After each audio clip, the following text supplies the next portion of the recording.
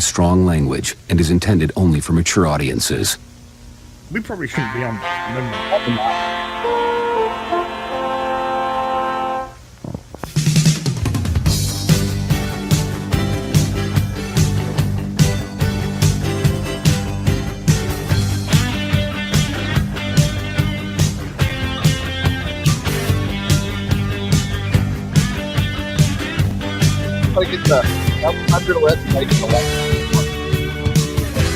I was trying to do the 80s stuff.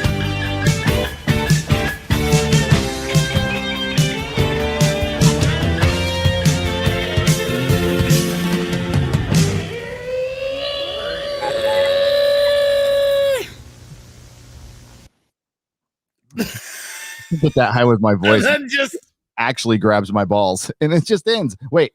Oh, just hold black. on. Hold on. Keep. Hey. Yeah. Woo! Woo! Okay, that was anticlimactic. I should have done it from the banner. I should do. You know what? Fuck it. Let's do it again.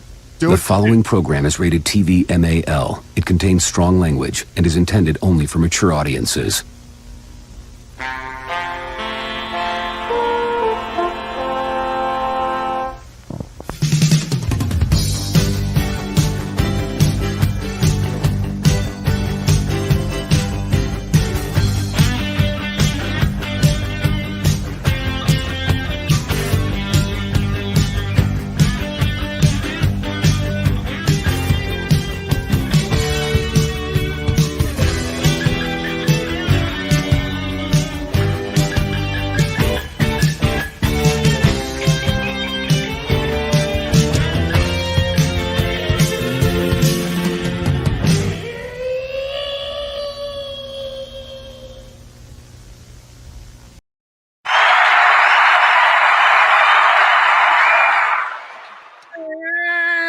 Hey, encore.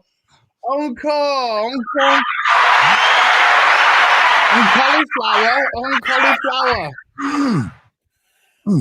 Well, I mean, thank God. That was the way that we opened the show, and I didn't think, what happens if I just show the video file? You know? And we inadvertently got caught in a shot and caught by surprise. But thankfully that didn't happen.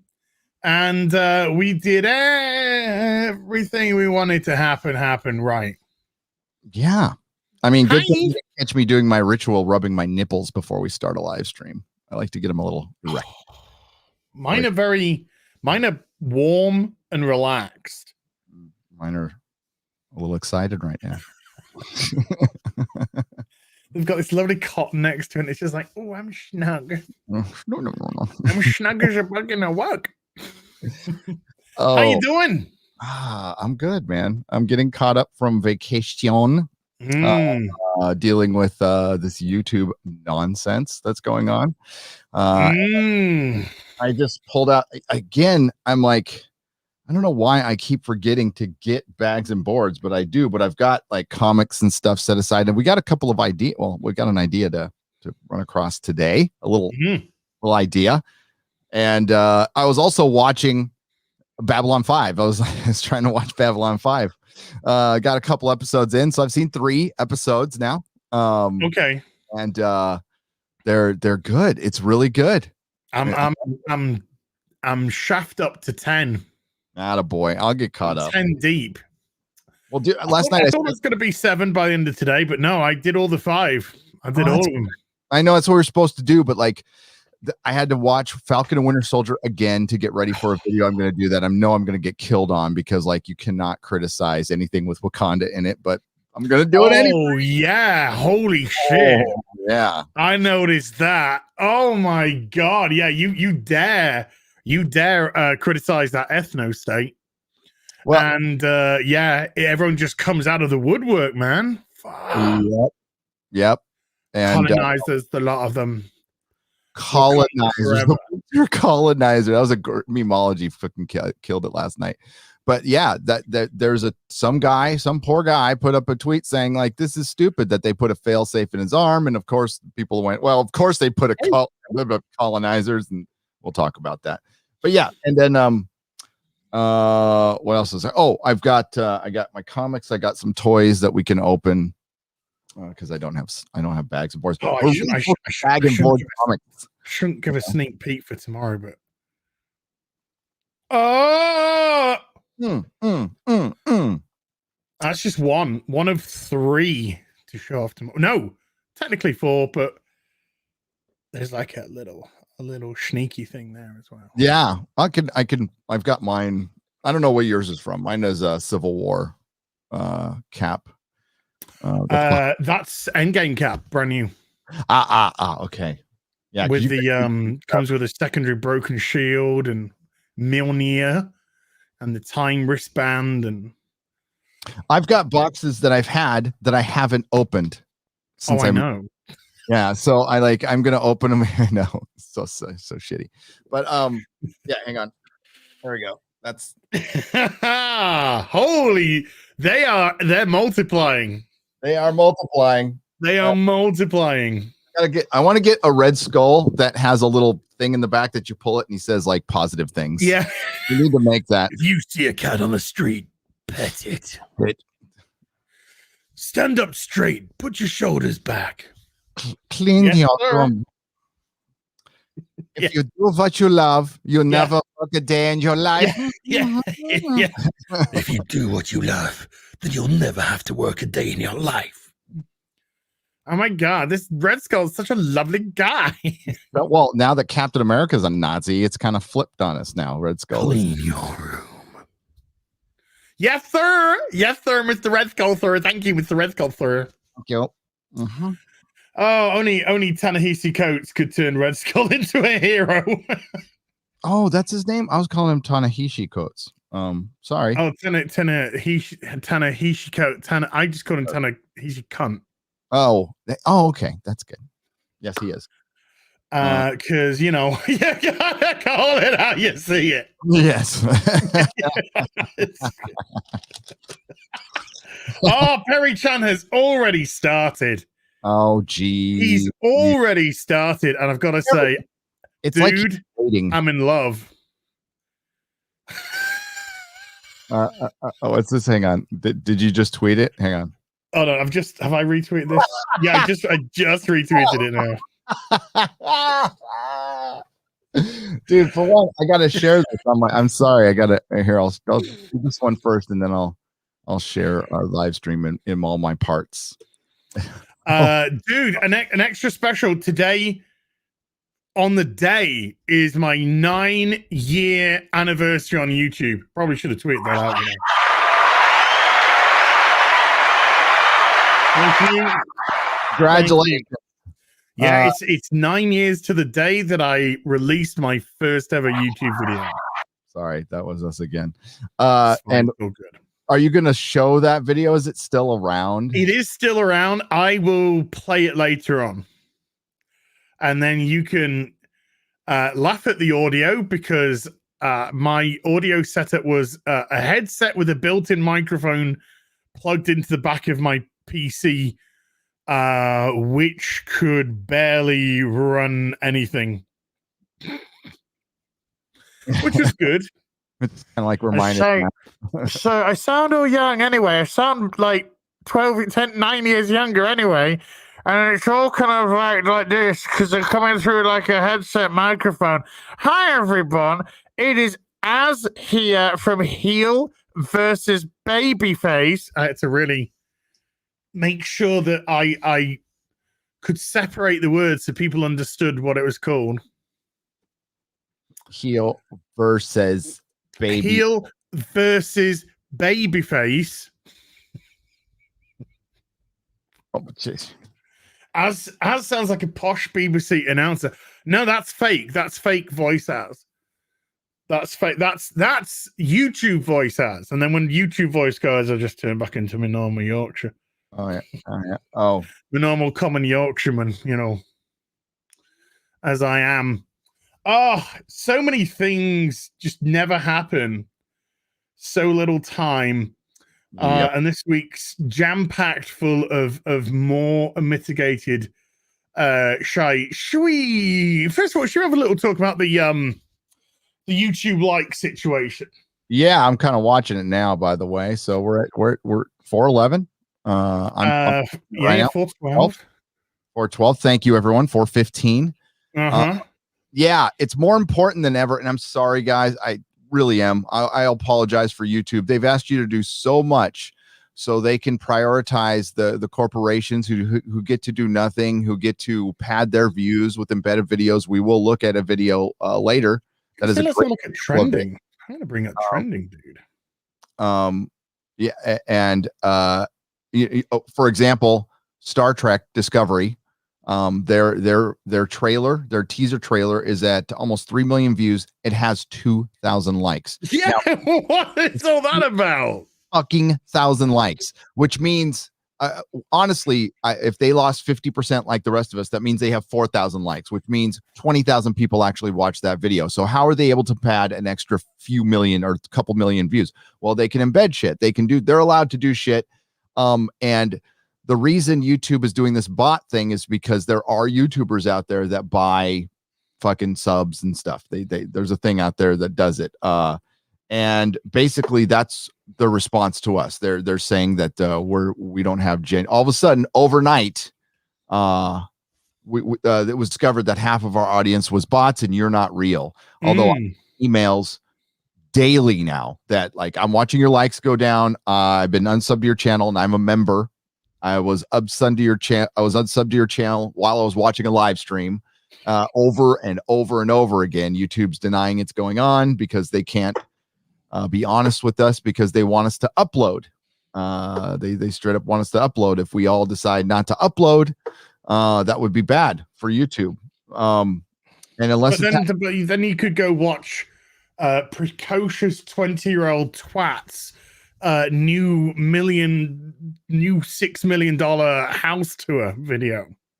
Or some makeup artist who might have some accusations, or a couple of them, or a few of them that are allowed to get prioritization. Watch me massage a 16-year-old boy. Yeah, exactly. It's like live on YouTube. So I don't know if they fixed the problem today. They didn't fix it yesterday. I talked to multiple YouTubers behind the scenes. I talked to like 10 people behind the scenes just to get where they're at, and everybody said the same exact thing. That their likes are going down, that it's killing the interaction of their videos.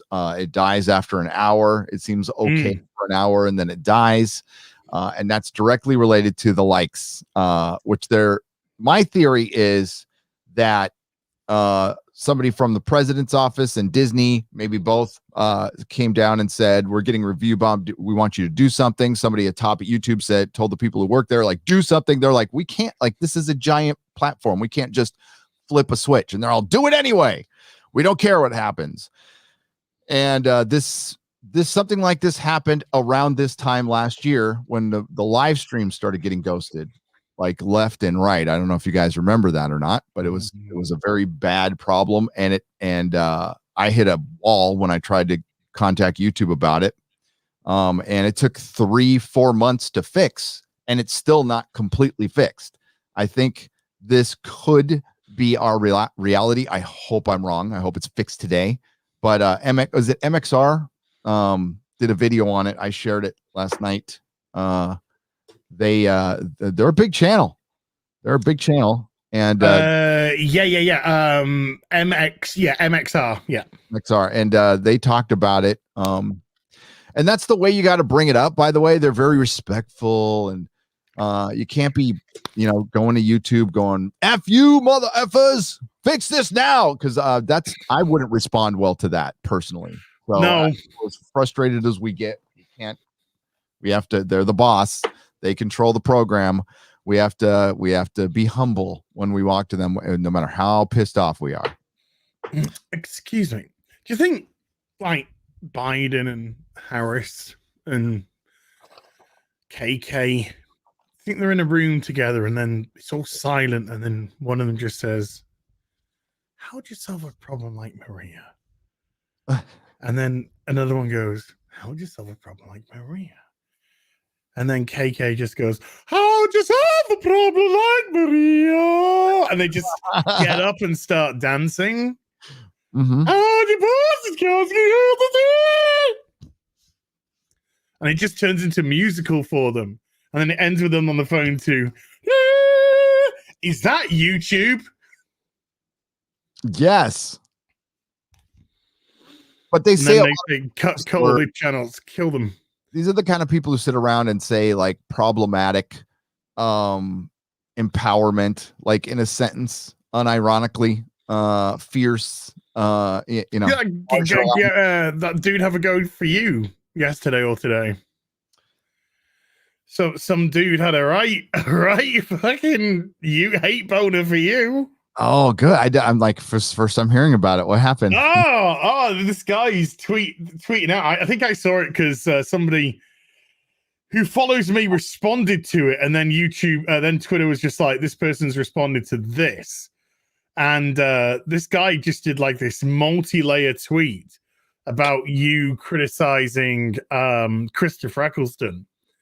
And yeah. SV was brought that up about somebody's like really that's old criticism too. I think he even said, I would love to kill, like he said I'd love to not end him. What is there's a specific term, body him. He said, I'd love to body this guy. Oh, right. Okay. What over his fucking Doctor Who reaction? You want me to repeat my Christopher Eccleston? Yeah, I don't mind. I don't mind hearing somebody's opinion. I could agree with you. I could disagree with you, but you got every right to have an opinion. Go for it, dude. I think Christopher Eccleston, which I call Eccleston. I've been calling him Eccleston for fucking 10 years. I don't care if I'm just I think he has his hand out to the Doctor Who fan. I think he's the equivalent of like an entertainment like carpetbagger. I think he's a fraud. I think he blew off Doctor Who fans for 10 years. He blew off the 50th anniversary special. And if it wasn't for the great John Hurt, it would have fucked it up completely. And then when the work started drying out, he came out with this handout to Doctor Who fans. And I'm not talking about the Big Finish stuff. I'm talking about when he went to New York Comic Con and charged $90 an autograph and went to the Gallifrey convention in LA and did the same thing. I think it was around $90 instead of maybe charging $10 or maybe putting it charity or maybe being free, saying, sorry, I almost screwed up your 50th anniversary special. And sorry, I didn't really had time for you for all these years. But now that I need money, give me money. But you know what? He followed it up with a fucking statement that I agree with. And everything he says after this is bullshit, by the way. But he said, listen, this is how I fucking pay my bills. This is how I feed my kids. This is my mortgage. And everything he says after that is bullshit. And what I really went after him for was coming out and saying, you should just blow up the Doctor Who canon. Well, for one, it's already fucking blown up. But a creative is the last person I would fucking listen to when it comes to the sale of a product. Like when it comes to pretending to be another person and acting, I'll listen to you. When it comes to the craft of acting, I'll listen to you. But when it comes to the business of show business, usually there are rare exceptions. The last person I would listen to is a comic book writer, is a comic book artist, is an actor. Very few of them know how to sell this shit to fans. They don't know what the fuck they're talking about. They come in, they come out because it's just a job to them, right? And when it's more than just a show to a fan. So your packaging, it's all part of it. You know what? You don't want to come out and say, usually, it's a paying gig. I don't give a shit about this when it comes to Doctor Who. When somebody gets a Doctor Who gig, you can feel that way, but you need to tell them, no, this is the honor of a lifetime. This is the greatest role. It's part of British history. It's like you got to go through the whole thing. That's why I call people adult pretenders, because they're pretending all the time. So I guess he took exception to me calling Christopher Eccleston out for his bullshit, which I completely believe, by the way. Yeah, he one thing he kept focusing on was the fact that Eccleston's had, mental health issues, eating disorder, and that's all well and good, but it doesn't. That's not the full reason and extent why he turned his back on Doctor Who for 9 years. I mean, when he actually decided to tell the truth, the proper truth as to why he left Doctor Who, then that put things into much more perspective. And he was the one who chose not to do the 50th. He was over in America thinking he was better than You know, I've broken America now. I'm getting roles here. You know, I'm doing Leftovers and all this sort of stuff, and I'm doing Thor, and you know, I'm making it big time. Why would I go back to some, you know, poxy British TV show? And if you want to just, you know, blow up lore and all this kind of jazz, then why is Doctor Who been so successful under its consistent formula for nearly 60 years? And it's an ever-evolving formula because we get an ever-evolving Doctor. So we get an ever-evolving personality and an ever-evolving companion. So then we get an ever-evolving showrunner with ever-evolving stories. So it's a formula which organically changes throughout history without pissing all over what's come before it. Mm-hmm.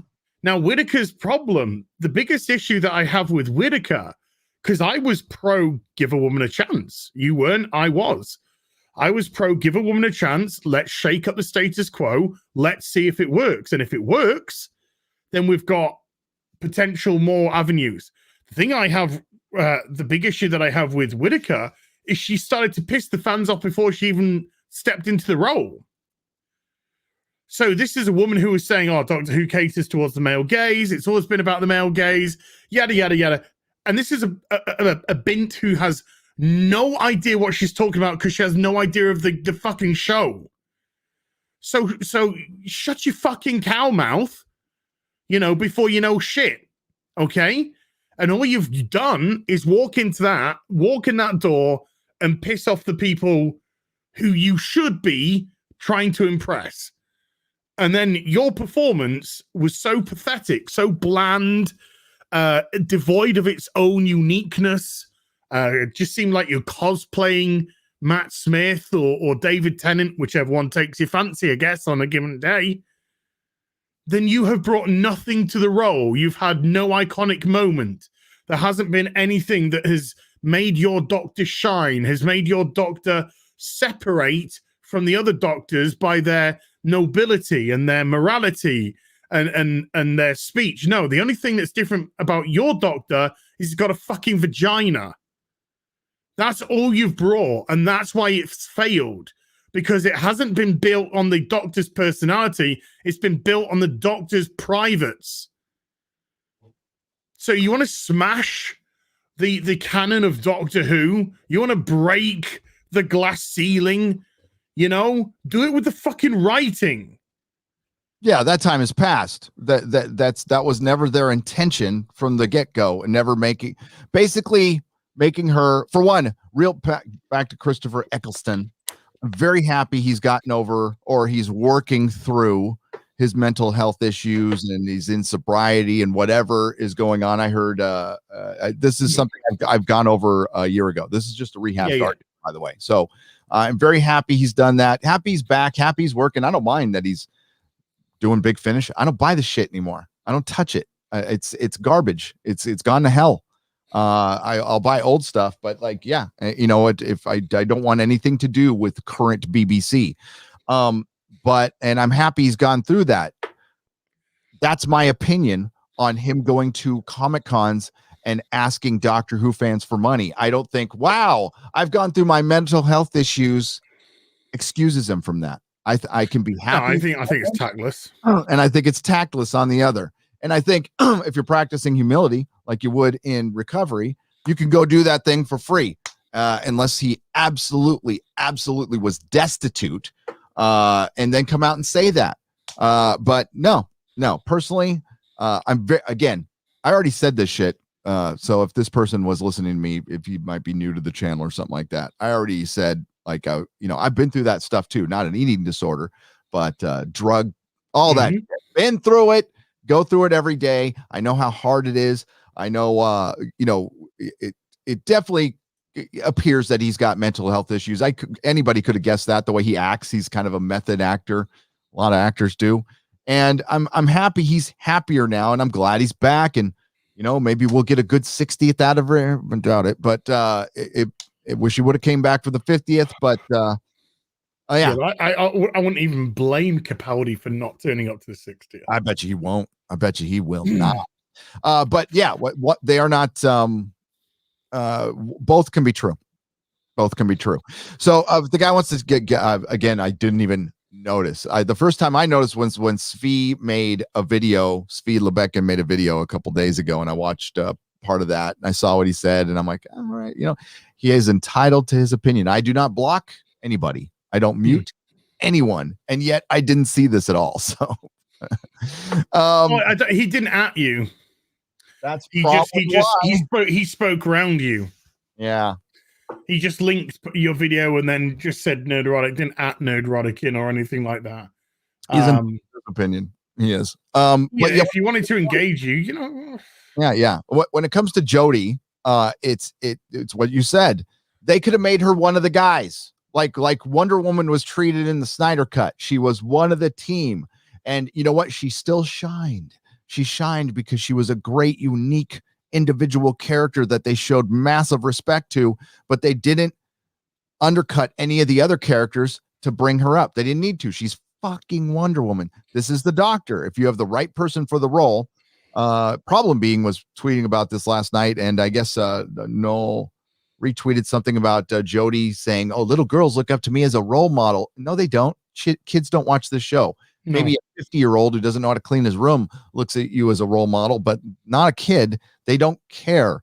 And a role model inspires. They're especially when it comes to adult pretenders. So in your role, you need to be dynamic, charismatic, inspirational.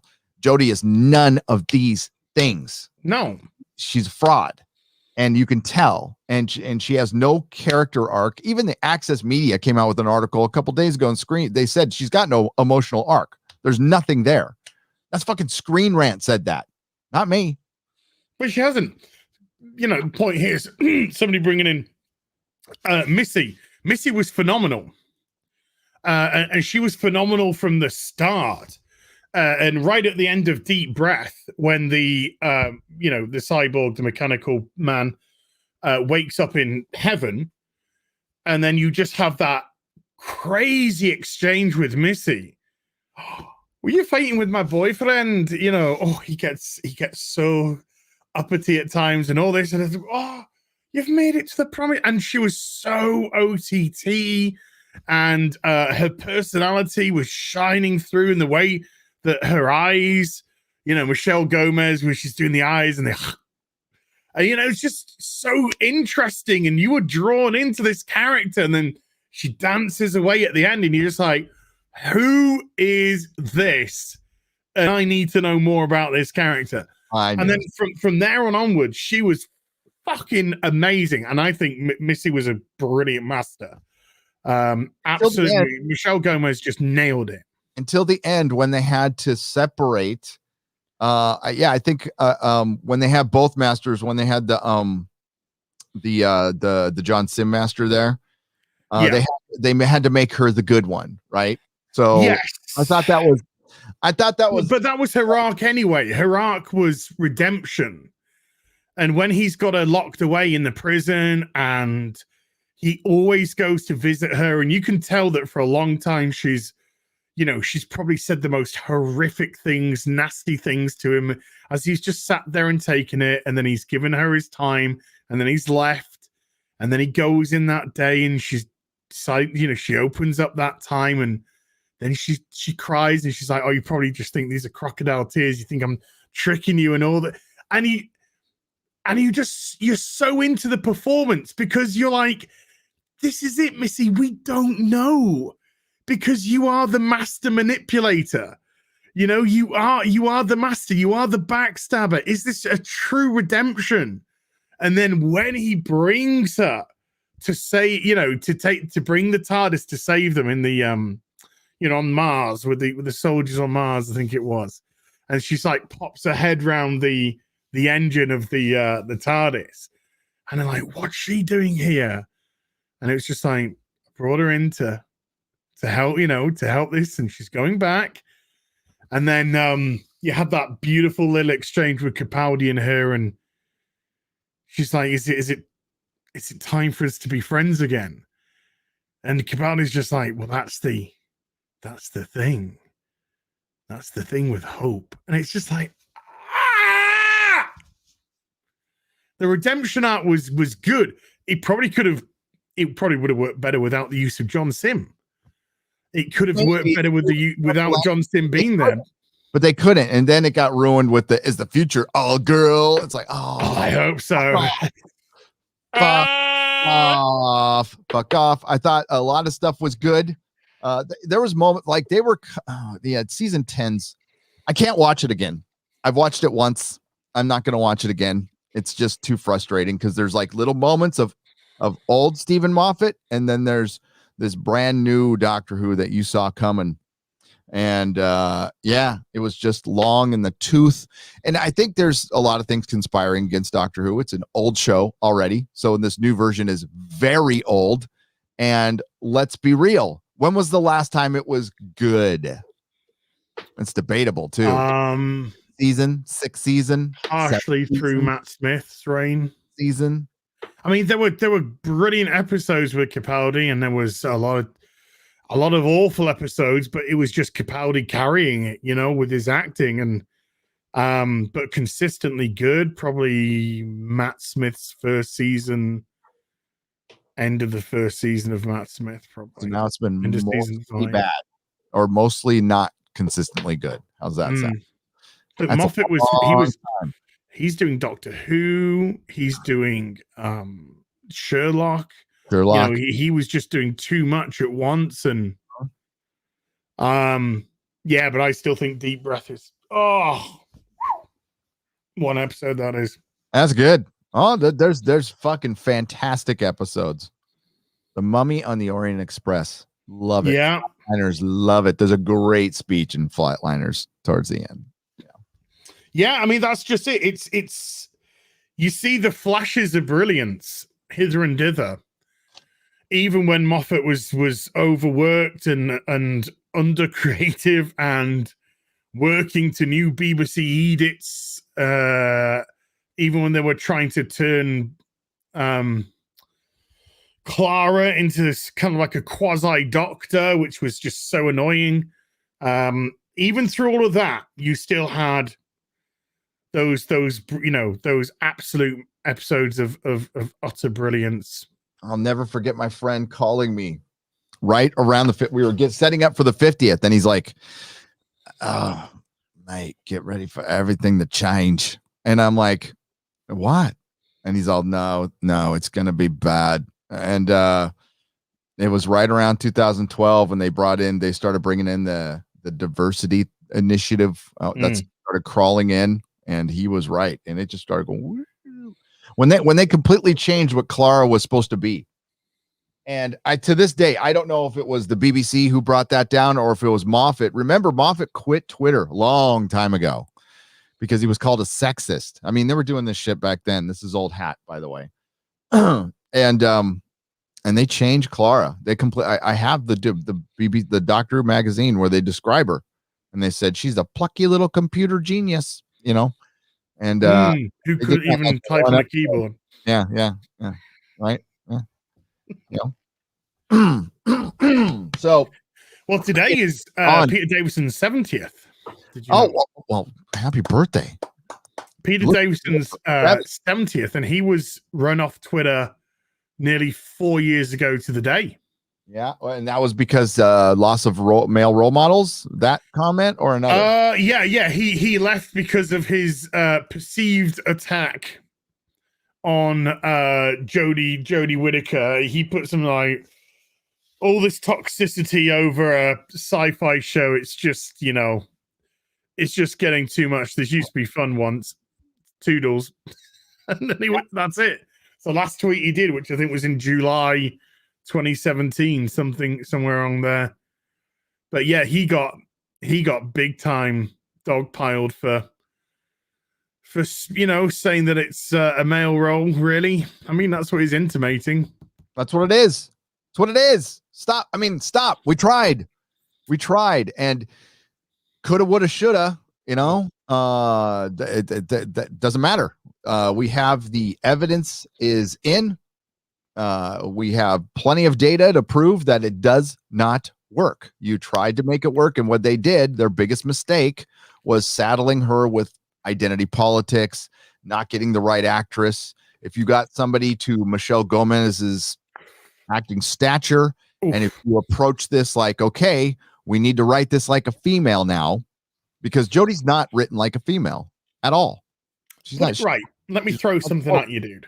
Let me throw something at you. Just imagine if Michelle Gomez hadn't been the Master and she actually came on as Doctor Who, dressed as she was in that, like, that Victorian-esque garb. Who knows? It could have worked.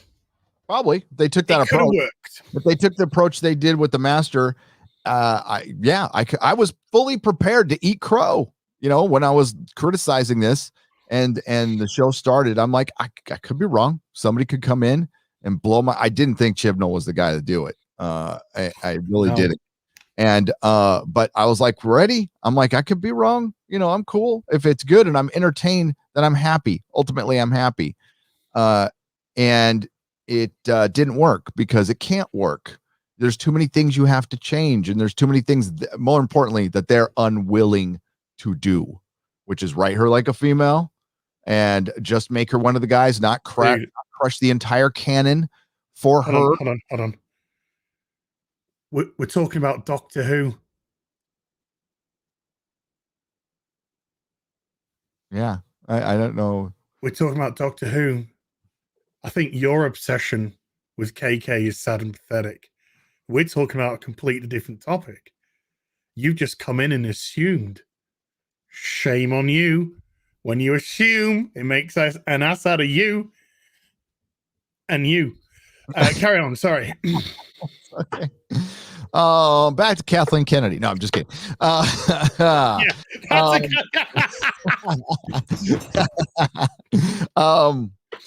No, they had their chance. It was one chance, and that's why I put that little clip. I did a Doctor Who video about 3 weeks ago, and Moffat said, "Hey, it might be interesting to push the panic button when things get that bad," and and that's exactly what they did, and it wasn't interesting. It wasn't interesting, and all it does, and this is why they put it off for so long, is destroy the show. And by the way, got some real bad news for you. You probably know this already. They are doubling down on this shit in Series 13. Oh, no. You think it's bad? You think it was bad in Series 12? Oh, I imagine so, because this will be it. This will be 3 and out. They are committed. I was half wrong, because I said, you know, I'm open to a female Doctor. I'm open to Jodie Whittaker when it was announced. And I said, if it fails, it's likely going to fail because of Chris Chibnall and his writing, because, you know, he doesn't have a great, you know, a lot of credentials under him apart from Broadchurch. But Doctor Who wise, his credentials weren't so good. But unbeknownst to me, I didn't realize, of course, that Jodie Whittaker was going to attack the fans before she'd even filmed a solitary second as the Doctor. So, you know, there you go. I mean, a practice in the male gaze. That is how you entered the fandom. I mean, you were done. It was over right there. There was going to be a curiosity factor. Everybody in the world predicted this. They go, of course, the ratings are the most exciting thing that's happened to Doctor Who from an international perspective, by the way, UK. Forgive me. I know you guys are always excited for it, but like as far as here in the States, it was kind of dead.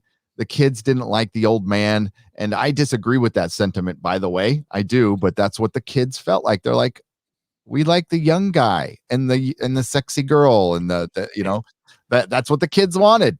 So they were out. But I was like, you know, I warmed up. I hated I'll admit it. I'm like, I don't like this decision at all. But I warmed up, and I love Capaldi now. Absolutely love him.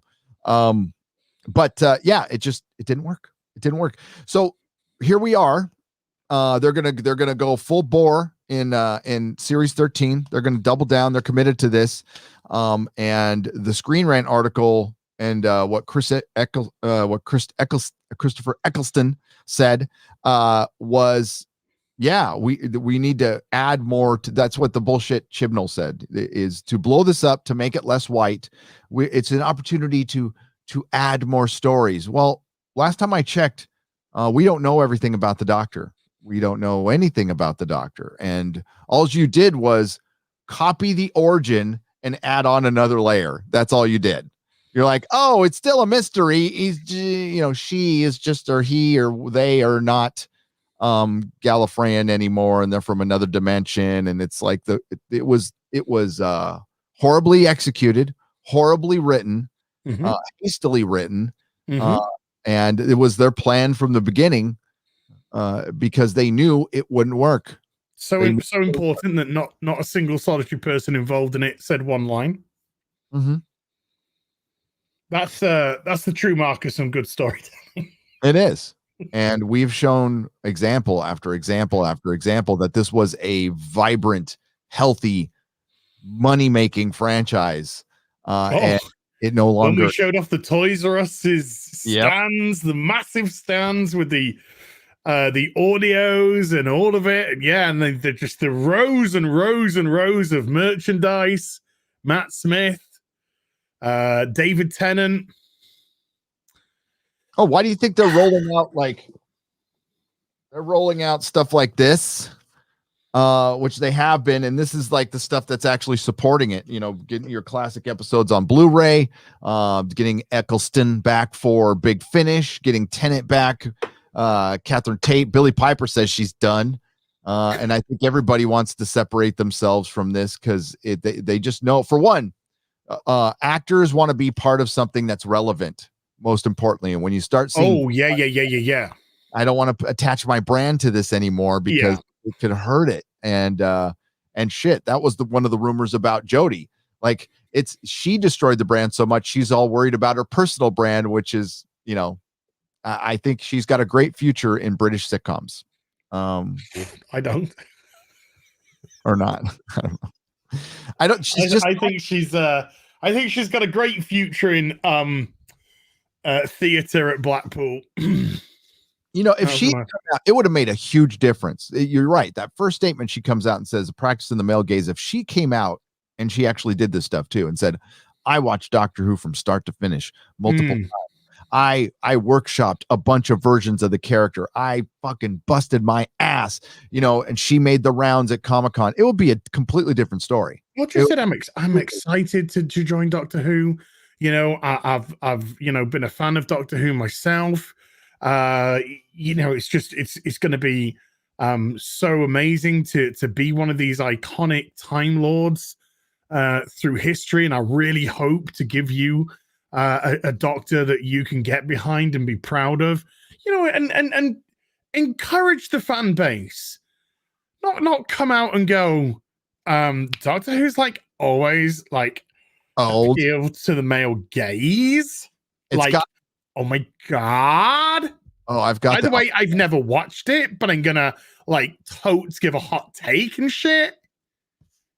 I've got the audio of her going, let's face it, it just got old. It just got old. I'm like, oh, you fucking C word. Wow. My wife doesn't like it when I say it. Okay. So and yeah, she doesn't.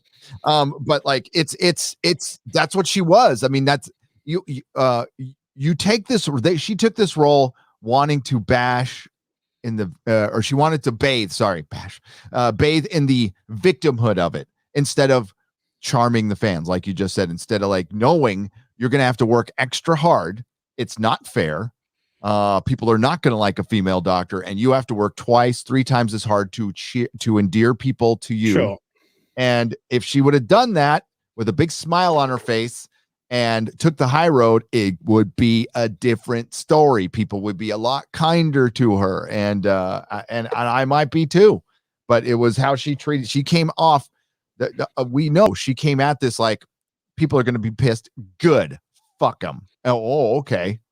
That's a great way to win over a bunch of people who made this thing. Have you seen your fucking ratings recently? Yeah. You went from nouveau curiosity, because there was always going to be massive curiosity in the first female doctor. You went from nouveau curiosity posting some of the best ratings Doctor Who's ever had as people tuned in to see what you had. And that's the sad thing, Gary. That's the real sad thing, is that people tuned in droves. Like I said, put some of the best figures that Doctor Who has ever had because they wanted to see what you had. Mm-hmm. They wanted to see what you had. So people gave you the benefit. They gave you the chance. They tuned in. They said, right, first female Doctor, what she got? Is this going to work? And they come out with nothing. And then they go, oh, look at the ratings. Oh my God. We're like totes of mace balls. And then by the end of your next season, you have posted the lowest ratings that the series has ever had in the modern era.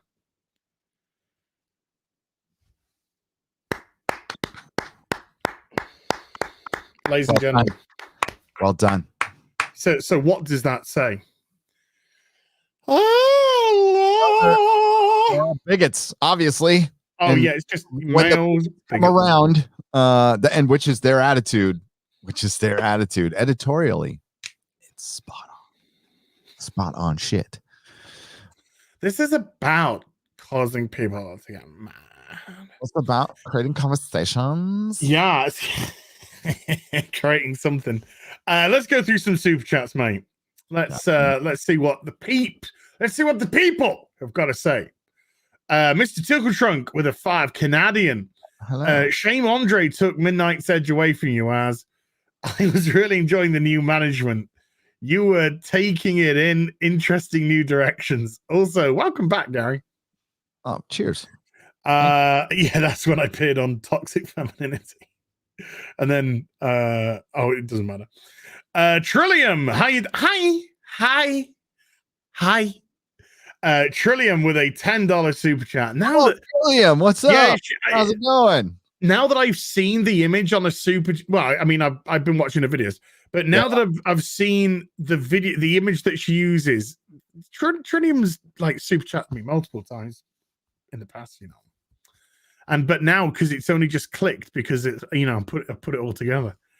Trillium with a $10 super chat. Hi. Hello, Az and Gary. I hope you're both doing well. I always miss these streams due to work. One day, when I get my internet bearings, it will be really cool to connect with you guys. Talk to you later, Trillium. Most definitely, Trillium. We can do that. We can do that. We can talk seeds. Yeah. And dirt. Can learn about gardening. And dropping me all the time during your videos. It really hurts. It hurts. You're there, and then suddenly it's just like right here, where the little black heart is, right here. I think it's like this. I mean, it's like this. It hurts right here. It's right there. You hurt my feeling. right in the feeling. My wife always says, I've got like this rotating. Like the I don't know, that thing you gamble with, but I only have one feeling that you can hit once in a while. Yeah, blackjack, yeah, and it's just one little green line that says feeling. Oh, roulette, isn't it? Roulette, yeah, roulette, like roulette wheel, but I only have one that gets hurt. Feeling, nothing but feeling, singular. Kit Kat with a £2 super sticker of a Whammons with some Love Heart glasses. Thank you. Chuxtonhausen with a $10 super chat as well. 2-part chat. Okay, so there's two $10 super chats next to each other. Thank you, Chuxtonhausen. This Thursday, I turned 34, and I have a request for a specific live cast with you two and Drinker. I'd love for you all to review the movie Rudy, starring Samwise Gamgee. Here's my reason why. It's my favorite film about a man who wants to play football despite being hobbit-sized. In a time where most films force a narrative, the soul could use an uplifting underdog story. Cheers. I've actually seen Rudy. Yeah, I've seen Rudy. This Thursday, I'm going to be on Nick Recader. I know that. And we're going to be going into a woman called Gail. Not literally. Not double penetration. and Gail's. We're gonna be watching a video of a woman called Gail who's gonna kill the devil with her laser beam eyes. Well, good for her. I mean, I fully support her. But I'm sure we'll do a video with Drinker soon about something. But I think it's a little bit late notice to get something together for Thursday because Drinker is an exceptionally busy, and Gary's an exceptionally busy guy themselves. But happy birthday for Thursday, dude. I think in a month that might be I mean that, you know, I'm sure Drinker be open to it. He likes watching good movies. We like watching good movies and talking about them. It's a nice vacation from all the nonsense. Sorry, putting together my you go for him. 8-inch stands here that I got for Migos. Ladies. Gary Walker with a £1.50 phallic. How dog. Hey Gary, who we got for Friday Night Tights on Friday? Oh, I have no idea. I haven't asked anybody yet. Okay, great stuff. Well, no, I was gonna ask somebody, but then that person is going to be on a live stream like the next day. Yeah. I had to like readjust my plans. I have a couple of, well, I don't know. Shoot me your ideas for a guest for Friday Night Tights. I got one. Yeah. Shoot me your ideas, and I'm open to anybody. Ladies. Oh, ladies, get funky. Oh my god. Okay, that's something for tomorrow's stream. Let me what? Luca, you can't post that when I'm live streaming, woman. Did you hear? What's that? What? I didn't just retweet it at all. You didn't? I didn't just totally retweet. My name is Luca. I live those images. Just so people can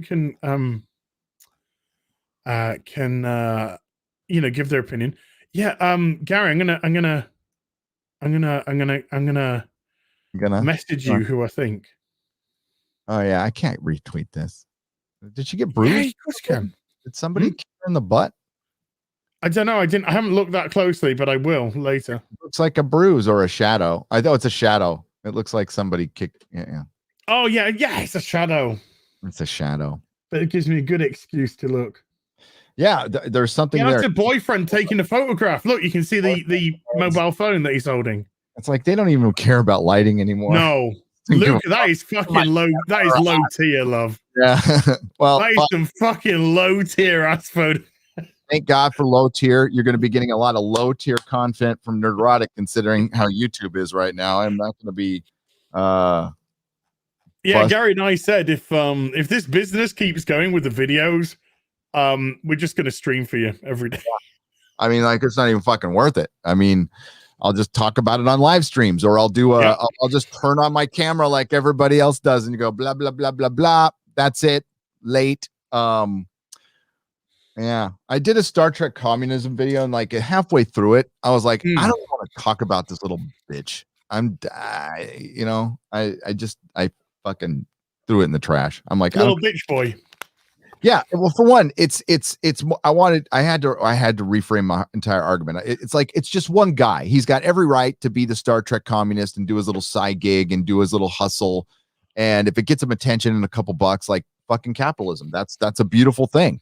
No, it's CBS putting that shit up and actually promoting the overthrow of our government. That's like, that's what he said, right? He said a revolution to overthrow capitalism. Yeah.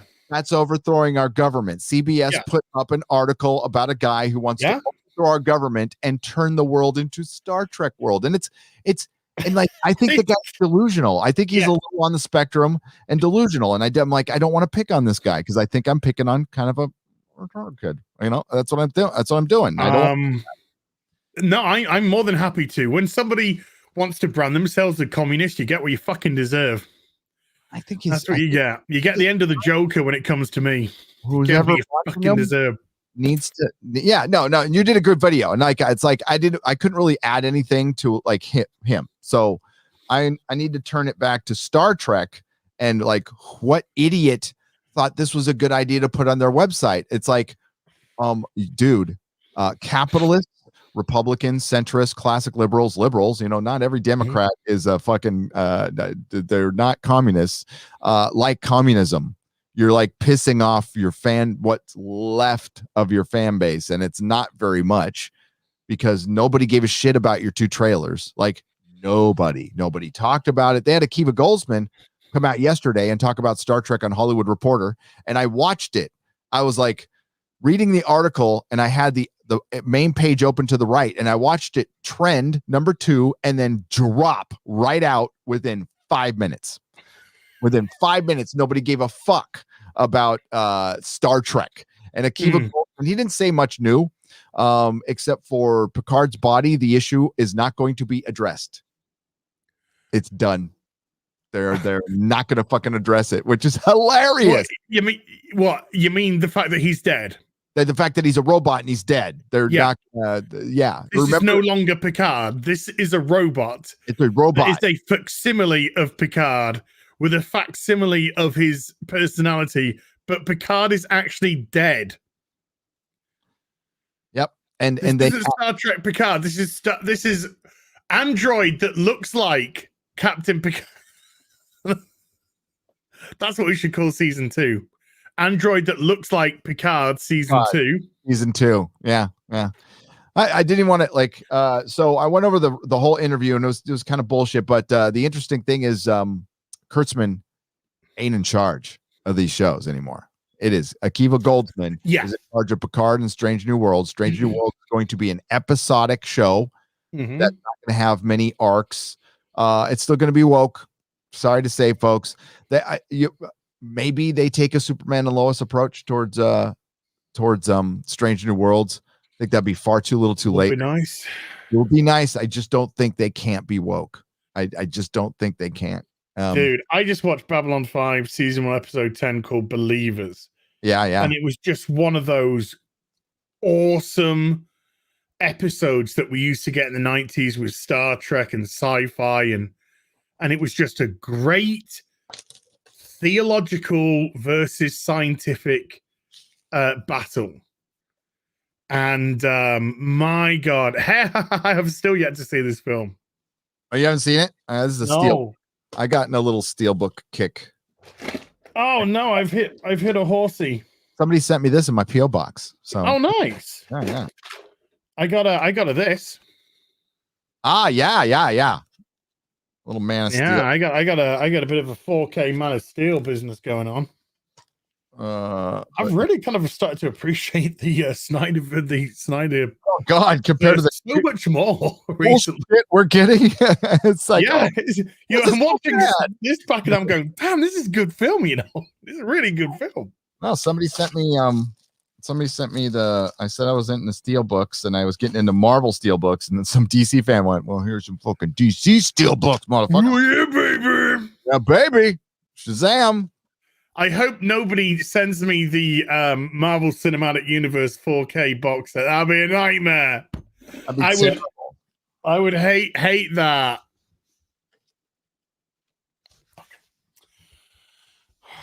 Look, it's through. Whatever. I've not even seen Shazam yet either. Oh, Shazam. Fun. It's a fun little movie. I like my darker tone DC stuff. Yeah, this isn't dark. I enjoyed it when I watched it. I thought I would hate it, and I enjoyed it. I think they tried to do a big thing. It was nowhere near perfect. I mean, neither was Aquaman.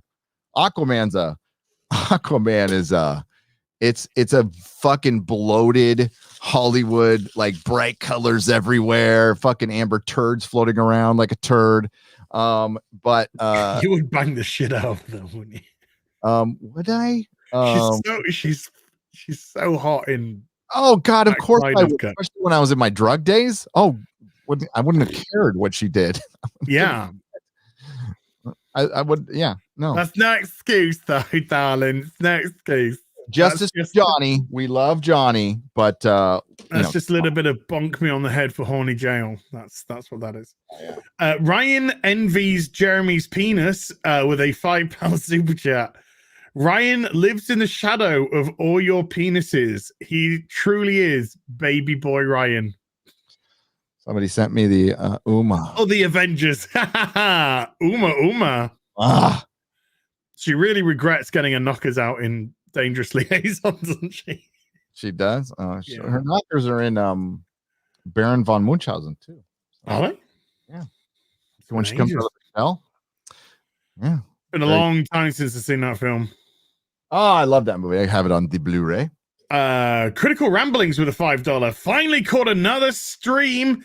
What's up? Hope everyone is doing well and learning something new each day. I learn more and more to turn off TV. Legion 0129 with a $5. No message, but just a $5 super chat. So thank you very much indeed. Opposition Transmissions with a £5. Looking forward to Babylon 5 talking points. Mr. Beekler do his homework.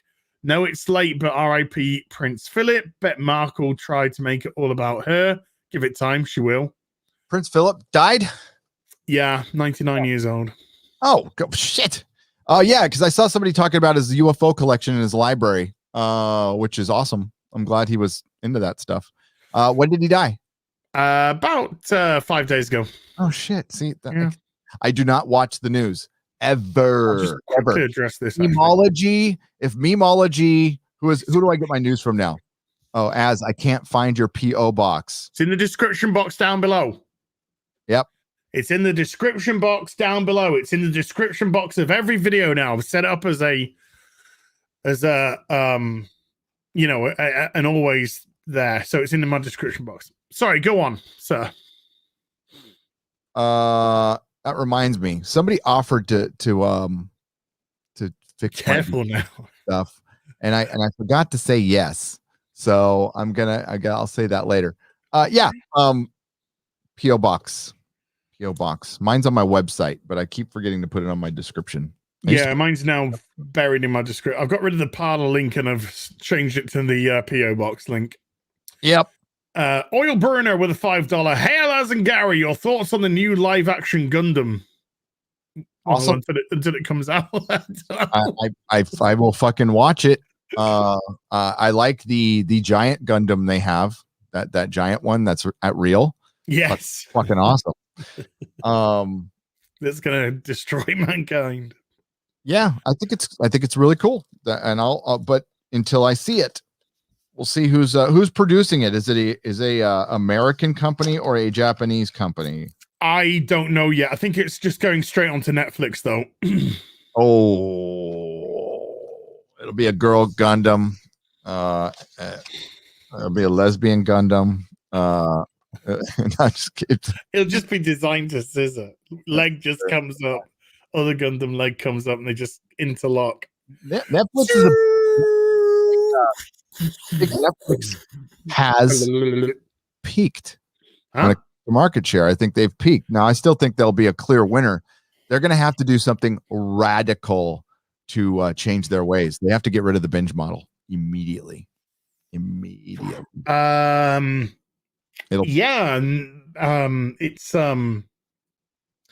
Amazon that's done away with it, isn't it? It's being done away with because it's unsustainable. People forget. You definitely what these companies are so fucking stupid, and they don't realize that if you made good content, YouTubers can be your best fucking friend. Best friend. Free advertising forever. All you have to do is, I don't know, try to make something good once in a while and stop trying to silence us. The Snyder Cut, dude. A lot of people liked it. Snyder Cut was all free advertising, man. It was all free. You saw that they saved millions doing that, and they got frustrated because they hate you.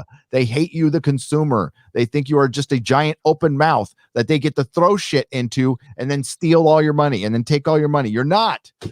A lot of you think critically, care about shit, and they just don't understand it. They're like, they see all of their properties the same way McDonald's sees their burgers now. It's just a product. Shut up and consume. Yep. There was a time McDonald's gave a shit about their hamburgers. There was a time the Big Mac was fucking awesome. Long time ago, but it was big. Burger King in the UK, who are now trash. Yep. They used to make the most delicious Whoppers and stuff like that. Yep. And when you opened it up, it actually looked beautiful. You know, you had the big Whopper, you had the fresh onion, you had the fresh tomato, the fresh lettuce, and sauce on whatnot, and it looked great. Now it's all just like, yeah, it's all patty product on lettuce.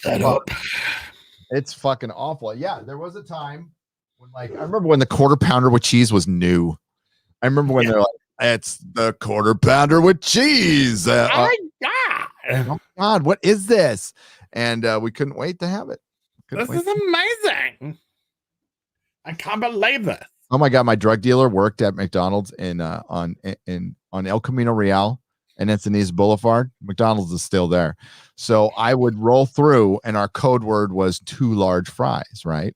So he would know it was me. It's like, hey, so 2 large fries. So he'd give me 2 large fries filled with drugs on the bottom. And they had a conveyor belt, right? So the drive-through would go through and then the cook had that. So my little drugs and my large fries would go over this conveyor belt that went over the car, right? And then came up, right there. And they're like, God, those are expensive fries. Cause I give them like $100, you know, and they're like, those are really expensive fries, but they weren't. I don't know why. I just thought that's how I got my drugs for a long time. I got them at a McDonald's in a drive-thru. So you got a quarter pounder, a McFlurry, and some muck drugs. Well, there was no McFlurries there. I got a quarter gram of crystal meth or crank back in those. Oh, you crystal meth. But it was not like the crystal meth of today. Reno. Very different. Very different. It was the crank. But yes, I did. I get a gram. A quarter gram was $20. Gram was $60. You wanted an 8-ball, $120 to $180, depending on how much it was cut. Yeah. Wilsco with a $1 phallic. How? McMeth. McMeth. Dog. Oh. McMeth.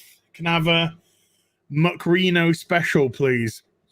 Zalachai with a $5 first ever super chat. Thank you guys. Thank you for popping your cherry. Critical Ramblings with a $1 fiddy. Salt shaker, plenty of salt going around. Don't worry about it. Gunnar Rene Oye with a 50 Norwegian kroner. I want an Apple Mac computer that randomly turns keys on my keyboard into clown horns.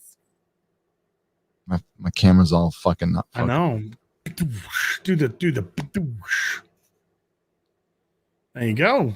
That's the trick. I'm not flipping you off, audience. I'm flipping. It's ass. I'm just flipping ass off. I'm just flipping ass off. Love you. I love you all, even the ones who hate me and want to call me out because Christopher Eccleston overcame his mental disorders, which is really good. Really, his mental disorder being a massive asshole.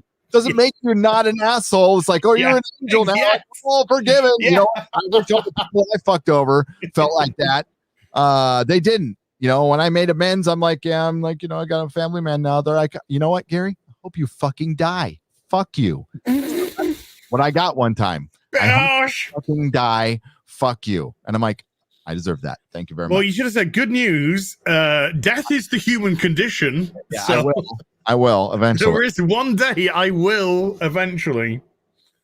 Scottish Nerd with a £5. Happy anniversary. As we all know, you appreciate a good and solid 9. Ladies. Welcome, Gary. So, Babylon 5. Babylon 5. I've watched, we can talk about 2 episodes. I watched. Well, no, we already talked about the premiere, so I can talk about the 2 episodes. That's it. It's good. It's good. We got the introduction of a new character who talks like this all the time. You can tell she's like really trying to but she's hot. Oh, she's good. She's good. She's the new second in command. And the security officer is like getting more personality, and I like him a lot more. Garibaldi. And we had the attack on the planet from the French, the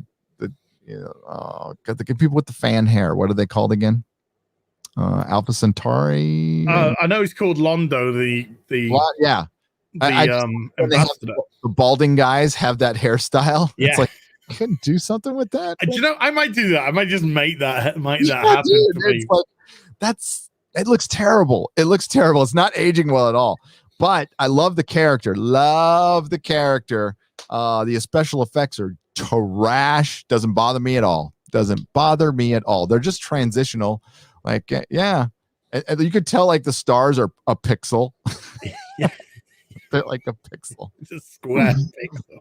But dude, what you get the feeling of is the story. We got the Soul Hunter, who was what's his name's Jared. He was in Star. Mark Shepard's dad. Why did I say Jared Harris? Yeah. Mark Shepard's dad, who was in Doctor Who, and he was also in Star Trek The Undiscovered Country.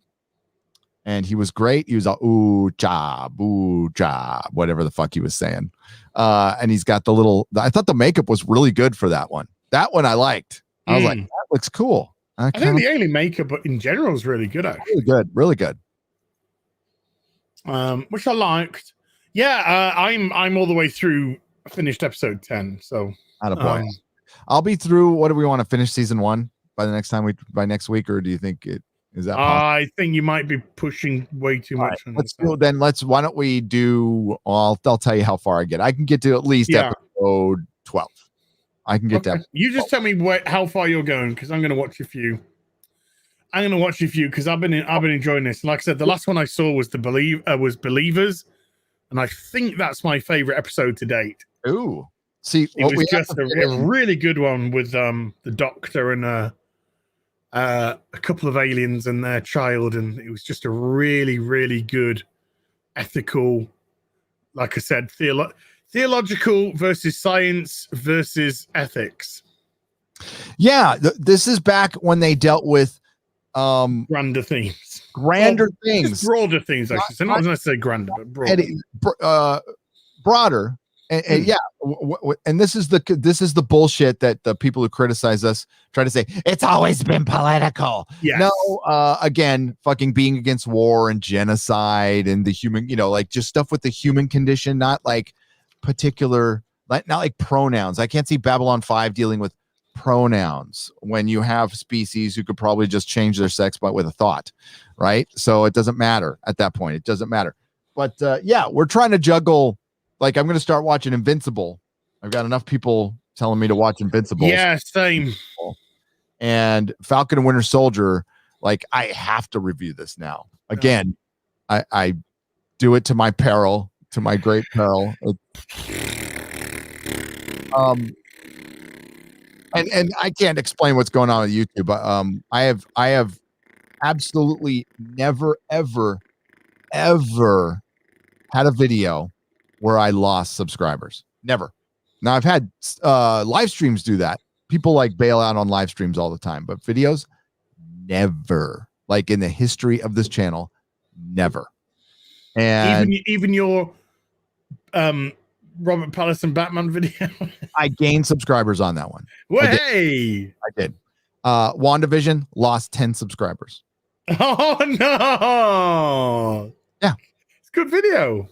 Thank you. I think so too. I don't know how I lost 10 subscribers with the trashy Kathleen Kennedy one I did from the road with the green screen, gained me like 1,000. And I'm like, but they're all gone. That was right when the shit started, and now they're gone. And even reminding people people can only resubscribe to a channel so many times till they're fucking sick of it, right? Hi, Trillium. Hi. By the way, make sure you're still subscribed to my channel, to all of our channels, because you will be unsubscribed. You will be unsubscribed. Yeah, Trillium, if you're still here, yeah, we'd love to. Get your net sorted. We'd love to have you on. Yeah. Someone said, but she's really shy. You come in on our show. I don't worry about it. It's a condition that you'll be cured of. Yeah, immediately. That's a shame. I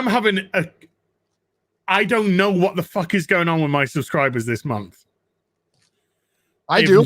No idea. They're scrubbing. This is like the election. They're scrubbing the channel. And what they're doing is they have picked a sphere of YouTube to suppress.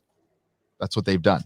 I am, folks, just because I don't want to leave you guys in the chat out in the cold. My analytics for the month, this month, which we're 13 days in, so there's 12 days of analytics or 11 days of analytics that we've had, 12 a little later on. I have gained 44 subs this month. 44 when you normally gain thousands. I normally get around about 4,500 a month. Yep. This month, suddenly 44. 1% of what I normally get. And this is what's going on? Like last year, right? Like around November, December. Same thing. Yes, yeah. I had a very similar thing. My normal routine. So I'm still like this with subs, and then it just went, wah, and then next month, wah, and then I don't know what's going on. I do not know what is going on. We know what's going on. We know what's going on. We know what's going on. So for your support. Like, seriously, thanks for sticking with us. Everyone who goes to the live streams, they haven't really been affected. It could be worse, I guess. It could be 44 worse. It could be.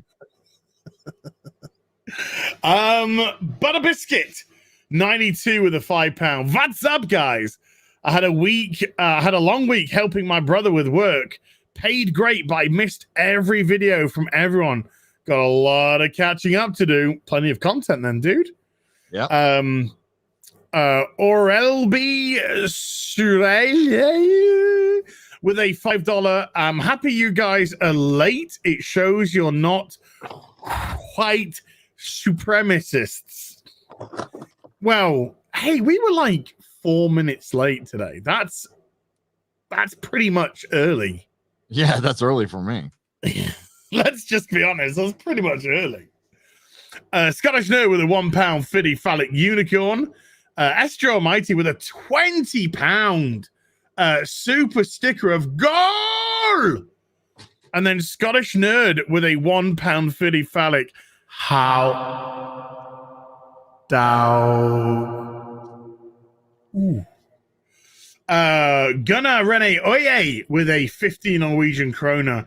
Notice that opportunity lurks where responsibility has been abdicated. Be grateful in spite of your suffering. Abandon ideology. Red Skull. Jordan Peterson keeps nicking Red Skull's stuff, you know. What a phony he is. This Red Skull guy, he's lovely chap, you know, giving out these wonderful, thoughtful messages. And that Jordan Peterson guy just keeps nicking them. Just keeps nicking them. Yeah. It's disingenuous, I believe. It's naughty. It's naughty. Mama Susan with a $5. As I want to wish you a happy 9th anniversary here on YouTube. He's hoping you get to 10. Oh, thanks, Susan. Just make sure to only cover YouTube approved topics. Yes, Mama Susan. We love you, Mama Susan. Massive fans of Israel here. Will Gentry, hi Will, with a £5. Gonna make this one about myself because I'm proud, damn it. Hit my first milestone. 30 days clean yesterday. Oh, wow. 31 days today and still going strong. Will, keep going, mate. You're doing wonderful stuff.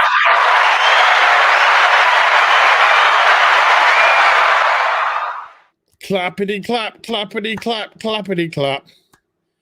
Clappity clap. Keep it going, dude. David with a £5 super chat. Realizing Kinski from Nightbreed faced Phoebe Waller-Bridge is in Indiana Jones. rather watch my mum get bummed, and she's been dead for 9 years. Oh, wow, that is dark. That is dark. Oh yeah, look, when you're casting Phoebe Waller-Bridge, you're essentially saying, guys, your time's like over. Yeah, I want nothing to do with it. Don't give money to people that hate you. Yep. I mean, Lucasfilm is done. This will be a very bad investment for Disney. And it's Disney's fault because they are the ones who systematically dismantled it. And you're going to see, why do you think Bob Iger bailed and gave it to cheap ass? Bob Chapek is cheap. He's very, very cheap. Because Iger doesn't want to get tainted.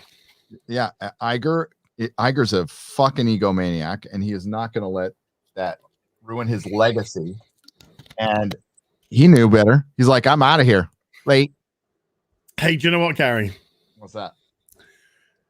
I don't care what the weatherman said. If the weatherman said it's rain, you won't hear me complain, because the sun is always shining.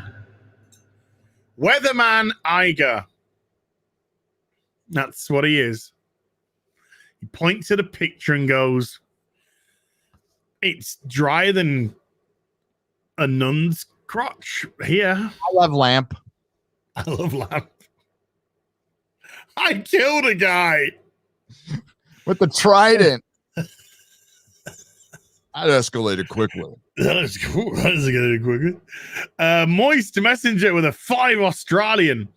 I thought I was seriously depressed. Then Star Trek. Sorry, it's not Star Trek Disco. Disco is what they want to call it, because the true the true initials are STD. So always refer to it as STD and not disco, because they think Star Trek Disco, it's got fun connotations of dancing. No, you're a fucking sexually transmitted disease, because you go around fucking people up the ass with your shit. I thought I was seriously depressed. Then Star Trek STD came out. Thank you for helping me keep saying in Australia. Thank you, Moist Messenger. Roger H with a 2 Canadian super sticker of a thumbs up. Thank you, Roger.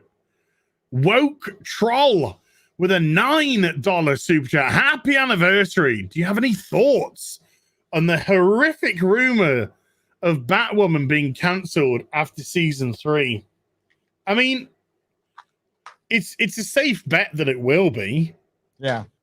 It's a safe bet. It's a decision that hasn't been made yet. But there's a safe bet that it will be cancelled after season 3, because viewership already for season 2 is it's way beyond the toilet. It's in the fucking sewers now. And you got to realize that whenever a show comes back for a new series, it loses viewers. Yep. So can you imagine where next season's figures are going to be for Batwoman? We are definitely looking in the 300,000s. Definitely. Most def. So yeah, it's a very safe bet to say it's going to get cancelled after season 3. Jester of Roanoke with a $2. Let's talk classic Who. Worst companion and why? The guy that got blown up in the ship. That's, yeah. I don't know. Yeah, one that got blown up in the ship. Was it Pete? Not Pete. Was it Pete? PD? You got blown up in the ship. Adric. Adric. That's it. Yeah. Adric. Worst companion than Adric. Thank you. Again, yes, As. Yes. I don't know. I mean, like, who's like, but you're asking me to pick something based on, because I've seen so much worse, like Clara. So what's worse than Clara in the classic era? Nothing. Adric isn't even that bad. Maybe though. This is a classic Who question, not a new Who question. This is a classic Who question. And I don't know.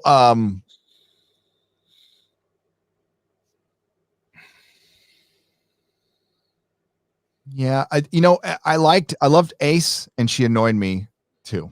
She annoyed the shit out of me too. Okay. Yeah. Love and hate thing. It was like I love some stuff she did, and some stuff was annoying, but mostly I get that.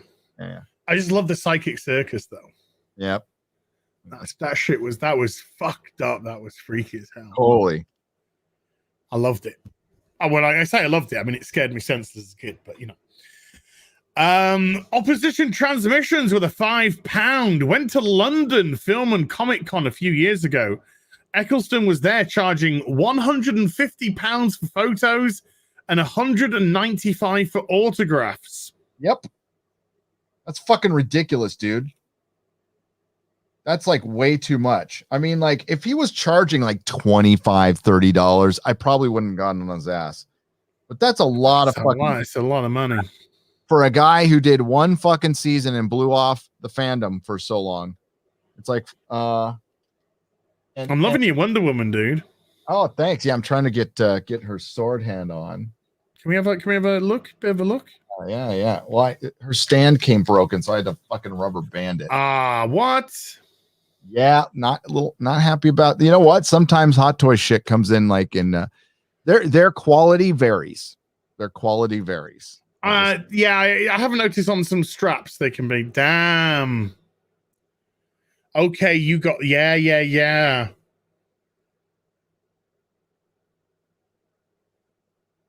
Oops. Oh, you've got a dress tucked. Yeah, careful. Yeah. Perry was the best companion. Perry was fucking brilliant. Are you kidding me? Yeah, Perry was the best, man. Perry got an entire generation of British boys and maybe some girls through puberty. So yeah, Perry. Perry helped a lot of people through puberty. Woo! Still does. She's still a fucking hot looking woman today. Yeah, she held up. Nice. Good looking woman. Captain Spire with a £5 talking with the guy fixing my phaser and tricorder, and he reminded me that conventions were originally made by the fans. Yes, not corporations. Yes. I mean, I don't know when Doctor Who convention started in the UK. I don't know if they predated Star Trek conventions. They could have. You guys can correct me in the chat. But I know Star Trek conventions started fucking damn near immediately, or late 60s, early 70s. First one I believe was in either New York or San Francisco. The first two were in New York and San Francisco. And then they started in LA. And no, they were just, I'm going to rent out so we can sit and talk about this fucking show, because we got like, what are we going to do? Write letters to each other, talk to each other on the phone. It was the only place you could meet and discuss your show with people. Right. So that's how they started. Oh yeah.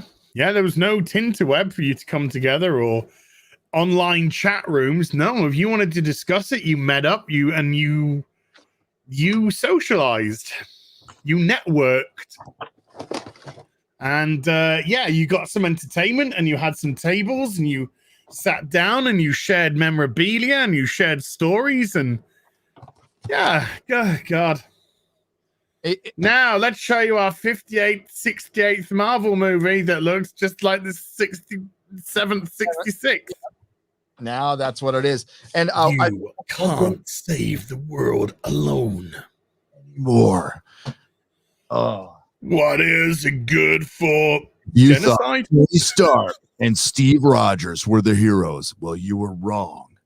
Monica Rambeau, Brie Larson is Captain Marvel, and Wanda. Not until tomorrow. The Holy Trinity of the Marvel Cinematic Universe, as they make that movie. I want fuck DC doing Trinity, because they technically have with Batman v Superman. Fuck that, DC Trinity, Batman, Superman, Wonder Woman. No. I want to see Marvel, Trinity, Captain Marvel, Scarlet Witch, whatever the fuck Monica Rambeau's going to be, Proton. I love that. Protein. Heroes Reborn's coming out, and they bring out the Squadron, and they're trying to go all DC and Blade. It's like I read up on it. I heard that one comic store, the Irish twat, Big Bay Comics. He's been a twat before. Remember, he said there's more covers than he has orders for Heroes. Yeah, there are more covers by Marvel for Heroes Reborn than he has orders for it, and the vast majority of his orders are Stanley Lau covers. Because who doesn't want a Stanley Lau cover? No, everybody wants. Yeah, that's because Stanley Lau's the fucking. His artwork is beautiful. If you want a good Squadron, that's good, dude. Story. If you want a good Squadron Supreme story, Babylon 5 fans, there's a fantastic one by Michael J. Straczynski, drawn by Gary Frank. It is the shit. It is the shit, and it's got nudity, boobs, bush, everything. It's got fucking everything. Yeah. Go check it out. Came out. White supremacist. Yes. Michael J. Straczynski. It was a part of the Marvel Knights label. Came out in 2005, 6. Correct me, chat. It was so fucking good, so good. And then it fizzled out because Gary Frank can't get his shit out in time. But I like this. That's the retro version of it, isn't it? Yep, it's the what did they call this one? Comic concept version. Yeah. This is the one I want. I'm going for more comic book flavor. As a matter of fact, I really like the Sideshow comic ones, which are now hard to get. Oh, dude, I showed you the Iron Man, didn't I? Yeah. What happened? Tell me.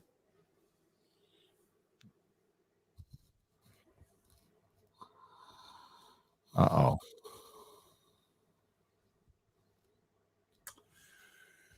Oh, I knew it was coming, but it's happened. Gina banned off Twitter? No. It's a personal thing. Oh. Your order for pre-order of Hikari Sulu oh shit has been cancelled because they've cancelled all of the remaining range. The Picard. So all the original TOS 1 in 6s, they're all going to be cancelled now. That's it.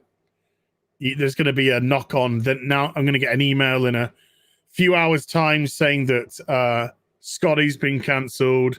Then I'm going to get an email saying that is it just the two of those? Yes, Scotty and Sulu have been cancelled.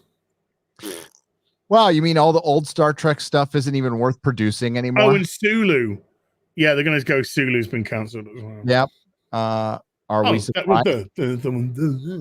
Are we surprised? The 13th Doctor is the only fucking big chief character to not sell out. The only one, and they only made 350. I know. I almost want to get it to burn it, but I don't want to waste that much money. Oh god, I'm going to do this with a Take That mug as well. Oh yeah, can we do the meme, the communist, the fucking Star Trek communist, where he's all.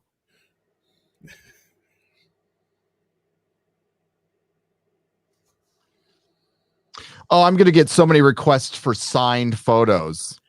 Yeah. I get so many people coming out to me going, "Please, Mr. Commie Bastard, can I have a signed photo?" No, you don't. You fucking liar. What is up with the bitch sass? Like one of the Star Trek YouTubers does. He goes bitch sass, and then he goes. Is that supposed to be like you're drinking your coffee because you just bitch sassed me? Yeah.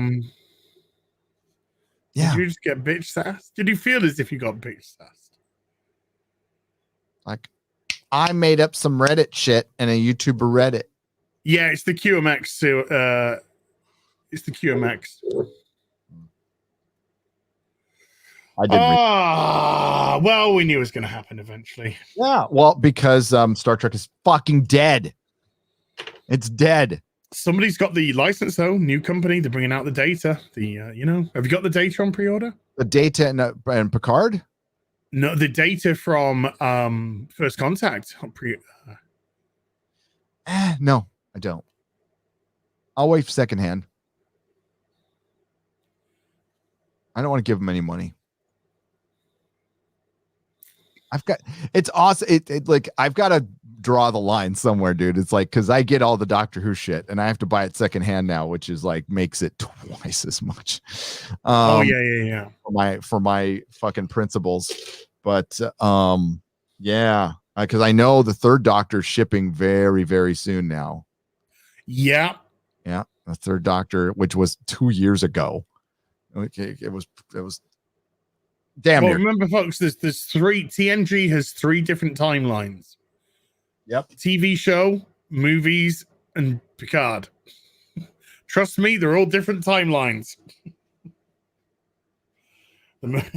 I do not recognize the movies from the TV show, and I do not recognize Picard in any of them. Peppermint oil capsule with a £2. He was a great Destro in G.I. Joe. No, he wasn't. Christopher Eccleston, of course, he did G.I. Joe as well, didn't he? Oh God! Holy shit! Hey, I've got. This is a note. Oh, I read this though. It's from Peppermint Oil Capsule. Oh, yeah. I was going to show it, but it shows like his name. That is you're coincidental because I just read out a super chat from him. But here's your note, sir. Remember? Okay. I keep them all. They all get kept. Anybody who took the time to write and send me stuff, it goes into a file to be kept until the day I die. It is a precious gift to me. I like gold and gems. I like money. No. I love the blue. Hey, dude, I'm not going to say no to Blu-ray steel boxes being sent to me. Fucking there you go. That is good shit. Gary is shilling for steel boxes. James T. Whelan with a $5. I still have my ticket for New York Comic Con Thursday. Eccleston appeared that day, and I blew off once I saw his $90 autograph fee. Yep. I loved him, but no, I did a video. Jeremy shot it. Of my, fucking me screaming about it on an escalator at New York Comic Con. I was like, what the fuck? This motherfucker comes back asking $90 from Doctor Who fans. Woo! Yeah. I've just forsaken. They're already onto it. They're already onto it. God bless the tinterwebs. Tinterwebs are all over it.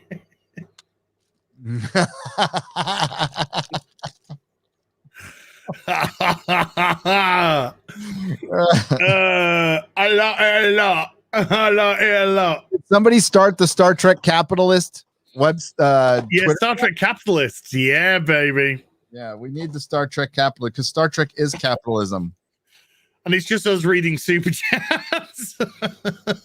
Star Trek Capitalists read super chats. Because capitalism. There's nothing wrong with yeah, you've been away for 10 years and then you come back and you're just like, gives you money. Cheers, dude. Bobby Lang with a... Oh, was it? Yeah, no, little story. I'll make this brief. I've said it before, so I'll make it brief. When I was a young lad, I went to an autograph signing in Birmingham. I traveled all the way down from Yorkshire to Birmingham because John McCrae and Garth Ennis were signing... we're signing in a comic shop there. Yeah. So I went there. I bought Green Lantern 50, by the way, while I was there, which I'd been unable to pick up. So I was happy about that. And I brought my Hitman issue 1 for them to sign. Fuck yeah. I also went to a local W.H. Smith newsagents, and I purchased a gold and silver marker pen, because I didn't want it to be autographed in black ink. I wanted it to be nice and silver marker, the silver marker pens, so they look awesome. And when I eventually got to my place, it was John McCrae first, and he was just like the nicest guy. He was just like big smile. How are you doing? Good. How you doing? What's your name? How you doing? I'm as, obviously I gave him my government name. And I was like, I brought this Hitman 1 to sign, if that's okay. And do you mind? I brought this silver marker pen to sign the autograph because I think it looks way cooler. And he's like, oh yeah, dude. So he takes the silver marker pen and he signs it. And he's just like, dude, this pen is awesome for signing. And then Garth Ennis is looking over and sees, and Garth just goes, hey, do you mind if we take that pen and we just do the autographs with that pen? I was like, no, you take it. And then John McCrae had this like stack of like original artwork, and he's like, hey, do you want a piece of art? And I was like, oh, dude, I would love to, but I unfortunately, I just, I can't afford that kind of stuff. Yeah. And he was like, oh no, not the original art stuff. He said, I just drawing people pictures as well.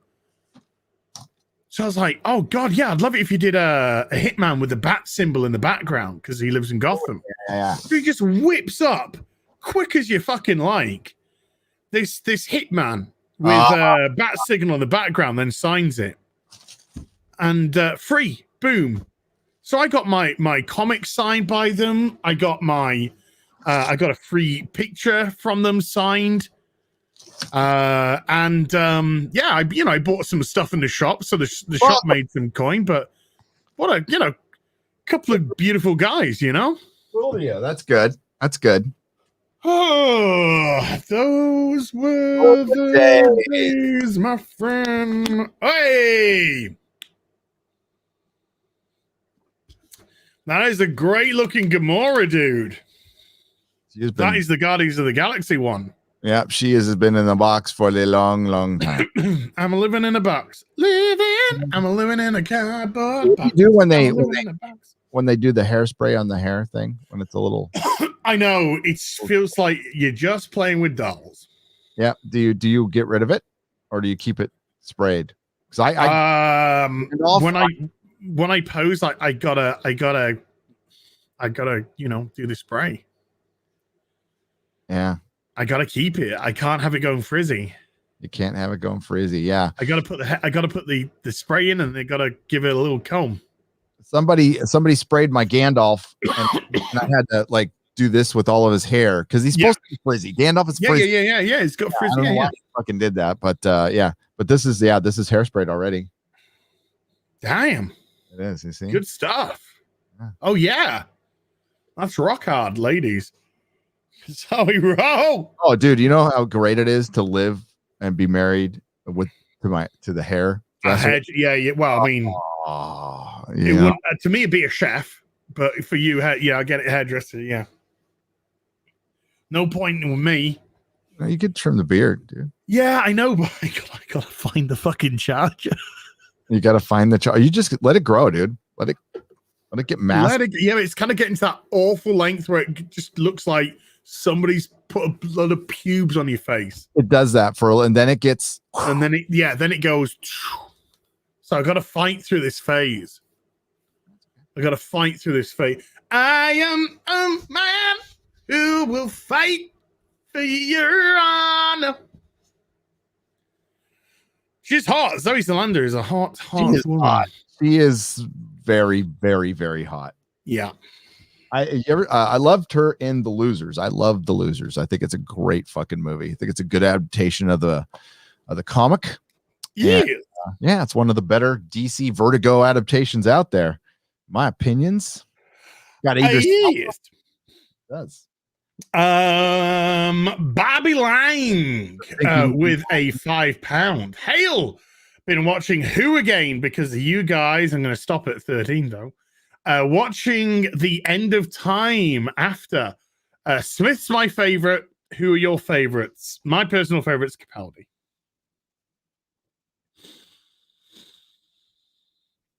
New Who. Baby. New Who now, Gary. Oh, it's New Who. Yeah. Oh, New Who. Oh, Tenet. But Smith is fucking very close second. I love Matt Smith. I think he's great. Yeah, I like them all. I like them all except for Jodie. I think Christopher Eccleston put in the best single season performance of any actor in Doctor Who because of his tortured PTSD Doctor Who just came out of the Time War, and at the time he was the one who committed the atrocities. It wasn't the War Doctor. It was that Doctor, which works much better as a story for me than like you regenerated into the PTSD Doctor and you're not the one who actually committed the crimes. And it's fine how they did it, but at the time we were looking at the guy who did it, who pressed the button. That made a much bigger difference. And remember, it was Christopher Eccleston who created the War Doctor and having to push the button and having Clara coming in there telling him not to do it, and for all the things that some people don't really like at all. One guy's fault because he couldn't fucking show up for a special for whatever reasons. He did work that year. I want to remind you, he did work that year. He just he felt like being an asshole. He loved the fact that the BBC was coming back to him on their hands and knees, and he took that opportunity to get back at him. Fan suffered. Andy Walton with a £5. Bottom line, Doctor Who started with William Hartnell and currently ends with Peter Capaldi. Looking forward to who replaces Capaldi as the 12th Doctor. Yeah, who knows? Who knows who that might be? I guess we're just gonna have to wait. We've got the 13th Doctor in the 13th season of this new incarnation. I'm sure it'll be fine. Fine. It'll be fine. Oh, do it. I just want them to do all the horrible things. Do it all. I'm the Star Trek feudalist. Yeah. In like feudalism back in the 11th fucking century. Like feudalism, they had barter too. So you can, he fucking actually said, discretionary income is not verboten in communism. I'm like, so I checked it because like I'm not a political science major, so I went to what Karl Marx said about private property. Private property is verboten in fucking communism. You know what they call it? What they do is they change the language. It's called communal. It's still private property. It just doesn't belong to you anymore. It belongs to the community. It's communal private property. There has to be the annulment of private property. Look, Karen, what I still don't understand is, by their own definition, they have a utopic country called China. Yeah. That they could go to right now to live out their communist dream. Mm-hmm. Why don't you fuck off there? Huh? Mm-hmm. Do people immigrate to China? Do they have an immigration problem there? They got an overpopulation problem there. I know that. Yeah, I mean, I'm genuinely asking. There might be, because there is jobs there and shit. But I mean, they're not practicing communism. We all know that. But you got to say shit out loud sometimes, you know. Yeah, they are practicing a totalitarian and kind of what'd you call it? It's not capitalism. Authoritarian capitalism. Well, it's oligarchy. I don't know. It's an authoritarian state because I mean, you know what they get paid nothing. They get paid nothing. China, they don't have any copyright laws. They don't care about your copyright laws. So they'll make anything and do anything, and they'll do it for absolute fucking peanuts. Do they have unions in China?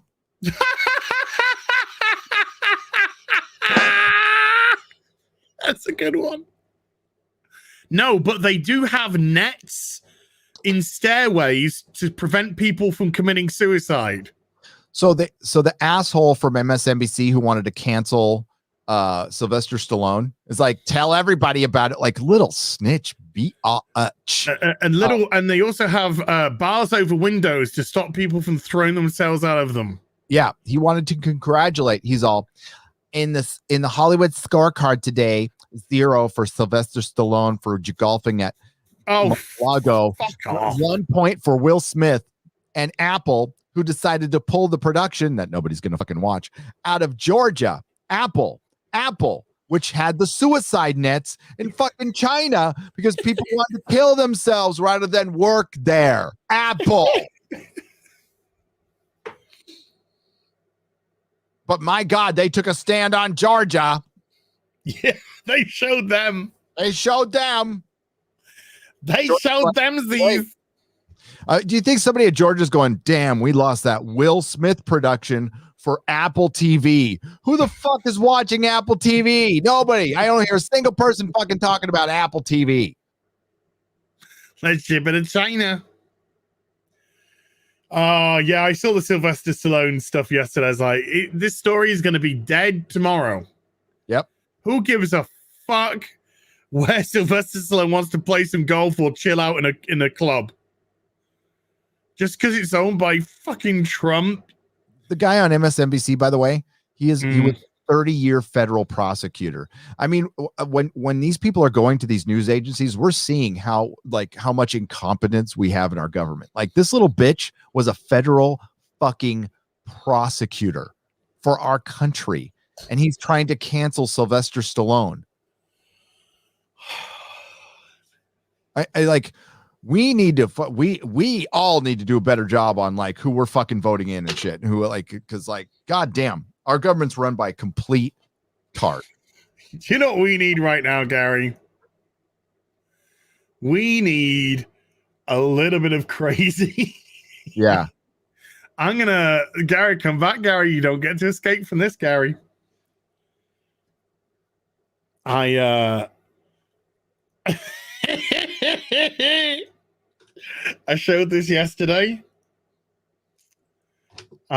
You've most likely seen it, but fuck it. We're gonna show it to the audience again today. And I just got to get your opinion on this, okay? Oh, Jesus. Have you seen this? Yeah, go ahead. Let's go, baby. Well, first off, I don't say I'm trans female. I am trans female. It's not really up for debate. Nice. And I think what you meant was, why don't I present more cis presenting female? It's kind of hard to understand, but I'm a big lesbian. And I have no actual interest in presenting as a cis feminine female because that's an entirely brainwashed image. It was created by Hollywood and the fashion industry and the porn industry, all of which were at one point controlled by men. Yes, the patriarchy, brainwashing society into what they wanted women to be and look like. So I hope I answered your question that I am presenting as feminine. I'm not presenting as cis presenting feminine because it's a lie. Well, so that's a fucking sex offender. That's a predator. That's a predator woman. If this person comes anywhere near you, you fucking get your rape alarm out and you fire it up immediately. Because that is a rapist in the making. Yeah. The lowest amount of effort, a little bit of a lisp, and he is off to the races. And a clipped on purple ponytail. A clipped on purple ponytail.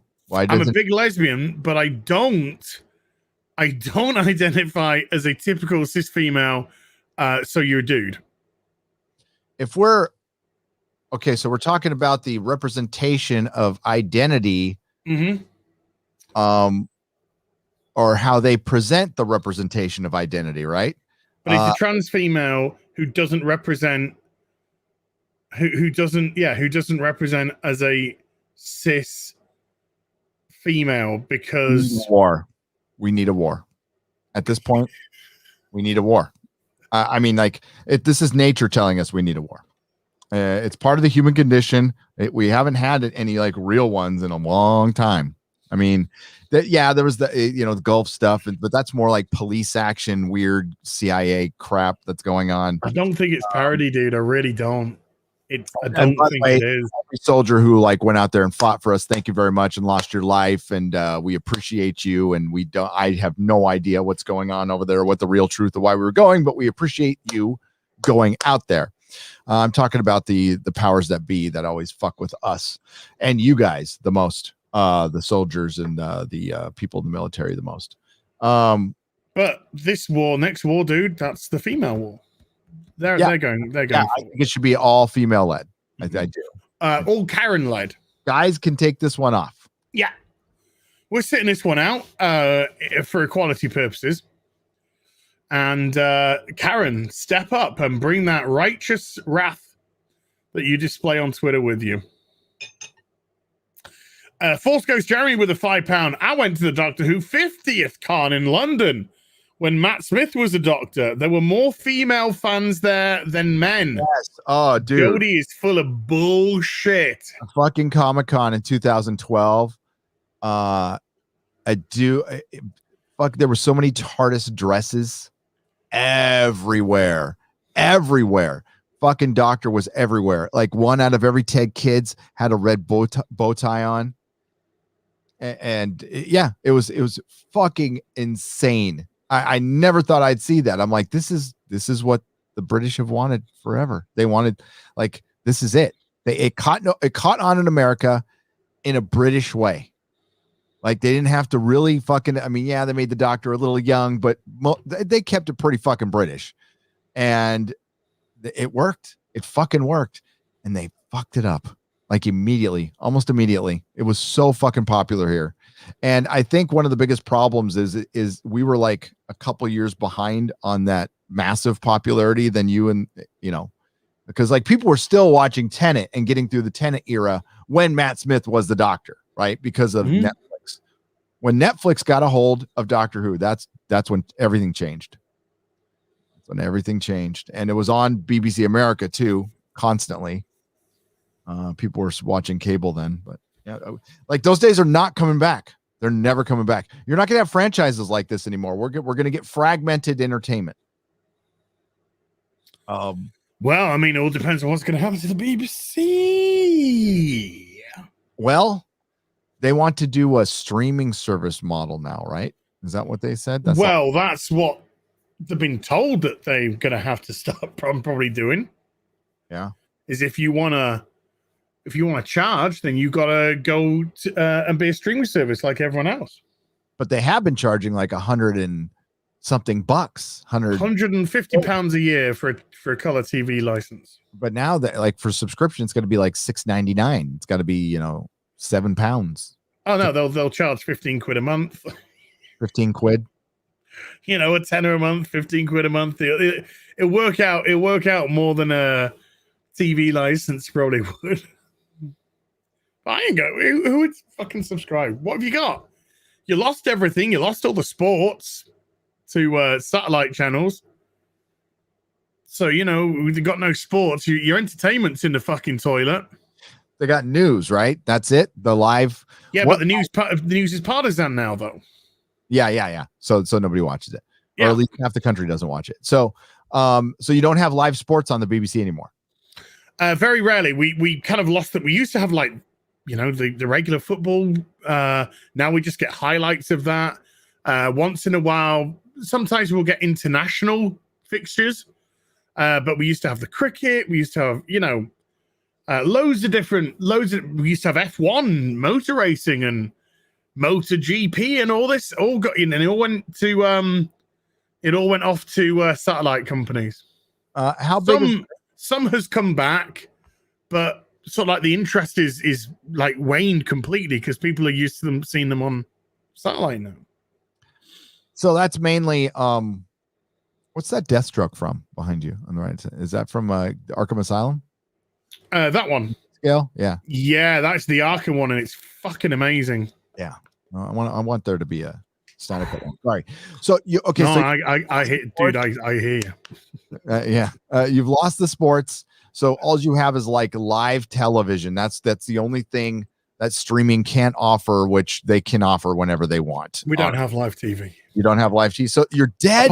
Apart from the news. So what's the biggest show on the BBC right now?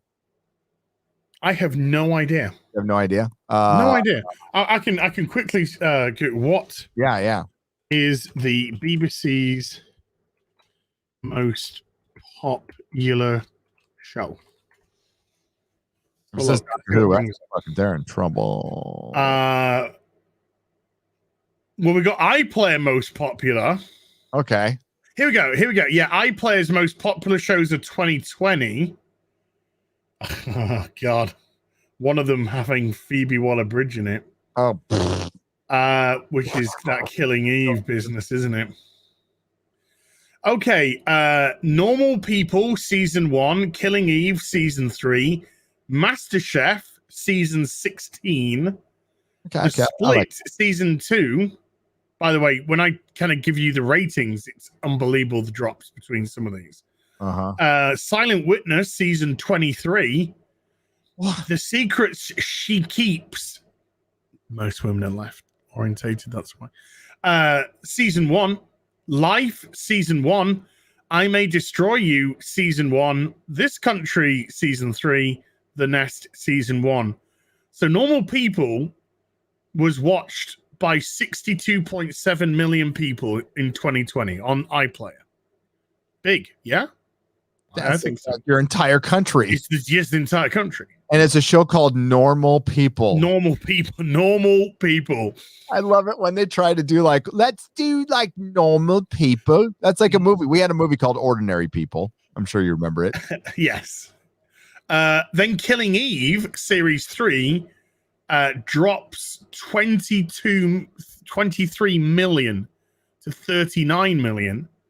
Then MasterChef jumps down 17 million to 22 million. And then all the rest are in the teens. 18, 17, 16, 15, 14. Where's Doctor Who? Doctor Who is not on there. Oh, no. Well, bearing in mind, yeah, Doctor Who was not in the top 10 of... It does say, however, it should be noted that these figures ignore ongoing BBC soap operas like EastEnders, which is on, I think, 3 times a week, which had 163 million requests in 2020. So that's a soap opera. Well, good for, I mean, like, hey, on 3 times a week, every week for 52 weeks. I never begrudge anybody from watching a soap opera because I used to watch the shit out of them when I was a kid. So, like, fucking As the World Turns, Santa Barbara, I was down. Big old bull, watch a soap opera for an hour, watch CC Capwell fuck somebody over. I'm down with it. I think it's great. But don't write fucking sci-fi. Don't write sci-fi. Why isn't Doctor Who's the bestest ever? She's not on there. Phoebe Waller-Bridge. Killing Eve. Bridge. Yeah, Dr. Indiana Jones, man. That's like the next thing I think of. Phoebe Waller-Bridge, Killing Eve, Indiana Jones. Absolutely.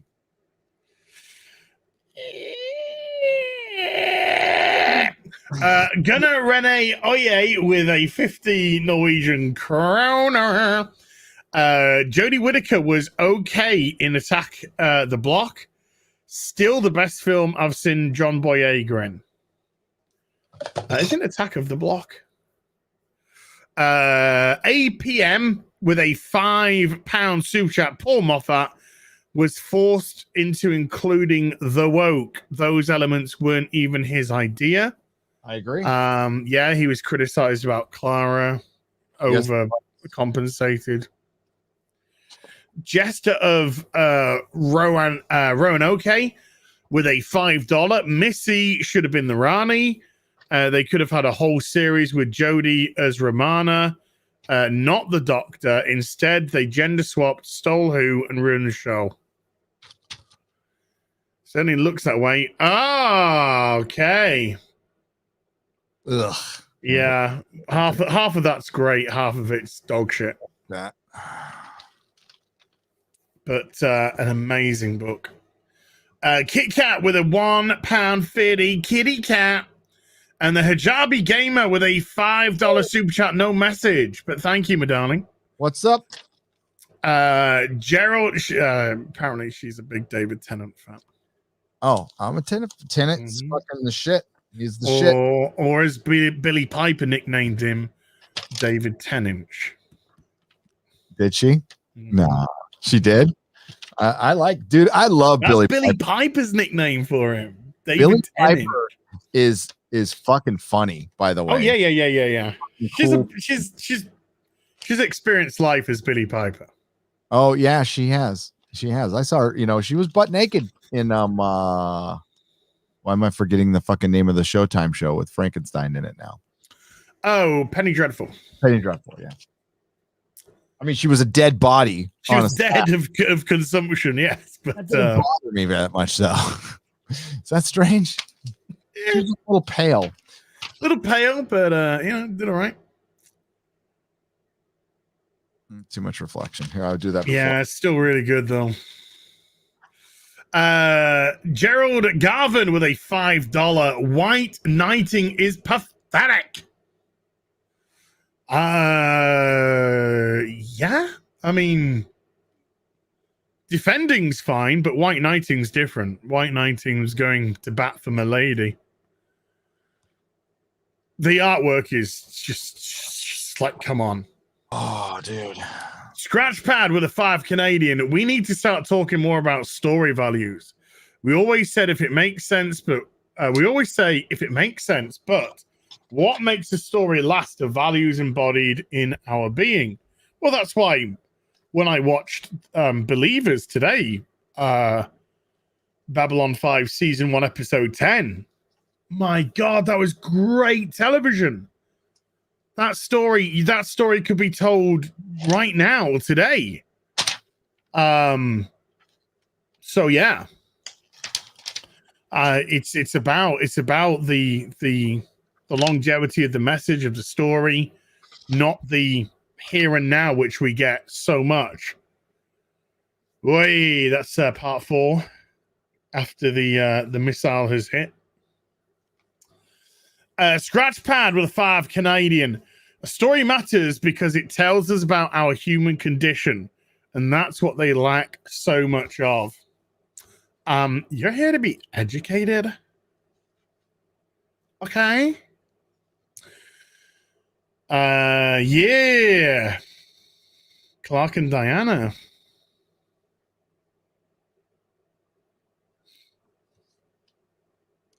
I need to reread that.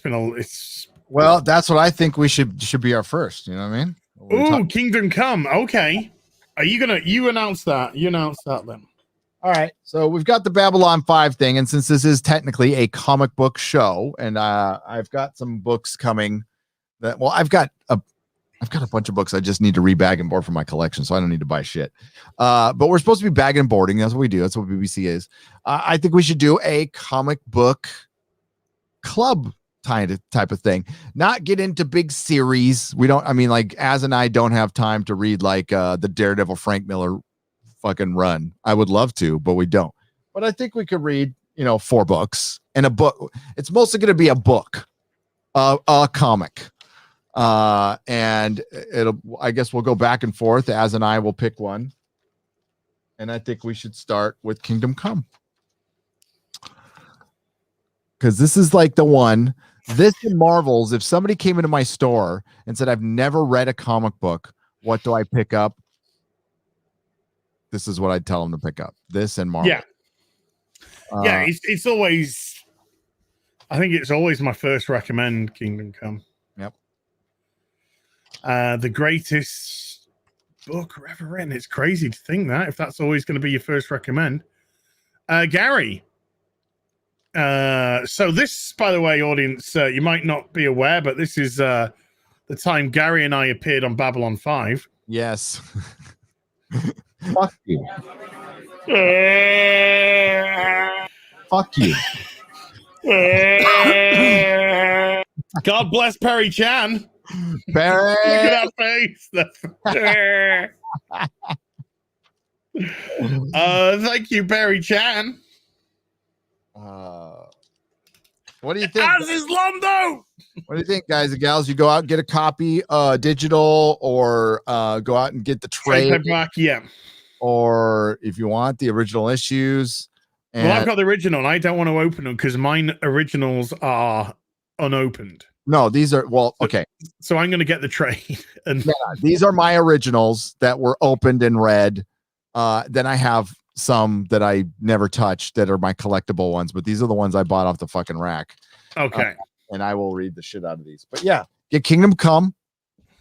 And by next week, we will discuss it. We will discuss it for a little. We're weekly now. We're weekly. That's right. We're weekly. Wait, we're weekly.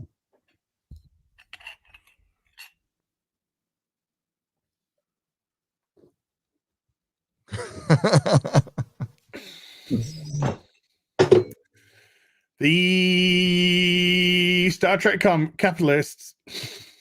The Star Trek. Trying to think of other forms of government. We need the Star Trek fascist. The Star Trek Egalitarian. The Star Trek technocrat. The Star Trek dictator. Yeah. Star Trek dictator. I think that might be my favorite.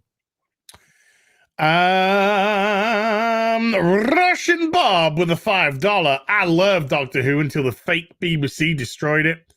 It was one of my favorite shows, along with Top Gear, that the fake BBC destroyed. Yeah. Scottish nerd with it. Sorry, go on. Oh, the Star Trek dictator on Twitter should just fucking tweet like, if everybody would just do as I say, yeah, it would be a better world. Do as I say, not as I do. Yep. All this kind of stuff. Scottish nerd with a £2. Start talking about Gail Simone already. We were talking about something horrible. Chris Topher with a $5. You guys are sad. I keep watching this show, but you never really talk about BBC. Now stop talking about Kathleen Kennedy. Show me your big back cocks. Love you guys. Smiley face. All right. I gotta confess, there has been a distinct lack of penis. Yeah, there has. Discussion. Well, I'll change that. I'll be right back. I will just change that and get it out. Bashi Washi with a $5. Peter was the best Doctor with the most stupid arc. Missy was and still is awesome till the last episode. Hell, both of you, as YouTube won't let me join. Oh my god, why? YouTube, why you gotta be racist? Huh? Why you gotta be racist? Why? Who's racist? YouTube, they won't let somebody join. He's like trying to join, and did you put that's probably because of your device. Did you put the link in your description? Yeah, I do have the link in my description down below. Yeah, and if one of the mods could put in the link, that'd be nice. So yeah, you can do it that. You can do it that way and bypass the naughty racist YouTube. Did it say well, did you see that survey? Well, I know you saw it because I showed it to you. Yeah. Racist survey that they put out asking you what your fucking race is and what, like, where you put your penis and how you identify. Oh God. You want to, I think I have the images. Hang on. You guys want to see what the YouTube fucking survey was asking? It's unbelievable. Or it's believable at this point. But I want you to, it's all believable at this point. 5 years ago. Had be unheard of 5 years ago. Fucking heard of. Is it this way? Yeah, here we go. Here we go. YouTube did a racism? Yeah, against me. Yeah. Why are you doing that? The hijabi gamer with a $2. This woman agrees with you. Previous was pulled. Oh, here we go. Yeah, Which of the following do you, the main lead, identify as? Yeah. Well, you know why this is? It's because they want to push Yep. more diverse creators. Well, they didn't ask me about my team, right? They just asked the main lead. They don't care that Perry's on my team, X-Ray Girl. I'm not comfortable using their Wait a minute, I've just realized that you've just had a bunch of Asian slave labor. Yeah, pretty much. Caught on to me. I see how it is. They're perfectly okay with it. Right? No. Yeah, right, Perry. No, this was their big survey. It was 7 questions long, and it was basically asking you how do you identify, and it's and then it said, can we make you a part of some reel we're gonna do? So they're gonna do some virtue signal trailer or whatever pretty soon. No, it's no. So YouTube came out, said we're gonna remove dislikes, then YouTube goes to shit like the next fucking day. It's not an accident. It's not an accident. And they're doing stuff out in the open now, like the media, our government, big tech, entertainment. They're doing shit right out in the open now. They know they're lying, like the whole Gina Carano firing. We didn't fire her for they fired her for her political beliefs. We fucking know that. We play out this farce. We're used to this now. We play out this farce. It's like they're lying to us. We know they're lying, but we know they have to lie because it's part of the business. Why? But the problem is they just have people in bat for them now. So they have the media in bat for them. Yep. They have fucking retards on Twitter in bat for them. People like Raylos and shit who harass Adam Driver's wife, who threaten Adam Driver's wife, who make him in fear for his family because they're just so incensed because they want a fictional mass murderer, genocidal murderer get together with a Mary fucking Sue. These people are mentally ill. The next person who gets canceled has to transition. Say no. Transition into a woman. You have to do it immediately. Don't go gay though, because Kevin Spacey didn't work for him. You don't have to, and it's so strange. Like everybody's being so pro women, and they're being reduced. Their agency is being reduced daily by what's going on. But somehow we're following the science. I like to follow the science. I followed the science home, and then the science got a restraining order against me because I was following much. But they follow the science until the science tells them what they don't want to hear. Yep. And then it's the scientism as then it's the scientism. It's always the tisms, isn't it? Jester of Roanoke with a $5. A conceit Jody had is that you can insult men and assume all women are on board with it. Harsh truth. Not all women are on board when you bash men. Very true. Very true. There's if you see, a lot of women in our sphere, they like men, so they get pretty pissed off when they get lumbered with all the ills of the the world and all these. How many days do you think Ta-Nehisi Coates has spent as a slave? I don't think any. How many days do you think any person that's claiming persecution and restitution in America that's black has spent as a slave? Well, yeah, and the thing is, it's happening all around the world still, and it's never addressed.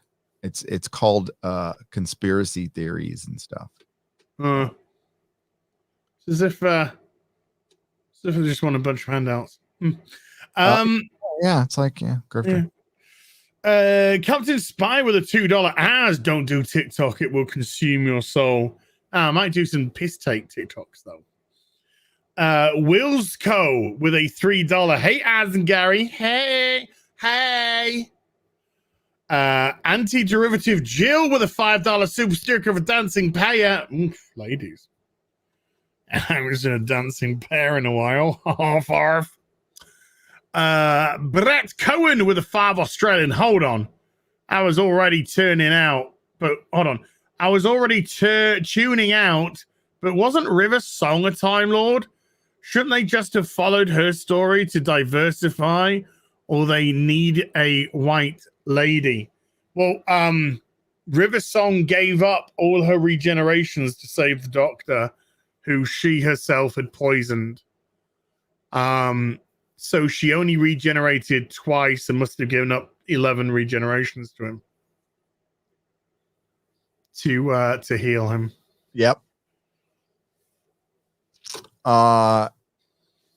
Really loved that River Song storyline in the beginning.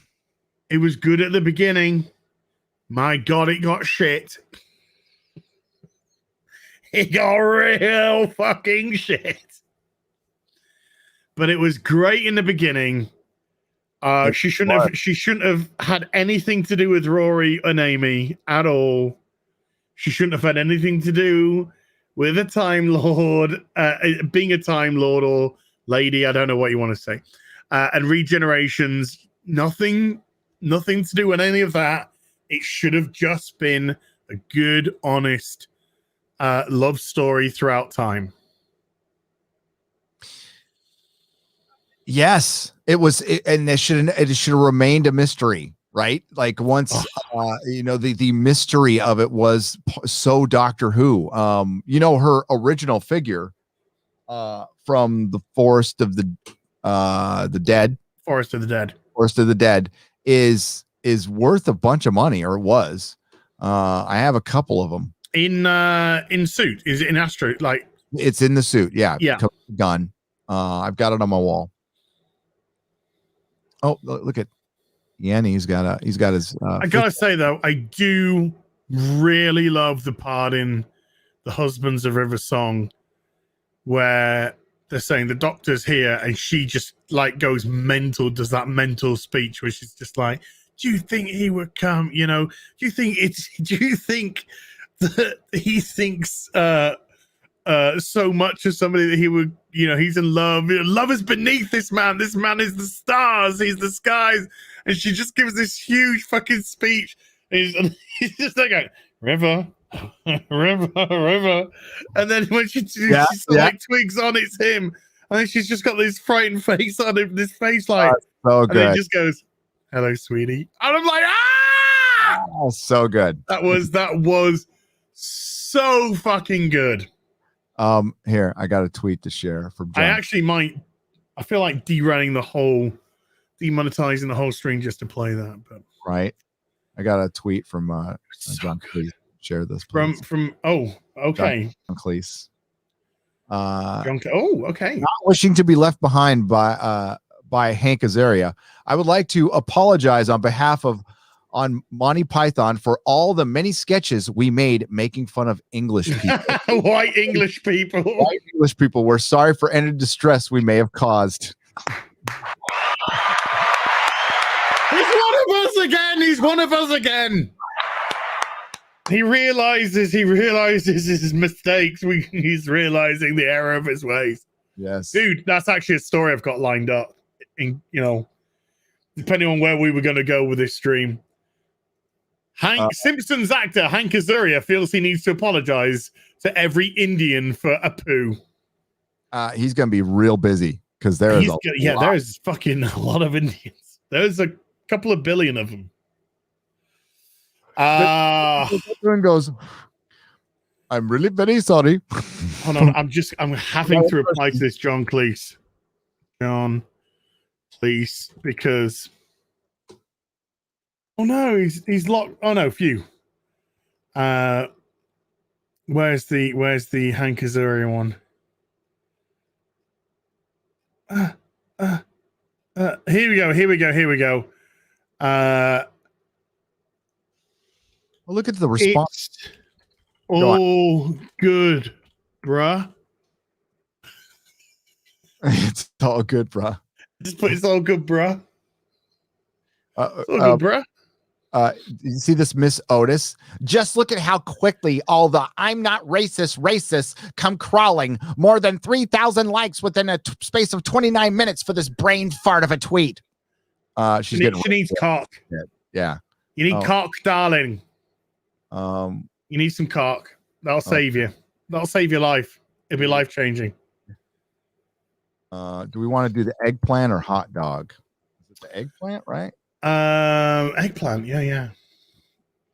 There You we need.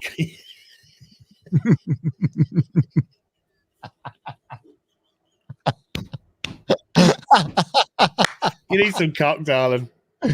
Oh, It'll put you on a straight and narrow. I might get suspended for that one. I hope so. Oh well. But if you get suspended for that, I'm going to say something even worse and join you. Mad lad. It's just some guy. Mad lad. What a mad lad. That is such a great fucking tweet as well. Yes. Should we go through this, Hank Azuria? Yeah, let's do it. Okay. Let's go through this. This is probably the most embarrassing thing I've seen in a long time. And holy shit. How many embarrassing things do we go through on a daily basis? Need to pump it up a little bit.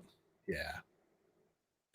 Simpsons actor Hank Azuria feels he needs to apologize to every Indian for her poo. Do you know, I mean, I'm not a woman, right? It's not all in me. And I can't think of anything that would make me drier than white guilt. Male feminist white guilt. Jeez, that must just like turn your pussy into the Sahara. Fucking just moisture gone. Just vanish, just not a drop of moisture anywhere.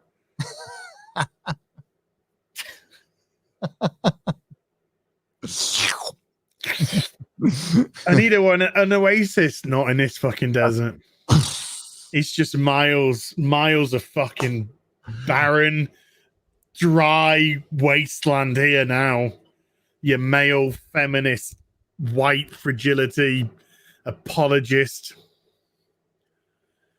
Oh, look at the face though. And even the face just says face. It's just like, Guys, I'm so sorry.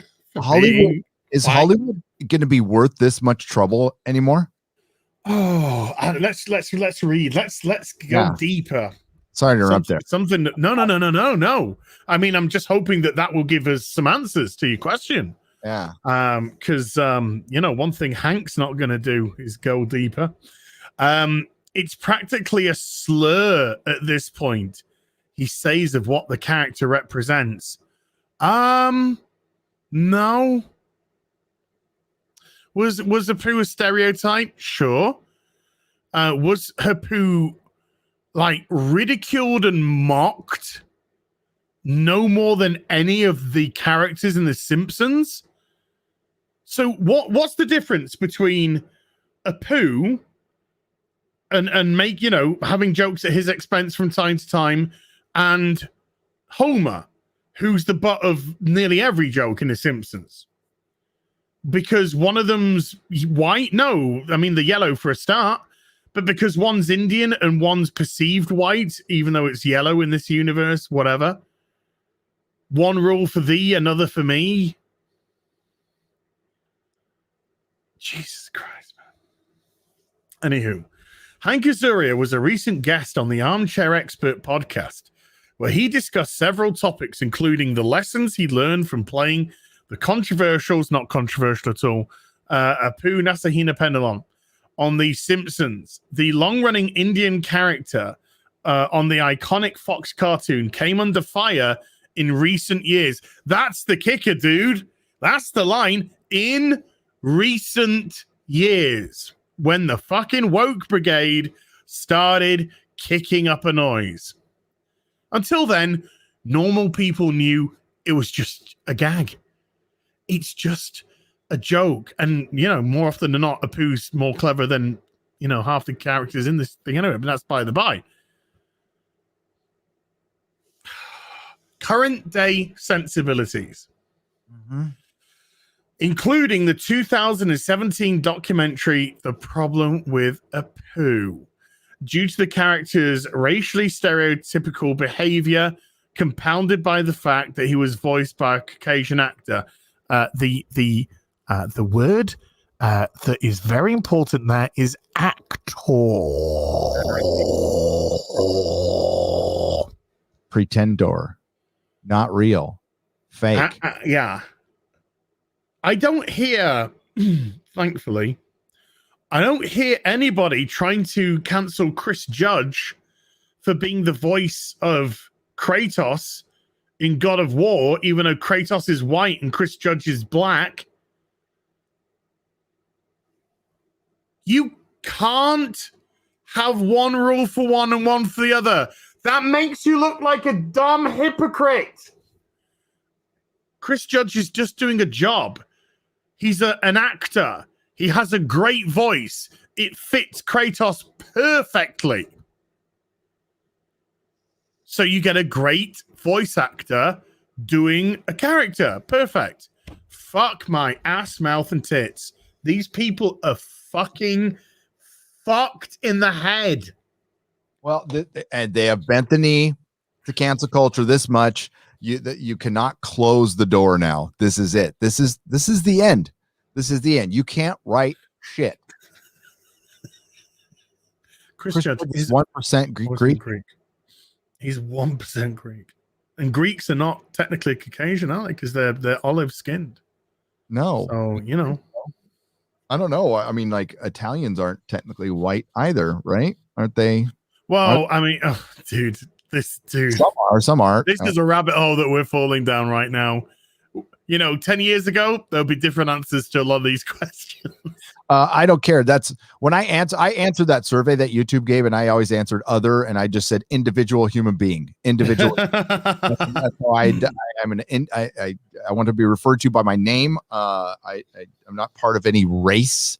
Why do you want to judge me by the color of my skin, YouTube? Yeah. Why do you want to judge me by my religion, YouTube? No, we're seeing segregation it's happening. It's happening. Segregation. By the way, make fun of all the freaking white things you want. I will never care, ever care. But like, this is the comedy I heard at the comedy club was so refreshing from Kurt Metzger. Was great, dude. I wish you could have seen. Oh, saw him with Ryan, and they were telling the darkest, worst jokes. You got to hear them in context, by the way. But yeah, abortion jokes, and like we were laughing our asses off because it was just nobody cared. We were together, we were laughing, nobody was getting hurt. It was just some jokes. Might not be for everyone, then don't go to the show. But it was great. It was so much fun. Bart is voiced by a woman. That's right. This is the whole. This is the whole hypocrisy, and not just the hypocrisy, but it shows how stupid this is. It shows how stupid this is, and unfortunately, we're living in a world. We live in a society. Unfortunately, we live in a society where people are quite happy to overlook the obvious, so that they can pile on to the stupidity. There is so much mental illness going on in this country, right? Oh, amen.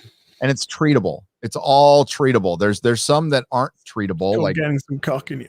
Like I saw a homeless guy beating the shit out of a fake guy, right on the street. Melissa and I walked by this guy, and he's like kicking him in the head, and he was really kicking the crap out of that fake guy. But he was beating up a fake guy like that. Okay, that guy needs help, like genuine help. And then we had the guy you just showed the video of, who is just lost, no meaning in their life. I don't know. I think they're a fucking predator. That too. Yes. Woo. I think that could be part of it too. I think the idiot will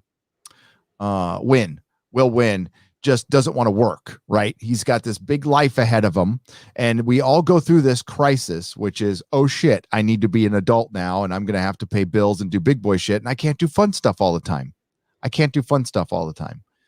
Because that's not how life is. But fortunately, we live in this great country where we can do fun stuff once in a while. Remember, it wasn't that long ago, at all, where your day was, what am I going to eat? How am I going to survive the day? How am I, I had a kid in this world where like a dingo could take my baby, shit, that it wasn't that long ago. So we have all these wonderful excesses now and discretionary income. And these are things that were unheard of 100 years ago. So gratitude. And it's a lot of parents who told their kids they were too fucking special. Right. That's the one thing I have to check myself on. Well, there's been no struggle. There's been definitely no struggle for these people. None at all. They what did Wynn say? The struggle of our times has been capitalism. I know all of that opportunity, all of those jobs you could have worked. And some people have to work. All of that entrepreneurial spirit you could have displayed to make something of yourself. Yep. Or you could just sit back like you and wait for a handout because you're a lazy fucking bum. He said some people have to work 2 or 3 jobs to pay rent. Do you realize there are thousands? Welcome to life, darling. Every day, about 60 miles south of me, dying to get into this country so they can work 4 or 5 jobs and get paid. Like that's the great thing about and the gig economy is like the best part about it. Like you got an app where like I could go make some money delivering some food. And I can make some scratch from that for a couple of hours. I can do it. And you're basically listening to the radio. I mean, like you're going and ordering some food and listening to the radio. It's not really hard work and you get paid for it. That's fucking awesome. That's brilliant. And who complains about that shit? Well, the struggle's real because, an actor who did a poo for what, by 2017, how long had it been doing a poo for? When did The Simpsons arrive? 1988?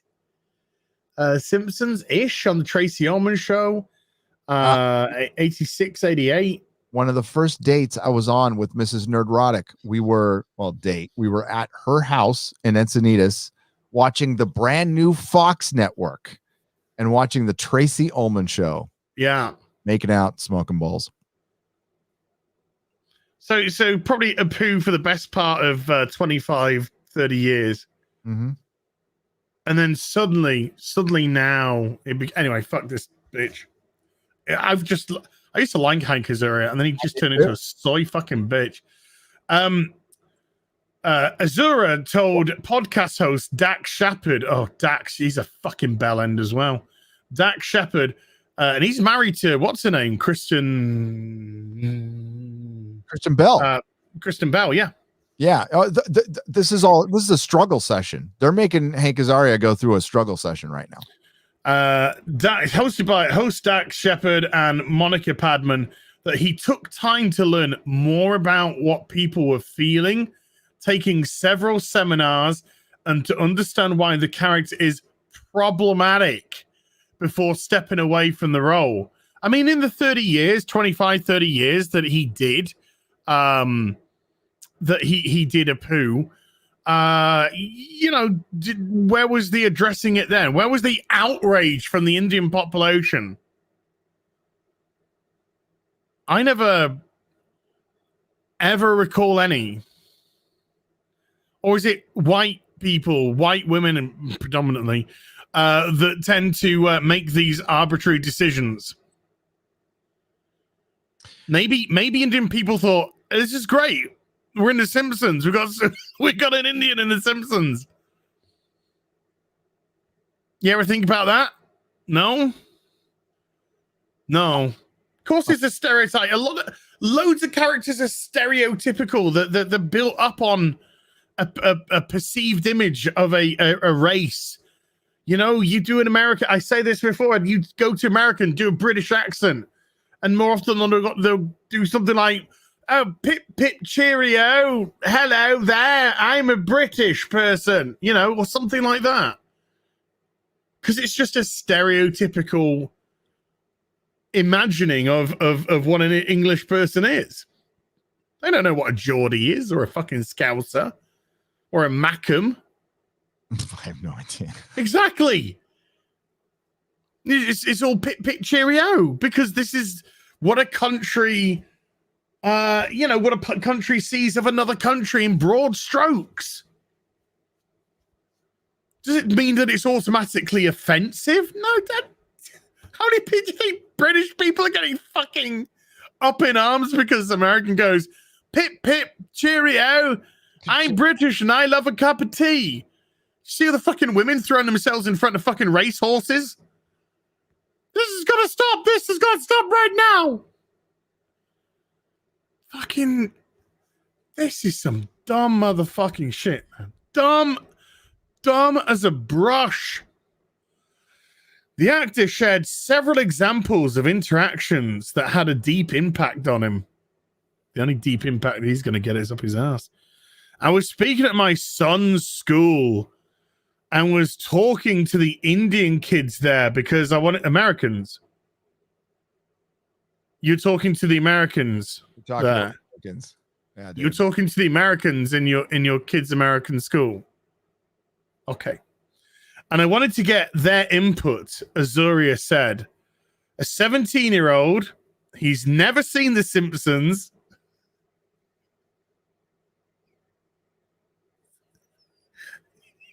He's never seen The Simpsons. He's never seen a 17-year-old, he's never seen The Simpsons, but knows what a poo means. Is practically a slur at this point, right? So so the person who says a poo is a slur has no context whatsoever because they've never seen the fucking show. Hank, you're a bellend. You are a dumb fucking bellend. That's his first one. All he knows is how his people are thought of and represented to many in this country. What? Hardworking? Nobody worked harder in The Simpsons than fucking Apu did. Yeah. No one. Sure. Raising a huge family. Discussing arranged marriage. Well, the 7-Eleven owner near my shop was of Indian descent. Mm-hmm. He's a great guy. Quite a few tend to be. Yeah. He's a great guy. And he made a lot of tend to be. He owned a lot of 7-Eleven franchises and made bank, and loved his job. And the boy was the guy to my shop when the recession came around, he came to my shop and he said, "Hey, is there anything I can do to help you?" Like, was the first guy there. Yeah. You know, and you said yes. Can you abolish me of my white guilt? That was the first thing I said. And he laid his hands and cured you of your whiteness. I got on my knees. I wept. Well, I was going to say, can we just take into consideration an actor, a pretender, is also recanting these stories? Yeah, professional liar. The boy who's never seen The Simpsons before, by the way, with tears in his eyes, Azuria said, asked the actor to tell Hollywood writers that what they do matters and has ramifications on people's lives. Azuria said he would deliver that message. And oh my God, do they love to hear that? Do they love to the hear kid that much who's never seen The Simpsons, never seen how good a character Apu was, how hardworking he was, how funny he was, never seen any of that, just made assumptions based off hearsay with tears in his eyes over a cartoon. Ah! I really need society's not going to go anywhere until we stop taking it so fucking seriously. I mean, yes, some very it has happened in this world and it will continue to happen. And as long as, you know, one of the things I learned about victimization through my own life is as long as I play the victim, the person who victimized me wins every fucking day. Yes. That person has so much that they live in my head. They have power over me. And that person probably forgot about me. That's the thing. And so I'm letting this affect my entire life. This one go around I have depending on what religion you follow. One go around, I'm letting this guy control my life. Fuck no, he doesn't get that kind of power anymore. And I just, you stop, you just look at it as it was a thing that happened to me. It was messed up. Move on. Got to move on. I didn't realize actually how dumb this fucking article was going to be. Sorry, I should refresh that. I didn't know how dumb Hank was going to be. Yeah, damn. So disappointed. I really do apologize, Azuria said. It's important. I apologize for my part in creating that, he says to the 17-year-old boy that's never seen The Simpsons. And participating in that, part of me feels like I need to go to every single little brown Indian person, might have, slightly ingratiated that, in this country and personally apologize. And sometimes I do. What? Sorry, Hank. Sometimes you go round to every Indian person in America and apologize. Sometimes you do. Sometimes you don't. So what? Do you just see random Indian people on the street and go, hi, I'm fucking egomaniac, narcissist, actor, male feminist, and up to the brim of white guilt, Hank Azuria, and I just want to apologize to you because of the character Apu I played in a comedy cartoon for the last 25 to 30 years. You want to fuck with an actor in the worst way? Do you want to fuck with an actor? If you're in LA and you hang around Burbank and stuff, you're going to see one. You want to fuck with them in the worst way? Act like you've never seen them before. Yeah. You have who are you? They are. They go great. I have no idea who you are, dude. Yeah. It's like, who are you? Hank, who am I? I am your persecutor. That is who I am. I am somebody who for the last 25 to 30 years has persecuted you, has held you back, has held you down. I have that kind of power. I understand that now. And I have misused my power of being a fucking knobhead. Voice acting in a room for a week. They shoot like a week. They just read off a piece of paper and they get paid insane money, and good for them, by the way. Voice actor. Well, we see how voice actors are with the whole Vic Mignogna. Yeah. Very stable lot. Azuria said that he is a big proponent of people of color voicing characters of color and diversification of the writer's room. Who isn't? Who cares what the writer looks like as long as they're good? I don't care what the writer looks like. Yeah. I don't care what the actor looks like. I don't care if they match the color of the character they're playing. I mean, I've said this before and I'll say it again. Why does it only matter about color? Why are you stopping there? Yeah. I mean, you clearly don't give a toss about that because these are white people that are playing yellow characters and brown characters and stuff. So whatever. You have a female playing male actors. They're not playing the race. They're not playing the ages of the characters. They're not playing the jobs of those characters. So why is it just got to be color? Why is it got to be color, dude? Oh, because of identity politics. That's why. Henry Cavill can't be Superman because he's not from fucking Krypton and doesn't get his powers from the sun. Yeah, there's no superheroes in the writer's room at Superman and Lois. Oh, there is, darling, and it's called Batwoman. Oh, yeah. Everyone's a hero in that one. Everyone's a hero.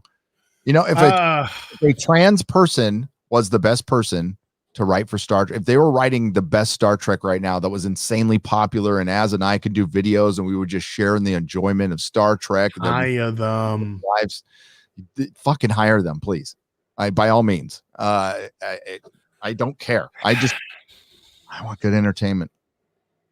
And I also want this to stop. It's poisoned our society, and it is coming through entertainment because it's coming through everything. Absolutely, it's corporate. It's and nobody finds it suspicious that all of these big entities that should be in competition are aligned for some reason. And why doesn't Hank give all of the money that he made in the last 25 years to India? Yeah. I mean, you did profit. I mean, you know, why don't you take all of the money, every fucking red cent or brown cent that you made off the back of that character that you feel so guilty about? And why didn't he give all of it to Indian charities? Yep. Give it back. Give it back. Fraud. CBS promoting the overthrow of our government and communism. CBS makes Star Trek a public property. Because Star Trek is a private intellectual property owned by a giant corporation made to accumulate wealth. Yes.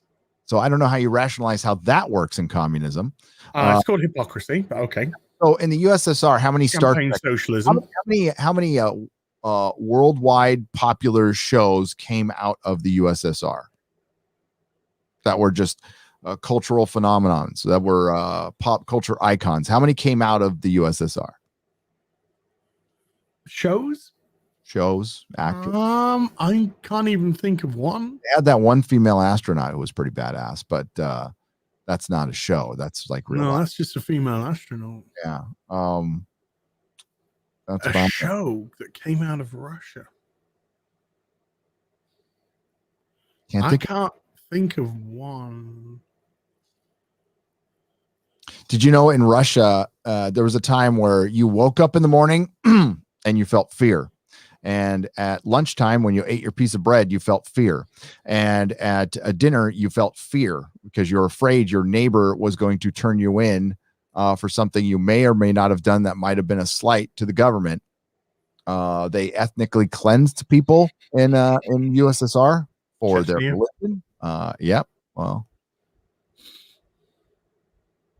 and horrible things. But let's bring that back. Yeah, this is crazy. And they're pushing this out of fear. They're trying. This is appeasement, and they think that it's already hitting them. This is Hollywood's losing their mind. Last night, it was announced that the ArcLight theaters, the Cinerama Dome in LA, is closed. They're done forever. So they just got 2 bailouts to the tune of billions of dollars to save theaters. And remember, some assholes were on a live stream together saying this is a bad bet.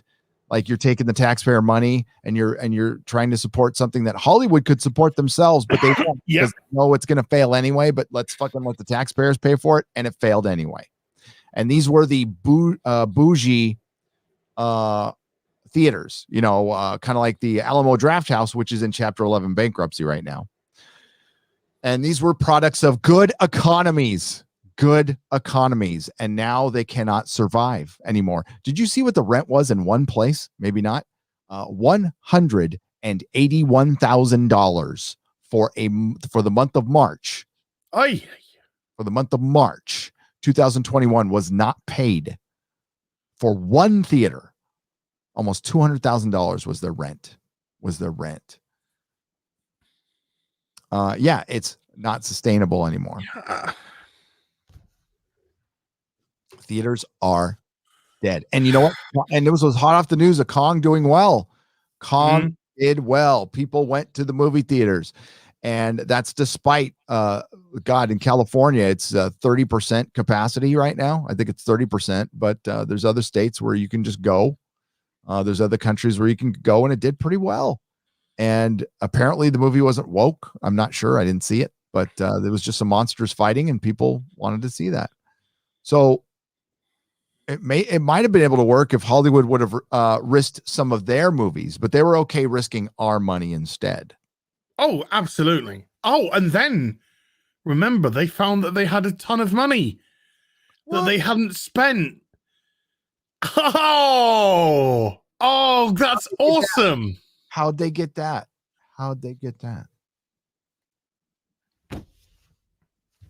Oopsie whoopsies. Oh, I was cleaning my couch and I found $10 billion. Yeah.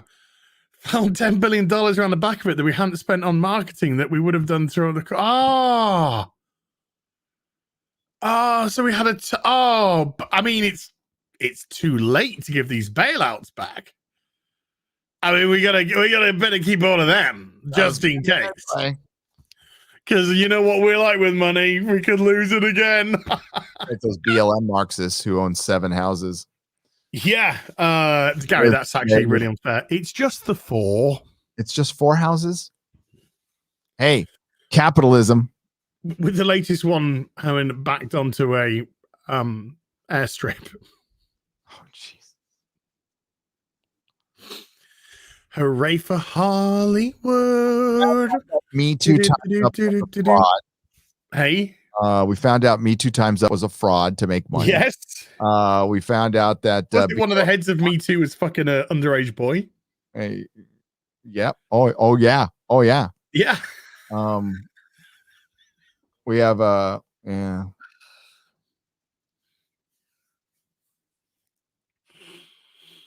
It's as if these organizations are massive scams. That's right.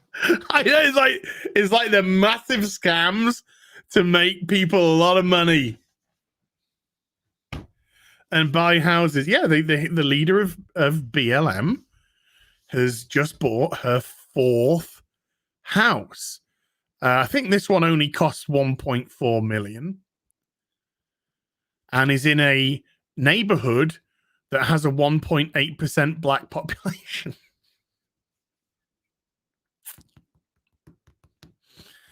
Black lives matter. Apart from when I'm buying real estate. Then it's about where daddy and mommy want to get their fucking freak on. Oh my God. Where are we? Gunnar Rene Oye with a 20 Norwegian kroner again. Trillium and Anna need to do an Earth stream. Well, Trillium will discuss what the Earth's about, the dirt's about, and then Anna will fucking eat it.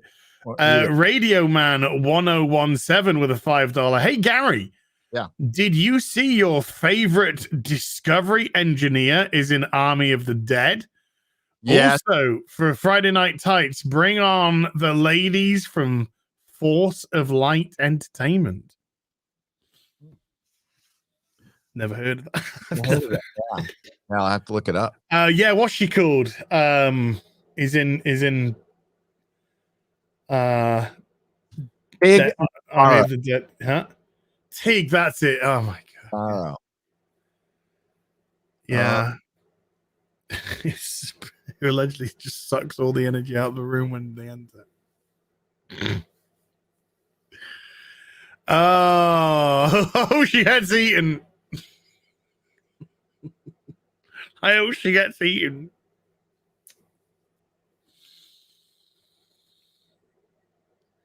See Dave Bautista rocking some guns. The smother. I prefer him pretending and not speaking in real life, but yeah, I've got to. Okay, let's smash through these super chats. These Oops. Versified with a $5 as come and move to the land of the free, unlike draconian UK, Texas. Gary, as a California native myself, would you find a job and move, or save dollar and move to Texas? Well, I mean, the plan is for this to be my job and to move to Texas, and I will be saving a lot of money. Things are very expensive right now, and that's why we're trying to get out so we can live more comfortably and not have to worry about stuff, especially since my wife lost her business. So the plan is Texas because it's cheaper. There's less taxes, a lot more freedom, Freedom is worth moving for. It was a nice visit. Somebody's asking if you've been banned from Twitter yet. No, I'm good. I mean, can they ban me? I mean, it's like their emoji, right? They put the eggplant in there. I just, added a little flair to it. I guess it just boils down to fees. No, I would have got suspended for the initial response. I almost, when Az put up that video yesterday of that guy, I wrote a big response, and it's like, this guy, he's that, and I'm like, oh shit, I probably get nailed for that one. I almost hit send it anyway. Just you write it out as therapy. I do that. Write it out as just catharsis. I do that a lot, but yeah.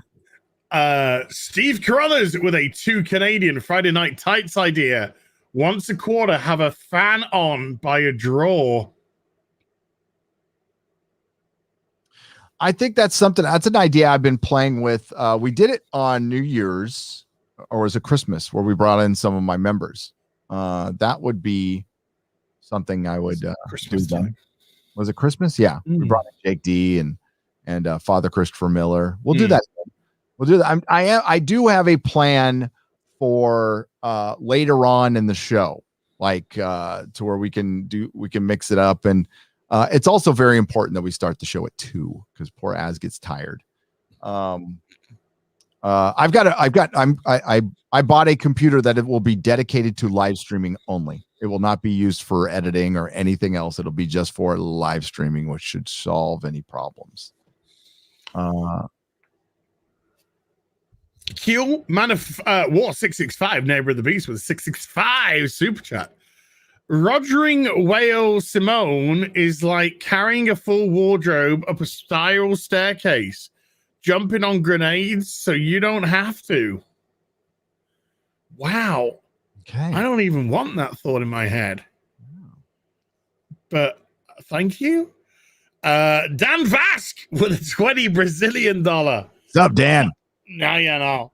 Public service advice. Don't put the real BBC in the background while you work out. You'll find in the middle of a bench press, Az will make some sort of animal noise and disaster will strike.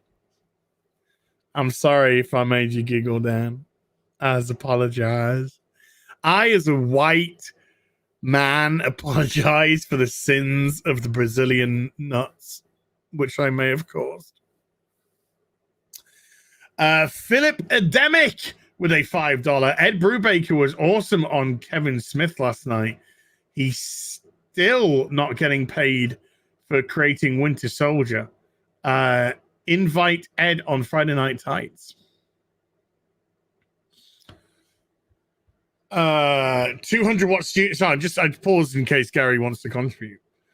200 watt studio with a $2. I'll be your Friday Night Tights Huckleberry guest. Mike L with a $5. Perch would be an awesome guest. Yellow Flash 2 with a $5. Hey. The new 4K transfer of Batman v Superman Justice Edition is amazing. Probably the best looking 4K disc I have now. Nice. I got it on pre-order. I got it on pre-order. Tom Brown with a $5. Noddy Holder for Friday or Godzilla King Kong, maybe. Sure. Proper Lives, 34 links with a $5 super sticker of how's it going? It's going all right. Andy Masterson with a $2. As I can't find your PO box, we've addressed that in the description box down below. Roger H with 5 Canadian. I appreciate how Shazam and Captain Marvel were released in theaters at the same time.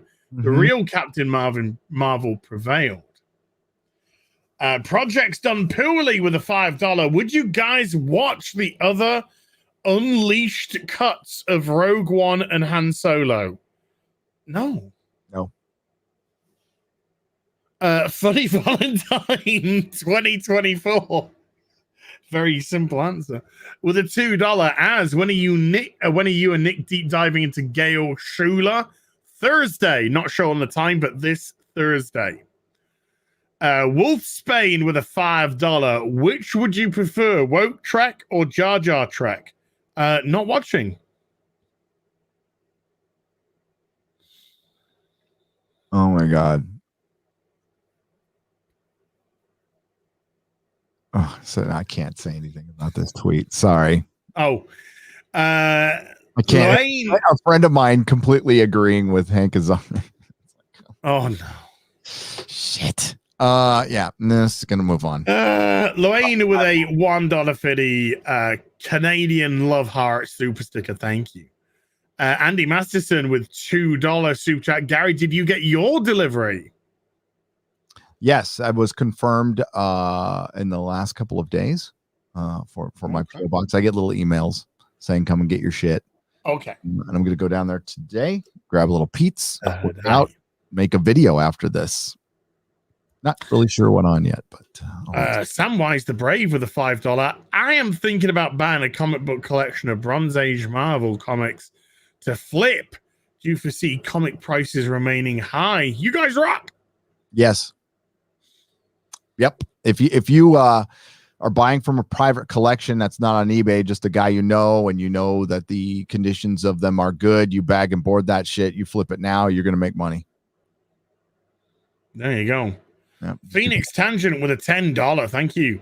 It wouldn't be the first time Western live action Gundam was made. There was a G Savior, which was completely awful, but it's not the first time I've seen a bad Gundam series.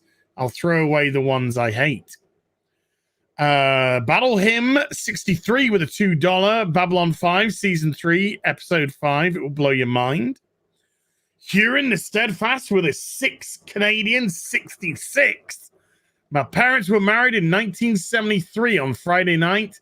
They would go to McDonald's. They said the food was really good and well made.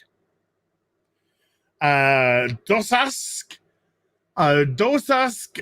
Pakurianos. I've butchered that. With a €1 super chat. No message, but I thank you. Dixon Cider with a $5. I'm glad Godzilla versus King Kong is doing so well. Was missing great entertainment without wokeness. I think that's what people are desperate for. Gunnar Rene Oye again with 100 Norwegian kroner. Warner Brothers activists misplaced the CGI files for Babylon 5 allegedly. So that's why the CGI looks trash. It's from the Betamax tapes. But I think the CG files have been found again. Hoping for re-renders. Flicks by Cody with a $2. Gentlemen, my break is over. Hail to you. Hail to you, sir, as well. Trillium again with a $10. Hey, Az and Gary. Hope you're both doing well. Just popping in to say hello. When I get my internet bearings and acclimatize myself, would love to connect with you guys. Keep doing what you're doing. Love Trillium. And you. Keep doing your little videos and I'll keep watching. 200 Watt Studio with a $5. First half of Babylon 5 Season 1 is world building. It gets rolling around episode 12. You gotta love it, guys. Sebastian Anon with a $5. Friday Night Tight suggestion, Clownfish TV or Mandy Summers. Peppermint Oil Capsule with a £2. Ascent Avengers. Please share Babylon 5 envelope with Az. I got a big Babylon 5. Baby.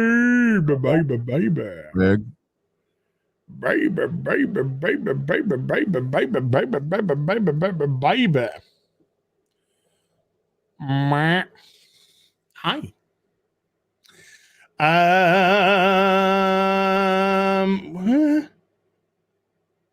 There.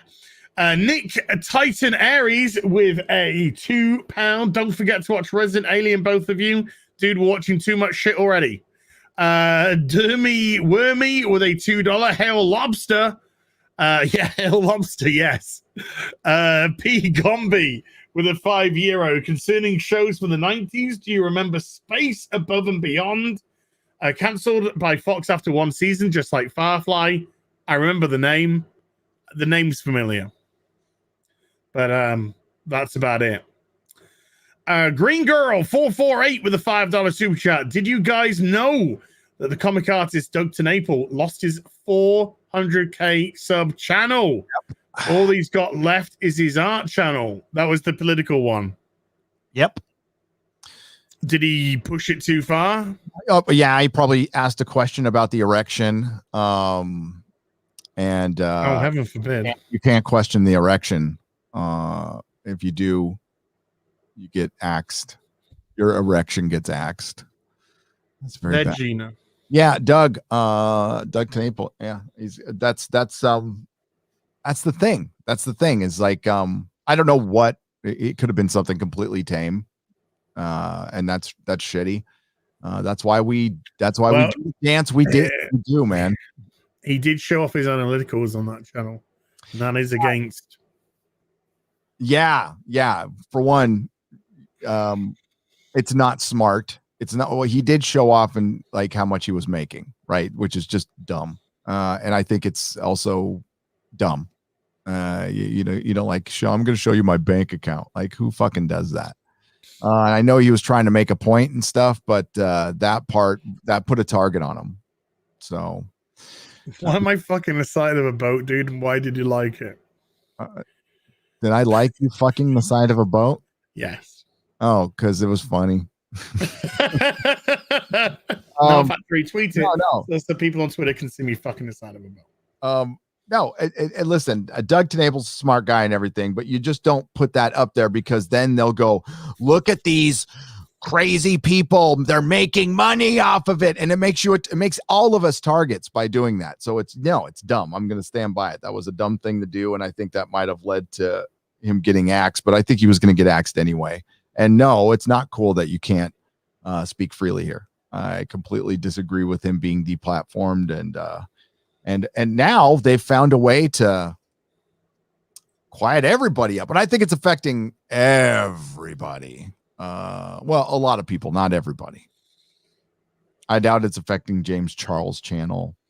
I doubt it's affecting Ethan Klein's channel. I doubt it's affecting... Just such wonderful people. Yep. I don't watch either of them, by the way. I used to like H3H3. I think Ethan Klein is just filth now. He's awful. His true colors are awful individual. So he was always like that. So yeah. How did he start out? He was funny. He was funny. He was funny, and he was, taking the piss out of like really stupid videos, and it was fun times. It was, these videos deserve to be ridiculed. They were just stupid, and it wasn't malicious. It was just highlighting the stupidity of the video, and it was just laughs. Good laugh. Gave him, if anything, and even when his channel got bigger and bigger, it gave them exposure. Gave them good exposure. Which, let's face it, they wouldn't have gotten if they were left to organically exist. But yep. I don't know what happened. His true colors came through. I don't know, but he just comes across as that sucks. They're not saying anything. You'll have your channel pulled. Matt G with a £1.50 super sticker of a slice of pie. Yes. And Doug Tenaple is gone, but this guy can be on, and he's like, didn't he go after, what channel did he go after in particular? Didn't he go after Jeremy at the Quartering? Did he go after H3? He went after Keemstar, didn't they? They had a huge Keemstar, yeah, and then Leafy, right? Then you get Leafy. Oh, he was always after Leafy, yeah, and then Leafy got deplatformed. Yep. Leafy was always rode way too close to the sun, though. Yeah, I mean, like I never watched this stuff. My kid had to tell me about his stuff. So, and it sucks that what YouTube did was they wait till they get a phone call from somebody. I doubt they even noticed Doug Tenaple, and then they got a phone call about him and Josiah, and Josiah got demonetized. Doug got removed. I don't know if is Salty still around on the platform, or did Salty get Cracker? I think somebody said that Salty Cracker removed his own stuff, which was probably smart. Salty's smart. So, If you do that. Yeah. So there's 30 videos, Salty Cracker. Yeah, and then there's channels that are like Salty Cracker's net worth. It's like who cares?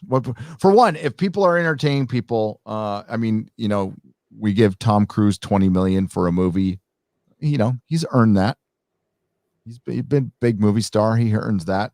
Who cares what Salty makes? A lot of people like what he says. Heaven forbid. Yeah. Heaven forbid people actually. Oh, never mind. I'll be going salty in a minute.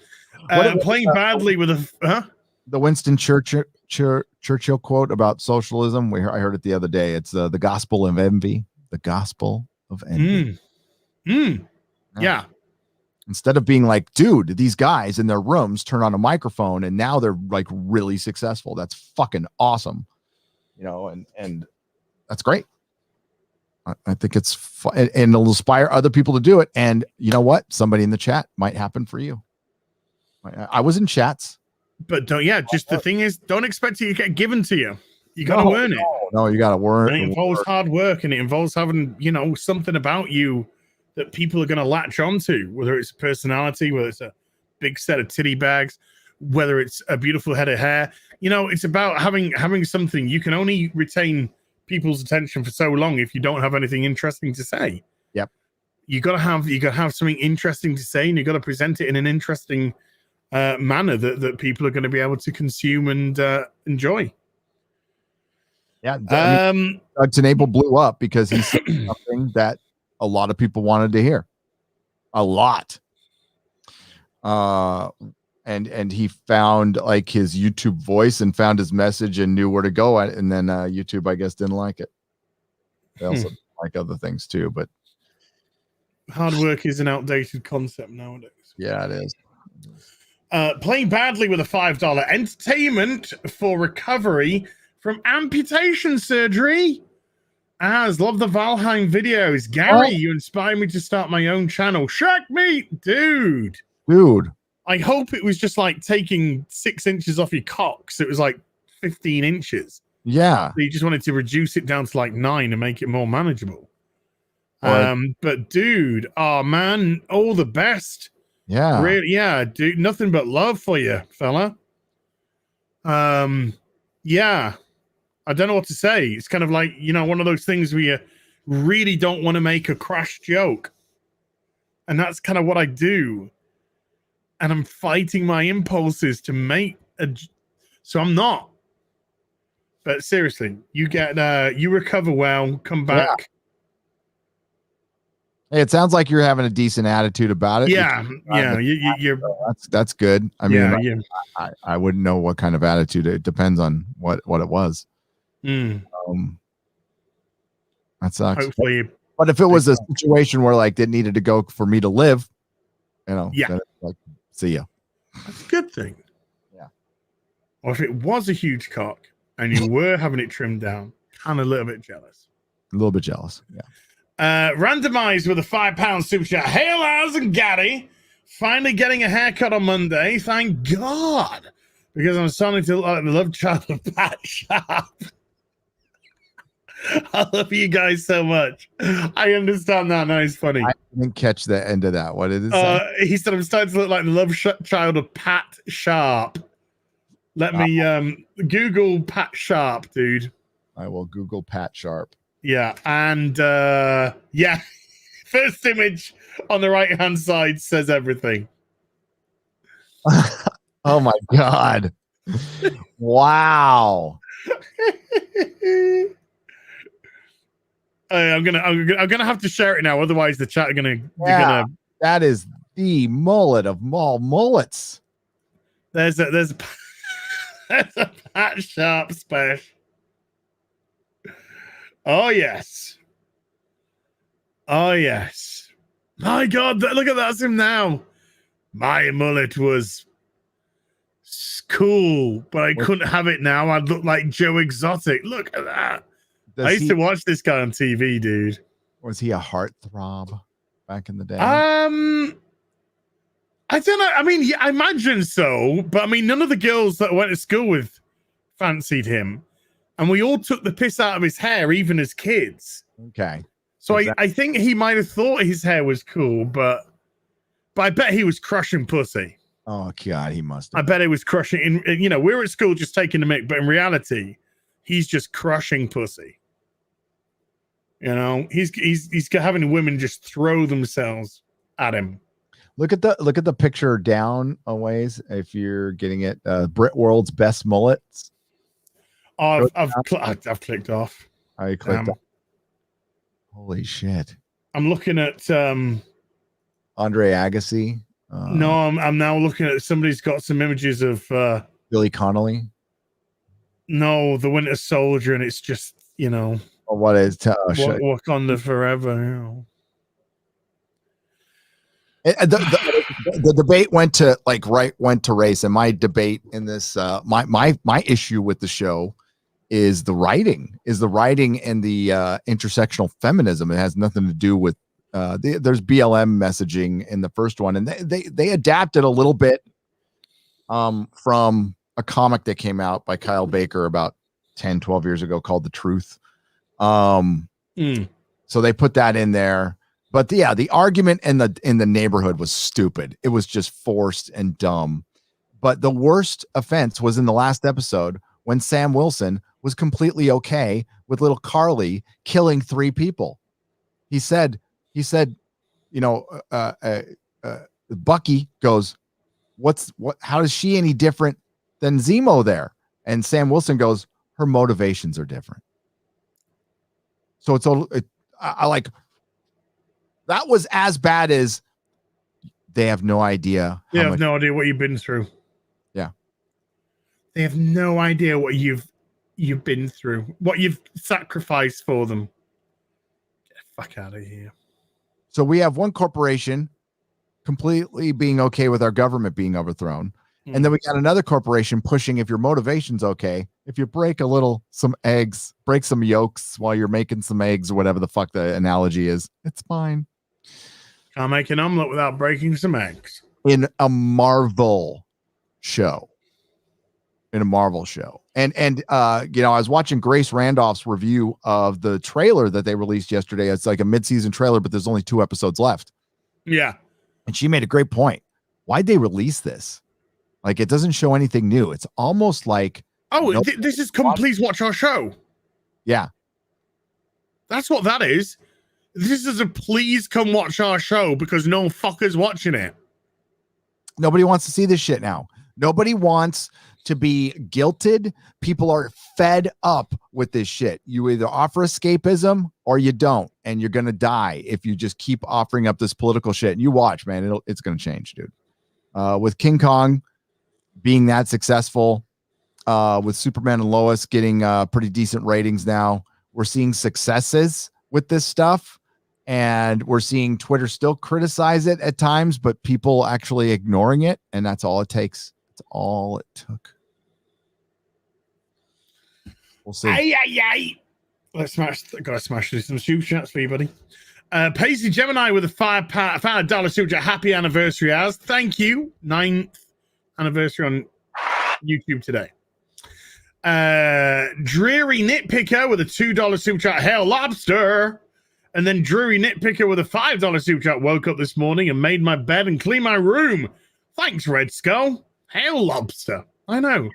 He's a wonderful guy, that Red Skull. Give him great advice.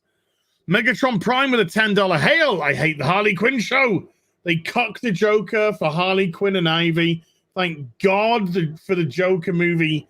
Hail Comics' greatest villain. Oh, just Harley Quinn can just fuck off already. I'm just sick of that character. They're advertising the latest Batman comic with Harley Quinn. Harley Quinn sees now Batman's new sidekick sees.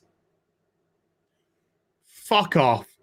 Ladies Man 727 with $5. Love you as because of your Hot Toys streams. I bought my first Hot Toys Guardians of the Galaxy Gamora for $300. Good deal. Are they making Black Order? Are they making Black Order? I know nothing about Black Order. Swinging Cod with a $5. It was under the Marvel Max line, Supreme Power. You friggin' burnout. Okay. Marvel Max. I say Marvel Knights. I meant Marvel Max. Yeah. Okay. Right. Ryan's trans crack with a £5. When Az screamed, "No!" I thought one of his girls sent another video. They're funny. James Cliff Wilcox with a £5. Aslad, have you and Gary seen The Expanse all the way from Merseyside? Gary has. Yep. I have seen some of it. Two and a half seasons of it. Deck out the couch guy with 20 Norwegian Corona. What did I just walk in on? Stuff.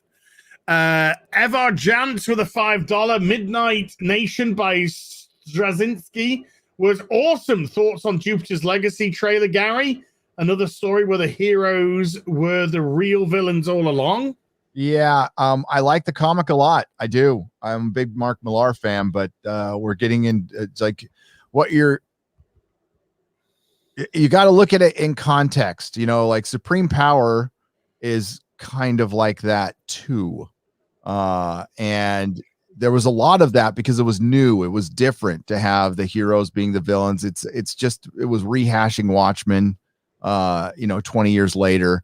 But now when you see it in the context of you, because remember when you're reading this stuff, you're surrounded by heroes. You have thousands of issues of heroes being heroes. So it's different. But in the context of television, we don't have thousands of issues and thousands of movies of heroes being heroes. Now we've almost gone straight into Watchmen, and now you're just going to get postmodernism out of context, and it's going to feel repetitive. That's why I was very hesitant to just jump into Invincible and jump into the Boys. I was worried about the Boys timing when it came out. If the Boys came out a couple of years ago, it'd be a little more fresh, but now everybody's going to think everything's a copy of the Boys when everything is basically a copy of Watchmen. Yes. And Miracle Man, if you go back that, it's Miracle Man. And that's I think I'm gonna watch it. Hopefully, like I said, I like the comic quite a bit. I like Mark Millar. I do like what he does. Yeah. But, yeah. It's gonna be interesting to see.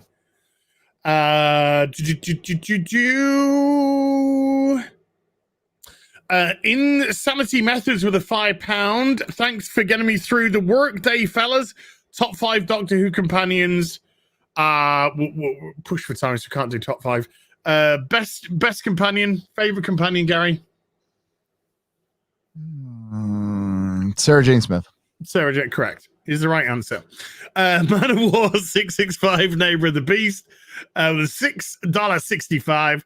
As I told, as Saturday, use Streamlabs last couple of months to get more bang to YouTube bigots. Very dissatisfied with Streamlabs. So all hail our corporate overlords. No, I totally get you. Streamlabs has been just a pain in the ass for me, dude. It has. Yeah, it's just been it's wiped all of my shit and everything. Streamlabs has been I can help you with that because I think what wiped all my shit though. It's wiped it all. Yeah, what happens is it'll actually are you logging in with your channel with Streamlabs or are you using it independently? Don't log in.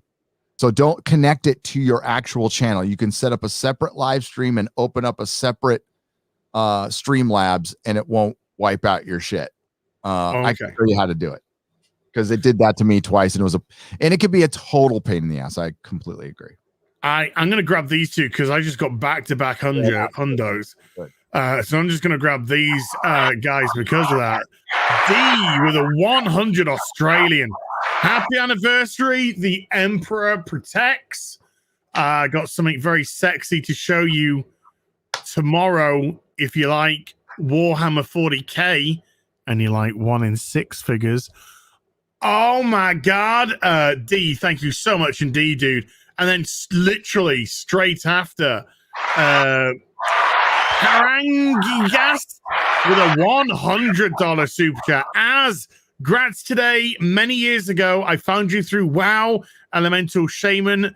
May the suffering continue. Through you, I found Friday Night Tights and so much more. Thank you. Hi, Gary. And Gary's gone. Thank you so much indeed. That's exceedingly generous. The pair of you boys. Thank you so much. Hundos, back-to-back hundos from you two. Mwah. Big kissy poo poo. Peppermint oil capsule with a £2. Please tell Gary I was joking about Destro. Yeah, baby. Keep going. Oh yeah, baby. Oh yeah. That is a cod piece, man. Jesus Christ, Jason. Well, I mean, he's all damn right. Daenerys did say he was packing heat.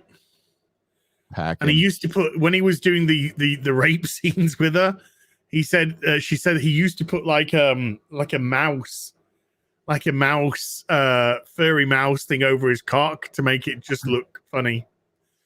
But she said she slipped. She said he put like a mouse over his huge cock. I mean, she did. Yeah, that's great.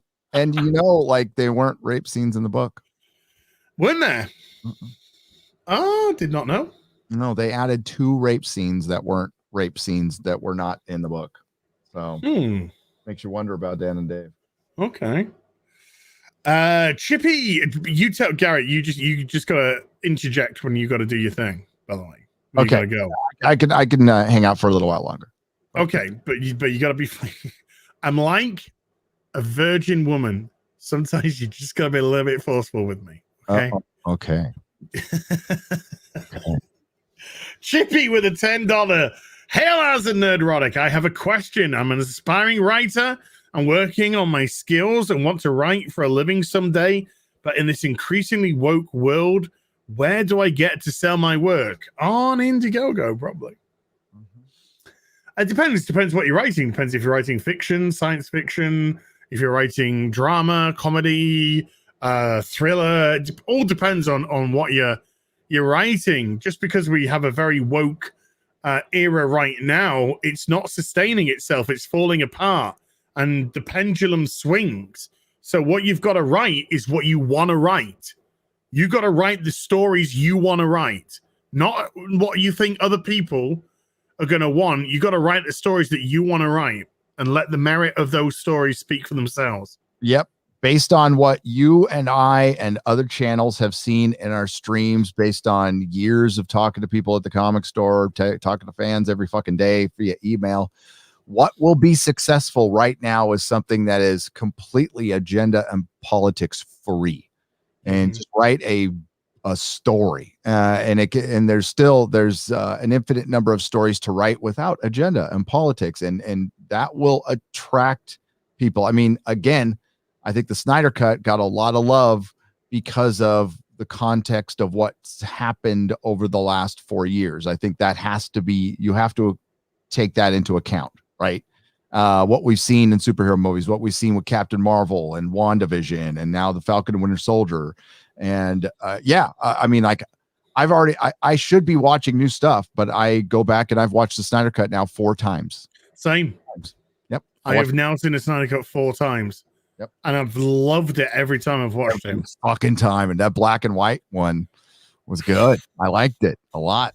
So, and I love that. Yeah, because it's just a good watch. It's a good watch with great acting, great characters, great pacing, great story. I fucking love it. I love Snyder's Justice League. I do. And I love how they blurred out Wonder Woman's butt when she was on the Nightcrawler, when it was crawling up the thing. Oh, it's crawling up the... You can see right up her dress. And there's a drop. It looks like a drop of water gone on the camera. What a coincidence. I put that it's in my review. I put that picture in my review. Nice. Yeah. I didn't say I'm going to have to go back and look.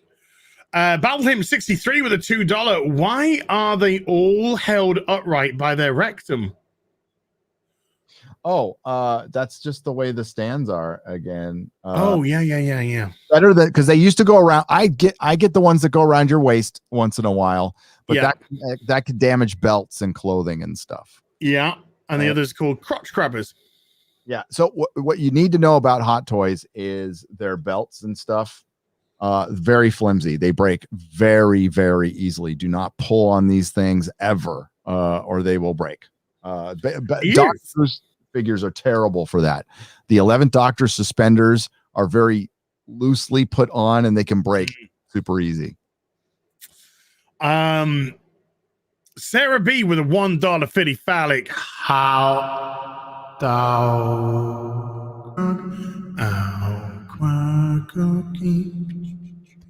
Thanos Petrovitz with a €2. Babylon 5 is sublime. Pay attention to what Kosh says. I'm sort of trying to pay attention to what the weird ambassador says that's encased in the. Yeah, he seems to be kind of in the know.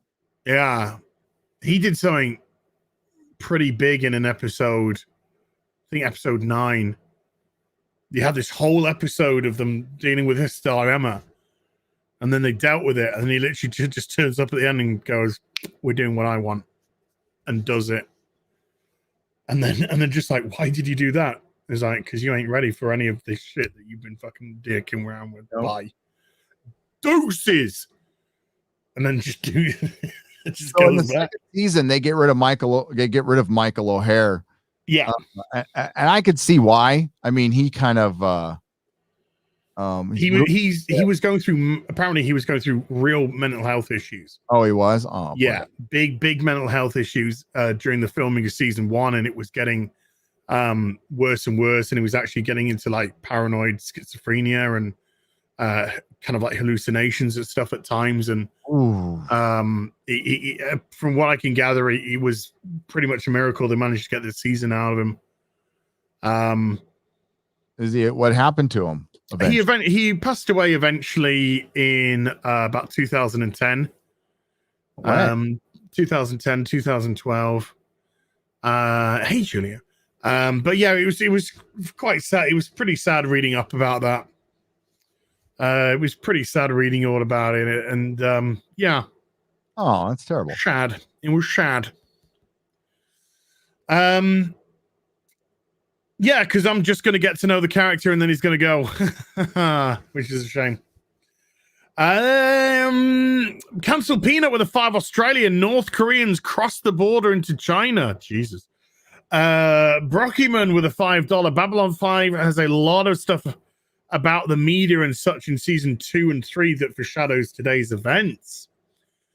Take a 610 with a $5. Real BBC is the only chance I get a super chat read on stream. Friday Night Tights is impossible these days. Too big. Still enjoy the content. As thoughts on Final Fantasy remake expansion. Very much looking forward to it. And today's, by the way, is patch day for patch 5.5 on Final Fantasy 14.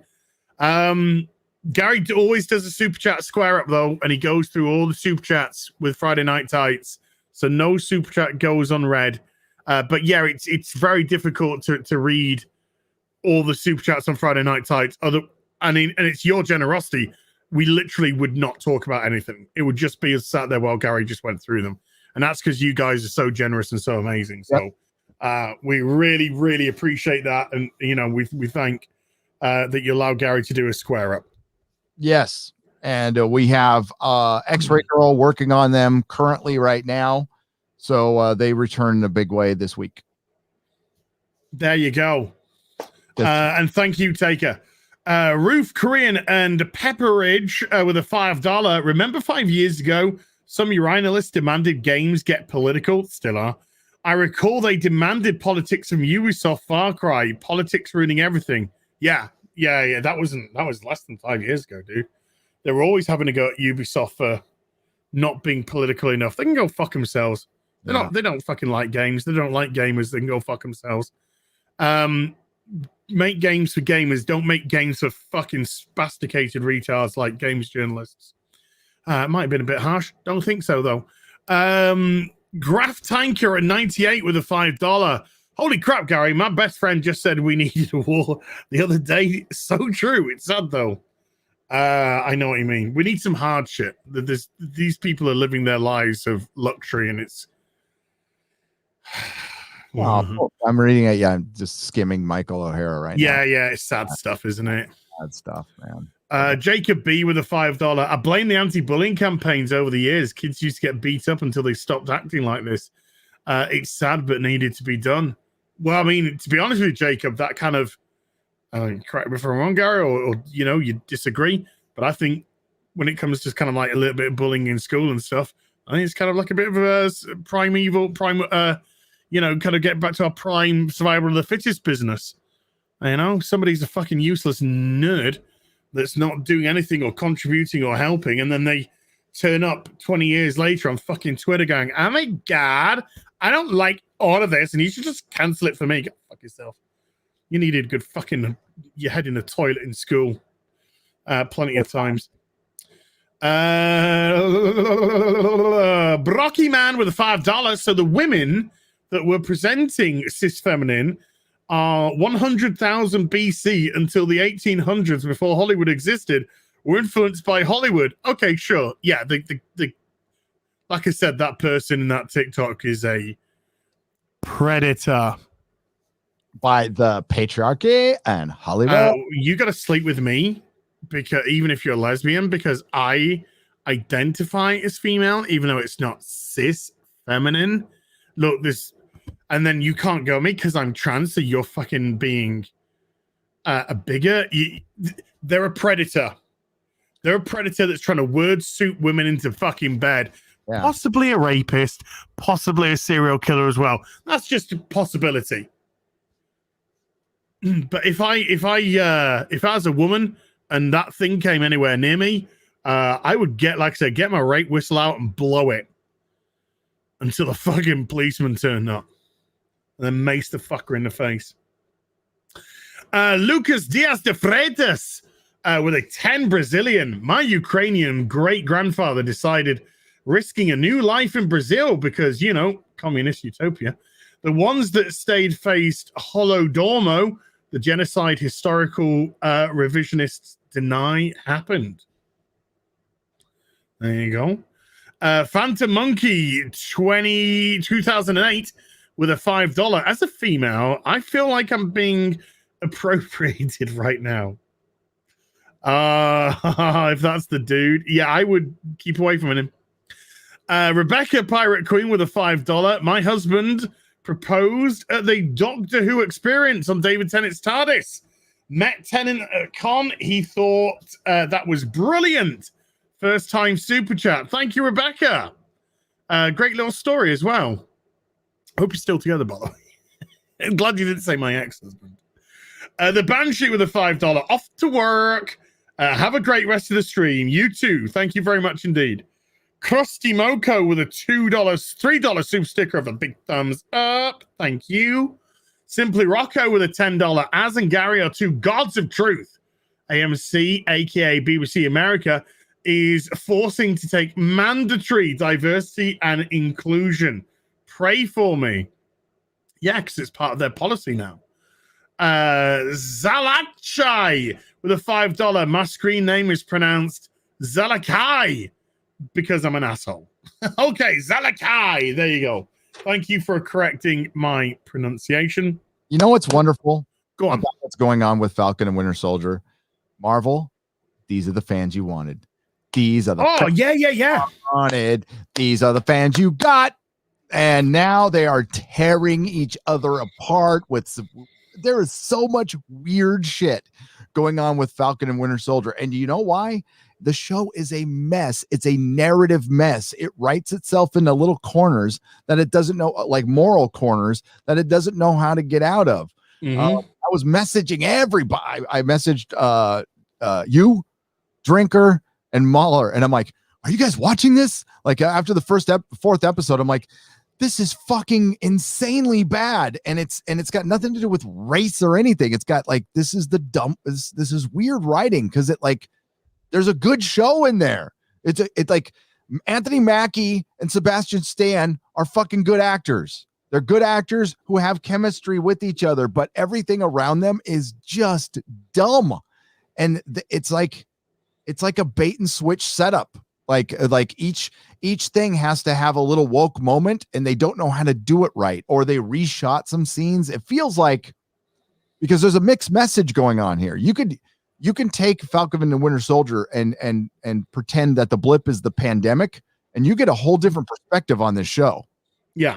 What it's presenting, right? Oh, you're gonna make me watch it, aren't you? You gotta watch it, dude. You gotta. It's only 6 episodes, but this fourth episode was such shit, that I'm like, I need to share how shitty this is, because I can't be I wanted to make sure I wasn't like insane. Okay, all right, I'll watch the next 2 then. And I got people telling me like, oh no, this is really good. I'm like, I don't think so. I have not heard anyone say it's really good. Yeah, I've heard somebody say I like it. I've not heard anyone kind of like lauding it. Yeah, I don't think a lot of people are. I mean, for one, there's no Falcon in Falcon Winter Soldier. And it's Anthony Mackie walking around. Oh, and they just, for one, the Winter Soldier, all of his power isn't just his arm. If he loses his arm, he could still kill you. Yeah, he's a highly trained. Yeah. Yes, he could still kill you. It's not all his arm. You just take his arm. He goes, oh no, like Captain America loses his shield. Do you think he just fucking walks away? Yeah. Oh, you got me. Yeah, you got me. Well done. Well done. See you next time. Unless you want to give me your back. No, you okay. All right. Tried. Oh my God. I saw a video. There's a video on Odyssey saying how much I don't understand Captain America. It's like, people, it's all of your frame of reference. Like there's a million versions of Captain America. All right. Mm-hmm. If you've only read Captain America from Ta-Nehisi Coates on, you know what? No, I don't understand that Captain America. I haven't read it. I won't fucking touch it. But if you're talking about Ed Brubaker and earlier, and my frame of reference is most of the Captain America I have read is from the 60s, 70s, and 80s, which is a completely different Captain America than post 9/11, where they interjected stuff that the U.S. government actually knew he was frozen and left him there. That's a story that was drawn by Jay Lee, if you remember, and Namor tells him that, oh yeah, they knew you were there. They didn't come and get you. So yeah, that's postmodernism that they, but that's your frame of reference. But the frame of reference for this show is Disney Marvel. Remember that. They might put in a little bit from Brubaker's run, or they might say like, oh, this might be adapting Mad Bomb. Shut up.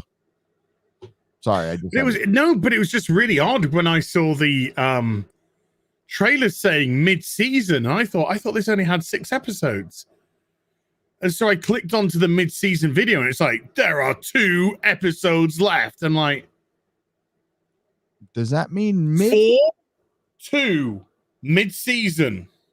Is this fucking 2 + 2 = 5 bullshit? Yes, it is. Yes, it is.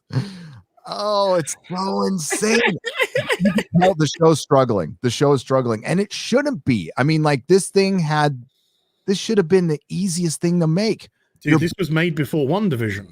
Yes, and you're going off of your 2, I mean, arguably biggest successes with the solo. Captain America has the best trilogy, the most consistent trilogy. All 3 movies are fucking great. Mm-hmm. And you could have just gone off of that. Instead, you had to fill it with identity politics and, more importantly, critical race theory. Little critical race theory going on with a little dasha of intersectional feminism. Sharon Carter, who is probably going to be the benefactor, I keep forgetting. It's not the benefactor. It's somebody who pays for everything. I keep forgetting what the name is, but help me out with that chat. But that's the big mystery right now. It'll probably be her. She's terrible in it, and I liked her. Even Kat Denning, right? I liked her in the Thor movie. Couldn't stand her in WandaVision. I didn't like her in Thor movie. Oh, the patron. The Patreon. The patron. The patron. Or sponsor Patreon. Mm-hmm. No, I didn't like Kat Denning in the fucking Thor movies. I thought she was annoying as fuck. And she kept her annoying as fuck going in WandaVision. Sarah B with a $10. Hey, Laz and Gary, so glad the real BBC is back up and spreading laughs and common sense. Y'all make me smile. As love your Valheim streams. Gary, please stream your Witcher one room escape. It'll be epic. As soon as I get my new computer, done. Dunsey. And then Sarah Forrest up with a $1 pity phallic. How dog. Sugar daddy. Yeah. Sugar daddy. The Chevalier de Lys. Did you guys read Earth X, Marvel's Kingdom Come? Yes. I didn't, but Gary probably would. Yeah. I did. And it was good. It was good. I really wish Alex Ross would have done the art throughout instead of just the covers. I forget the artist's name now. He did a good job, and it was good. Earth X was good. Then it kind of got long in the tooth. What I really love, is Justice League when Alex Ross did Justice League, that 12 issue. Oh, that was fucking awesome too, dude. So Evar Jantz with a $5. Soups goes through great loss in Kingdom Come, yet he does not turn into a psycho Superman. He stays heroic, and it's still a great story. Funny how that works. Yep. No, it's such a good fucking Superman story. Yeah, but I mean, yeah. Oh my god, what's he called? Malrog. Is it Malrog? Oh, it's my god, he's giant. It's a giant name. Magog.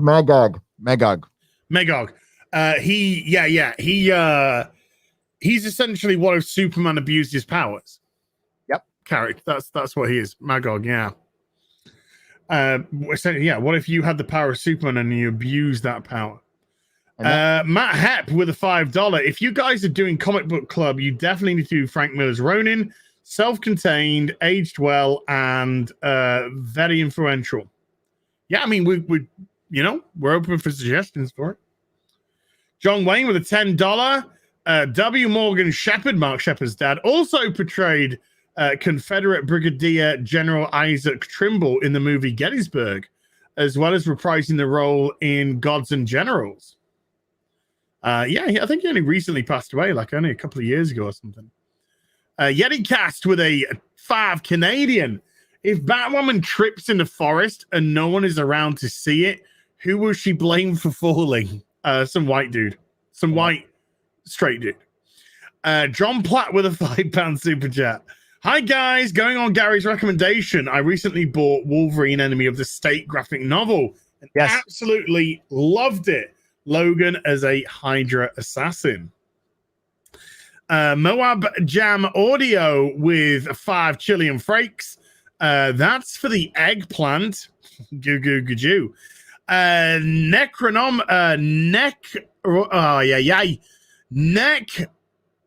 Fuck my ass. Necronoman Ex Mortis. Oh, I got there in the end. With a £9 super chat. Grats on 9 years, Az. And he's hoping for another 9 years. Oh, I'll take it. You offer me another 9 years. I'll take it right now. Thank you both for keeping us entertained. As is Left Foot with a £4 super chat. $4 super chat. How am I feeling? Recovered since Valheim stream. As is Left Foot. Felipe Abrigo with 2,500 Chilean potatoes. Felipe Abrigo with a 2,500 Chilean potato super chat says Felipe Abrigo with a 2,500 Chilean potato super chat says Felipe Abrigo with a 2,500 Chilean super chat says hi.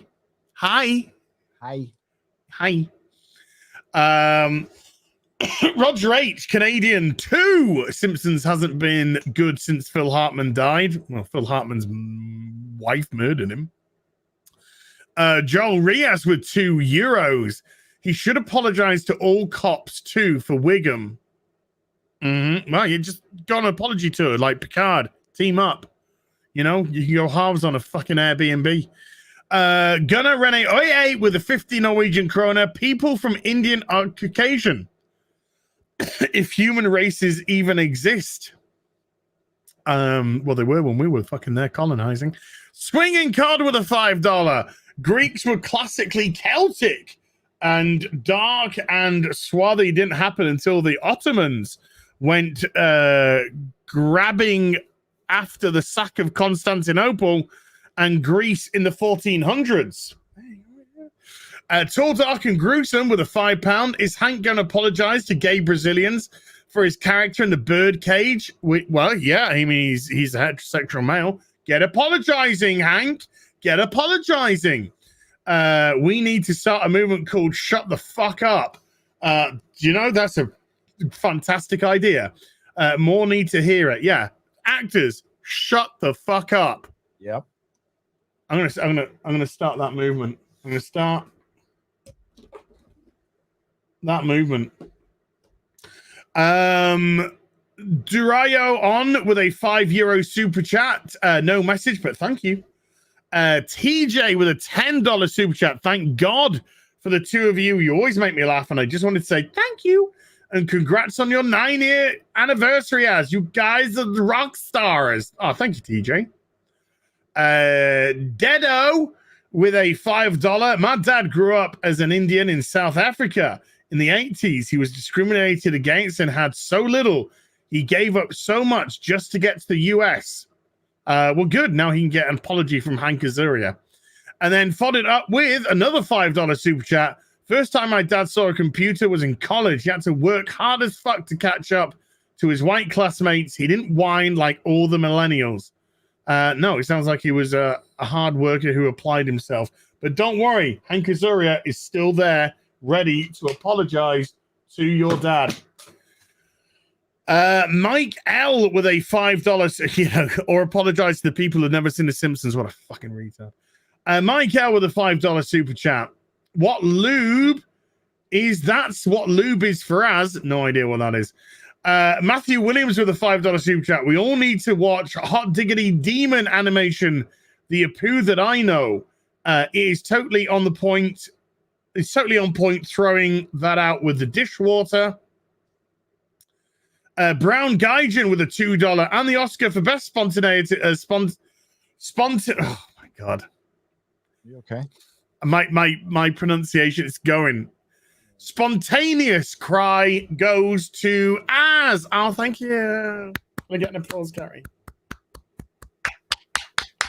Oh, you meant your button. Yeah. No. I'm trying to find something, and it's hard to find. We were talking about Kingdom Come, and there's an audiobook of it. There's a full cast audio recording, and it is fucking hard to find. I don't know if it ever made it on. So is Batman Nightfall. Yeah. I know. I found it. On audio. You could English as yes. I am trying English. Erica Sullivan with a $10 super chat. $900. $900. I gotta find my audio cassette. Shit. Yeah, dude. That's no money. No, don't fucking pay that much. You can find it in the used bookstore. Should Azaria apologize to the trans community as well for a mighty wind? If this is how he wants to spend his heartbeats and hard-ons. Hi, Gary. Feeling gratitude? Thanks for the reminders. Cheers. Good point. You know, if you're going to apologize for one thing, why aren't you apologizing for another? Yeah. You're not gay, so why can you apologize to the gay community? You're not trans. Can you? This is why it's so inane, this shit. You're an actor. You play a fucking role. Craig Flanagan with a $5. Metzger's not performing here in Connecticut, but Ryan Long did. Certainly not for the woke at heart, but a breath of fresh air for insane times. Metzger's in Tampa Bay. Ooh, there you go. Tampa, Florida. That's where he was going next. So Gunnar Rene Oye with a 50 Norwegian Corona. Czechoslovakia made great cartoons and stop motion TV for kids like Pat and Matt and the Little Mole. They were behind the Iron Curtain then. Then they were. Nashville Prime with a $5. Greetings, gents. Loving the stream. Gary, I'm with you on buying secondhand and spending more money that way, but preserving my principles is worth it. I like that. Goat Art Bazaar with a $5. Can I point out that a mother and sister of victims that BLM used to make money are still in the projects?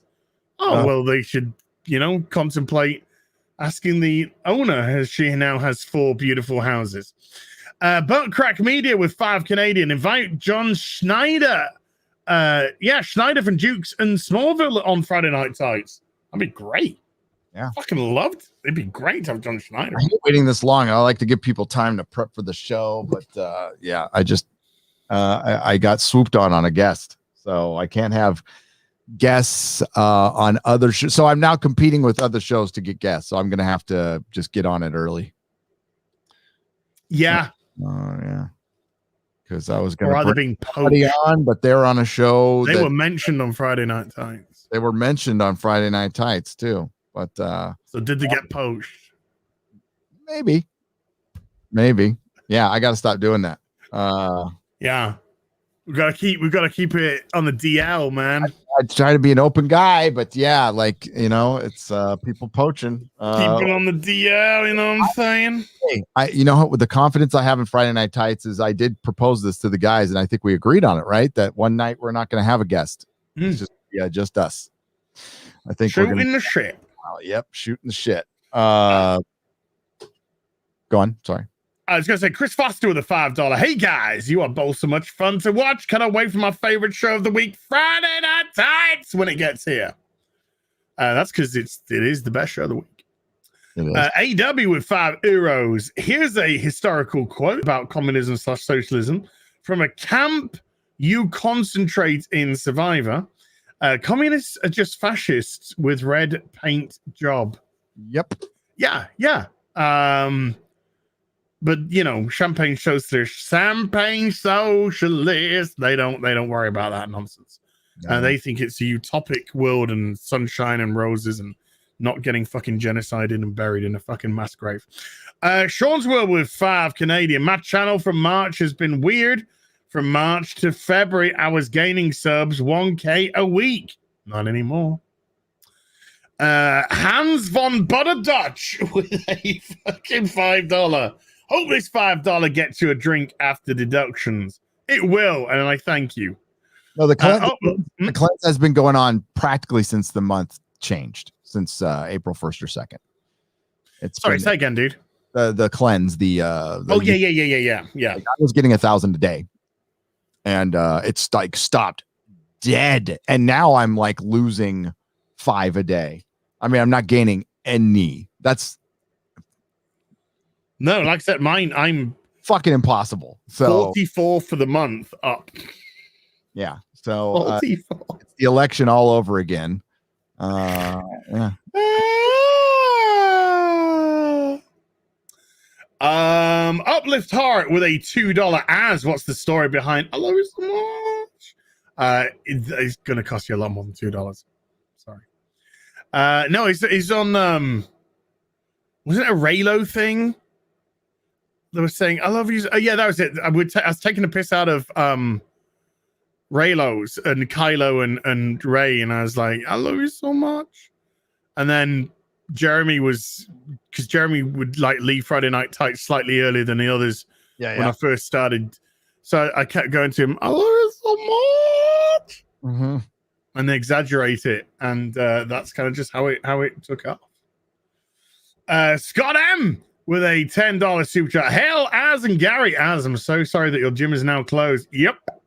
If you want to figure out how to work out in a limited space, let me know and I'll suggest some exercise for you. I need to talk to my trainer. And, kind of work out what the fuck to do, really. I've only got one option to go to a gym right now because of work, and that's midnight. Midnight and traveling 15 miles.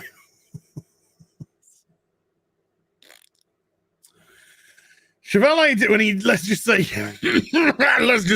not particularly motivated when it's midnight and you're tired. Chevalier Delise with the 2 Canadian, and then you got to get there. Then you got to do the workout. Then you got to come home. So what time is it? Fucking 2:30 by the time you. Oh man. Chevalier Delise with the 2 Canadian. Oh, Shy, happy anniversary, as you sexy hot dog. Rune Wolf with a $2 super chat. Ta-Nehisi Coates, more like tiny PP scrotes. Yeah, not bad. Moons of Madness with a $1.50 phallic. How dog.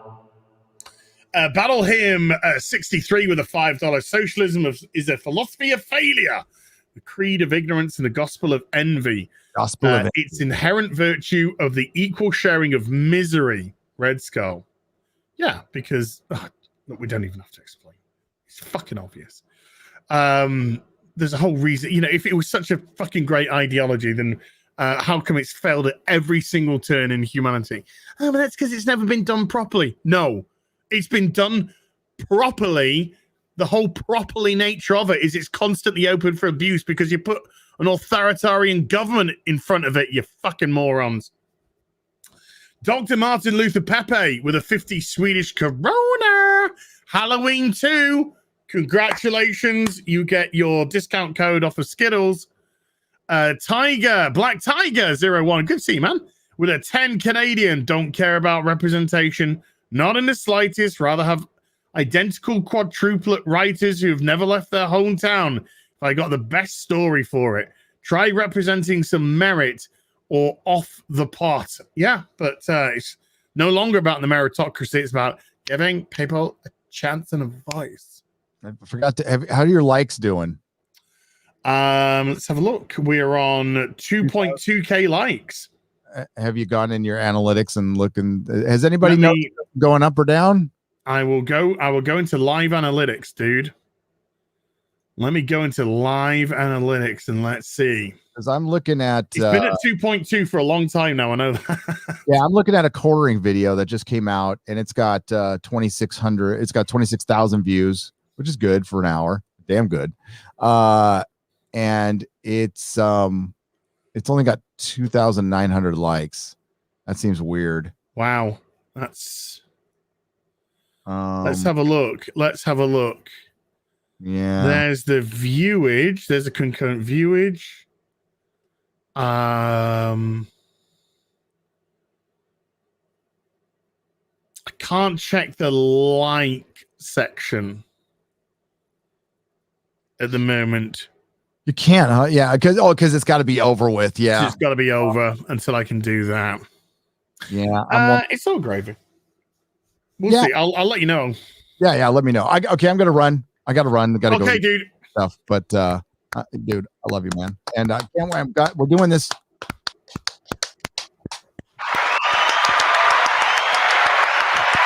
Doing this weekly. And if things don't get fixed, then live stream every fucking day. I don't care. I mean, that's what I like to do. So it's fine. We are grateful for the channel, the subscribers we have. We're grateful for everyone hanging on. We're grateful for all your support. And this is so much fucking fun. So I'm totally cool with this. We're gonna find somebody for Friday Night Tights. Don't worry about it. And if we don't, we don't. And then I'll do a video and some super chat square ups. And don't forget to subscribe to this guy. Make sure you are still subscribed to Az from Heel versus Babyface. And thanks for having me on, bud. It's a team effort, buddy. And we'll see you next Tuesday on your channel for the real BBC. Yep. And your homework, if you choose to take it up, is reading the 4 issues of Kingdom Come. Get a graphic novel, digital, do whatever you need to do, and we will discuss how fucking good this is. And yes, it was written by the psychopath Mark Waid. But Alex might have had a few things to do with that. Yeah, well, people are saying Alex had a pretty decent hand in the writing as well as the art. Yep. So let's think of it more as a Alex Ross solo. Yeah, let's do that. All right. Take care, dude. Anything you want to plug? But watch my WandaVision video. I put that out Friday. Put a lot of work into it. Spent 3 weeks on that bitch on vacation. And then yeah, it's weird. It's still like motoring along slowly on views. So it's like if it gets there, however it gets there is fine.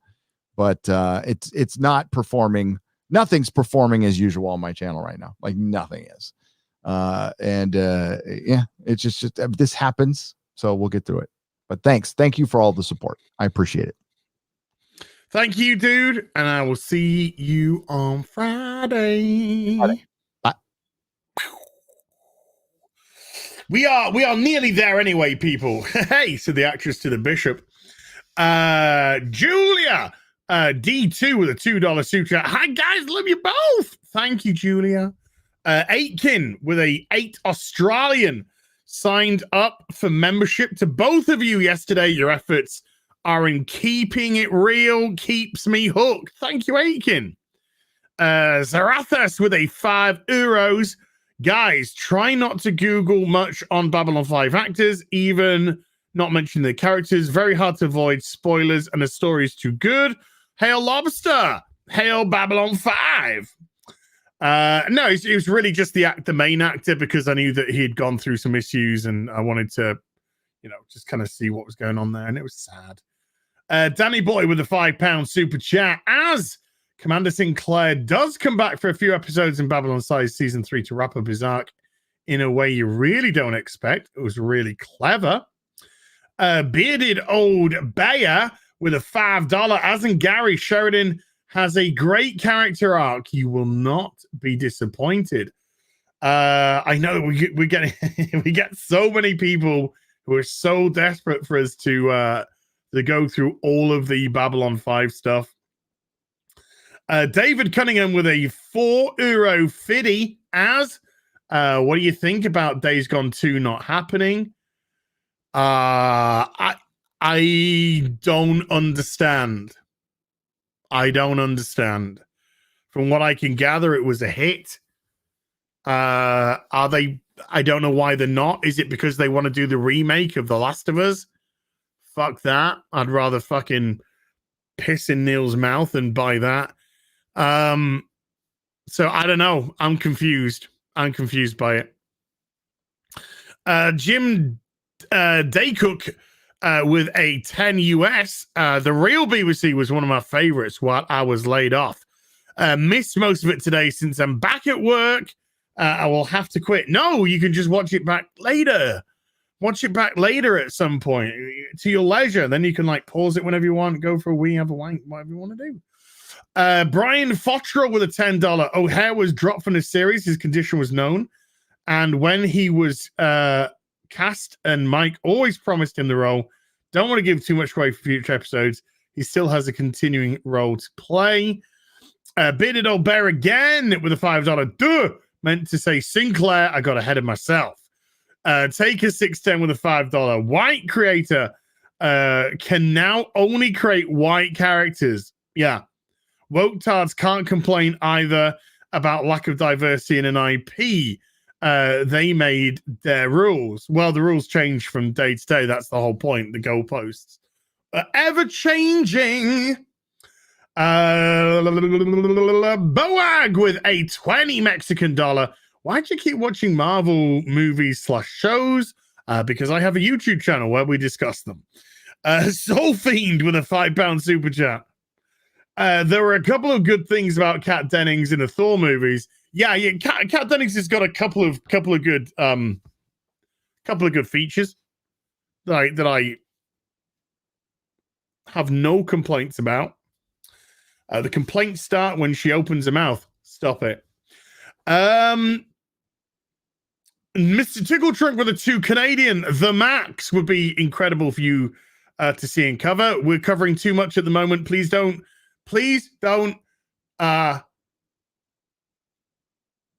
recommend any more TV. We're watching Babylon 5. We're going to be here for a while. The new number 2 with a 2 US. Hey, lads. Congratulations on 9 years. Thank you. Hi, Gary. He's gone, but he says hi. I can hear him. Hi. Grey Ghost with a $10. Hail Ocean Man and Ryan Kinnell's dad. Rob Snyder's apology tour is next. Also, weird how I've watched you both for years, and first time hearing of all those alt-right figures was from rewriting Ripley. I know, it's as if they had an agenda and it's all fabricated trash, because people got pissed that we didn't like their Space Wizard movie.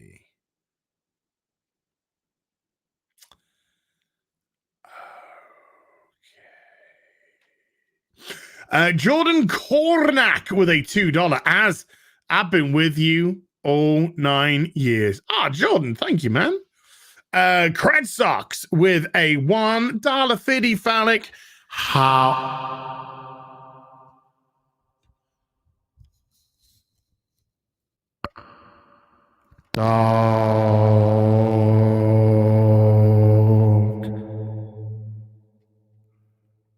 Okay.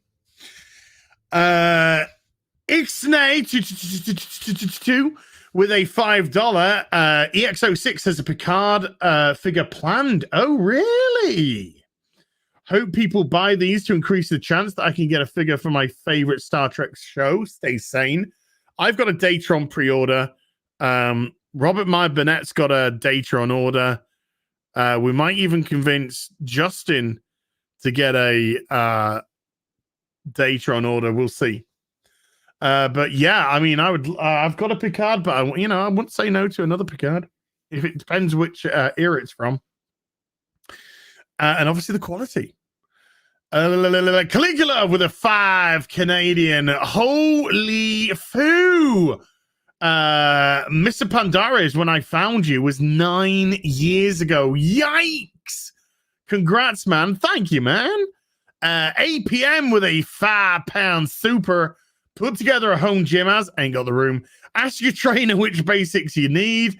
I've done that, and I actually prefer it to a public gym. I don't mind public gyms. I don't have room to swing a cat in here. I ain't got any room for gym equipment. None. Free weights. That's what I've got room for. Free weights and maybe putting something on the TV and putting down a yoga mat. You know what I'm saying? That is all the room that I personally have as I slap my thigh. That's all the room that I got for a gymnasium. Mr. Tickle Trunk with a 5 Canadian. The longer you don't watch Babylon 5, the more super chats you'll get about it. Taps nose. Knowing nod. Okay, I get it. Obvious wink. 2 Canadian. The comic series, the max, but yeah, busy. Fuck off. Thank you, Mr. Tickle Trunk. Okay, that's them, the super chats.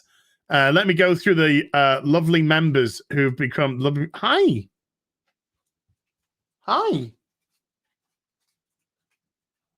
What are you doing? What are you doing? Oh, what are you doing?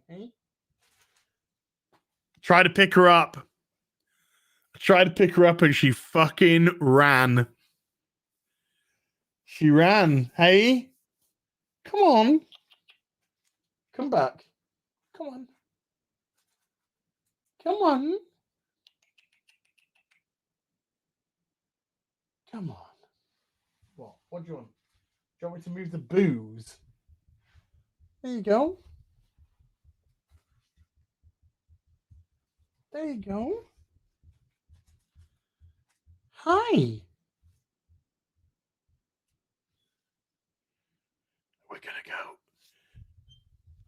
We're gonna go for another attempt. No, Belle just hates being picked up. She ain't shy. She comes to daddy when she wants love, but she just does not like being picked up, do you, baby? Yeah, good girl. Hey, come here.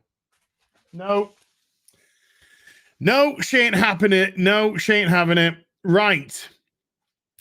Aluviana Imikara has become a member at the Stormtrooper level. Thank you. George Forrest Jr. has become a member at the Stormtrooper level. Mags with a apostrophe after it has become a member at the Stormtrooper level.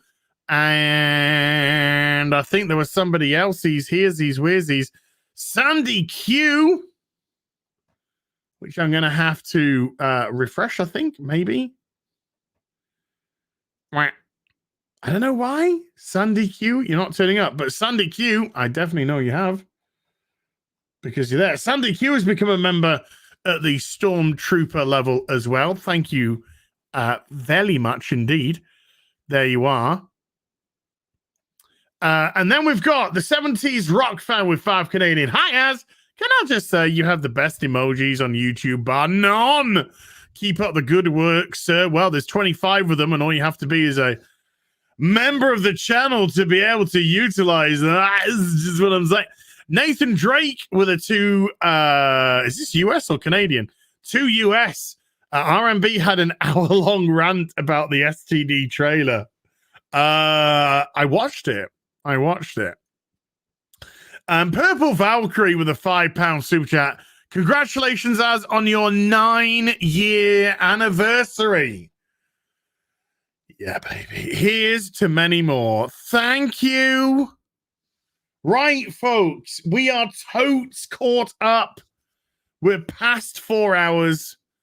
A massive thank you to everyone who turned out to the real BBC. We are now officially weekly. So next Tuesday, we'll be back. But we'll be back on Gary's channel for the first time of the new weekly shows. Same time, but just on Gary's channel. Humongous. Yes, I did just sexually harass you. Humongous thank you to everyone who hit the super chat button, everyone who hit the membership button and supported the channel. I can't thank you enough. My mods, Purple Valkyrie, Vanessa, thank you so much indeed for doing a great job, as always, in the chat. I really appreciate you, ladies. You are mucho bueno. And big thank you to me, I think. Yeah. I know there's another super chat. APM with a £5 super chat. If you see a cat, pet it for 5 minutes, Red Skull. Yeah. He's really nice, that Red Skull person. And Clobbering Ties at $2. Congratulations on 9 years, sir. As a living long and a prospering, sir. Thank you. So thank you to... I will be back tomorrow night. I will be back at some point. Julia with a $5. Congrats on 9 years, Az. That's a hell of a stream anniversary. Always wanted to suggest Mauler or EVS for Friday Night Tights. There you go. Some more suggestions. Thank you very much. Tomorrow night, I'll be back here, 8 p.m. UK time, where we're going to be doing What Toys. And there's going to be stuff to show off. At least 2, possibly 3 things to show off. Olaf Van S with a €2. Hail to 9 years and power to the cats. Yeah, she just does not want to get picked up. You're just not letting me go, are you? Zarathus with a €5. You're very welcome, Azzy. Always a pleasure to listen to you. Thank you very much indeed. So I'll be back tomorrow night, 8 p.m. UK time, right here with What Toys with Robert Meyer Burnett. We're going to be definitely got some stuff to show off for you. And then Thursday, I don't know what time yet, but Thursday I'm going to be over on Nick Ricada's channel as we delve into the wonderful world of Carol and her laser beam eyes. Friday, of course, Friday Night Tights. He missed my second one. Hold on, Julia. Sorry. I got that one. Is there one that I missed? Is there one that I missed? I got that one, I got that one.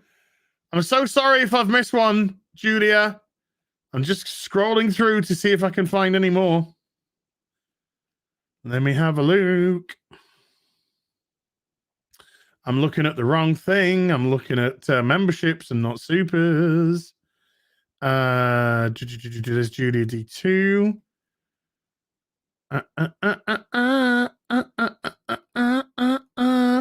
Hi guys, love you both for $2. I think I got that one. And then I'm scrolling and I'm scrolling and I'm scrolling and I'm scrolling and I'm scrolling and I'm scrolling. So I think I got him. I think you got him. I think you got him, Julia. An APM with a quick £2. If you see a streamer, don't let him go. Redsco. He might not have said that. He might not have said that. So thank you, folks. I'll be back with some more stuff very soon. You take care. Have a great rest of your evening. Bye for now.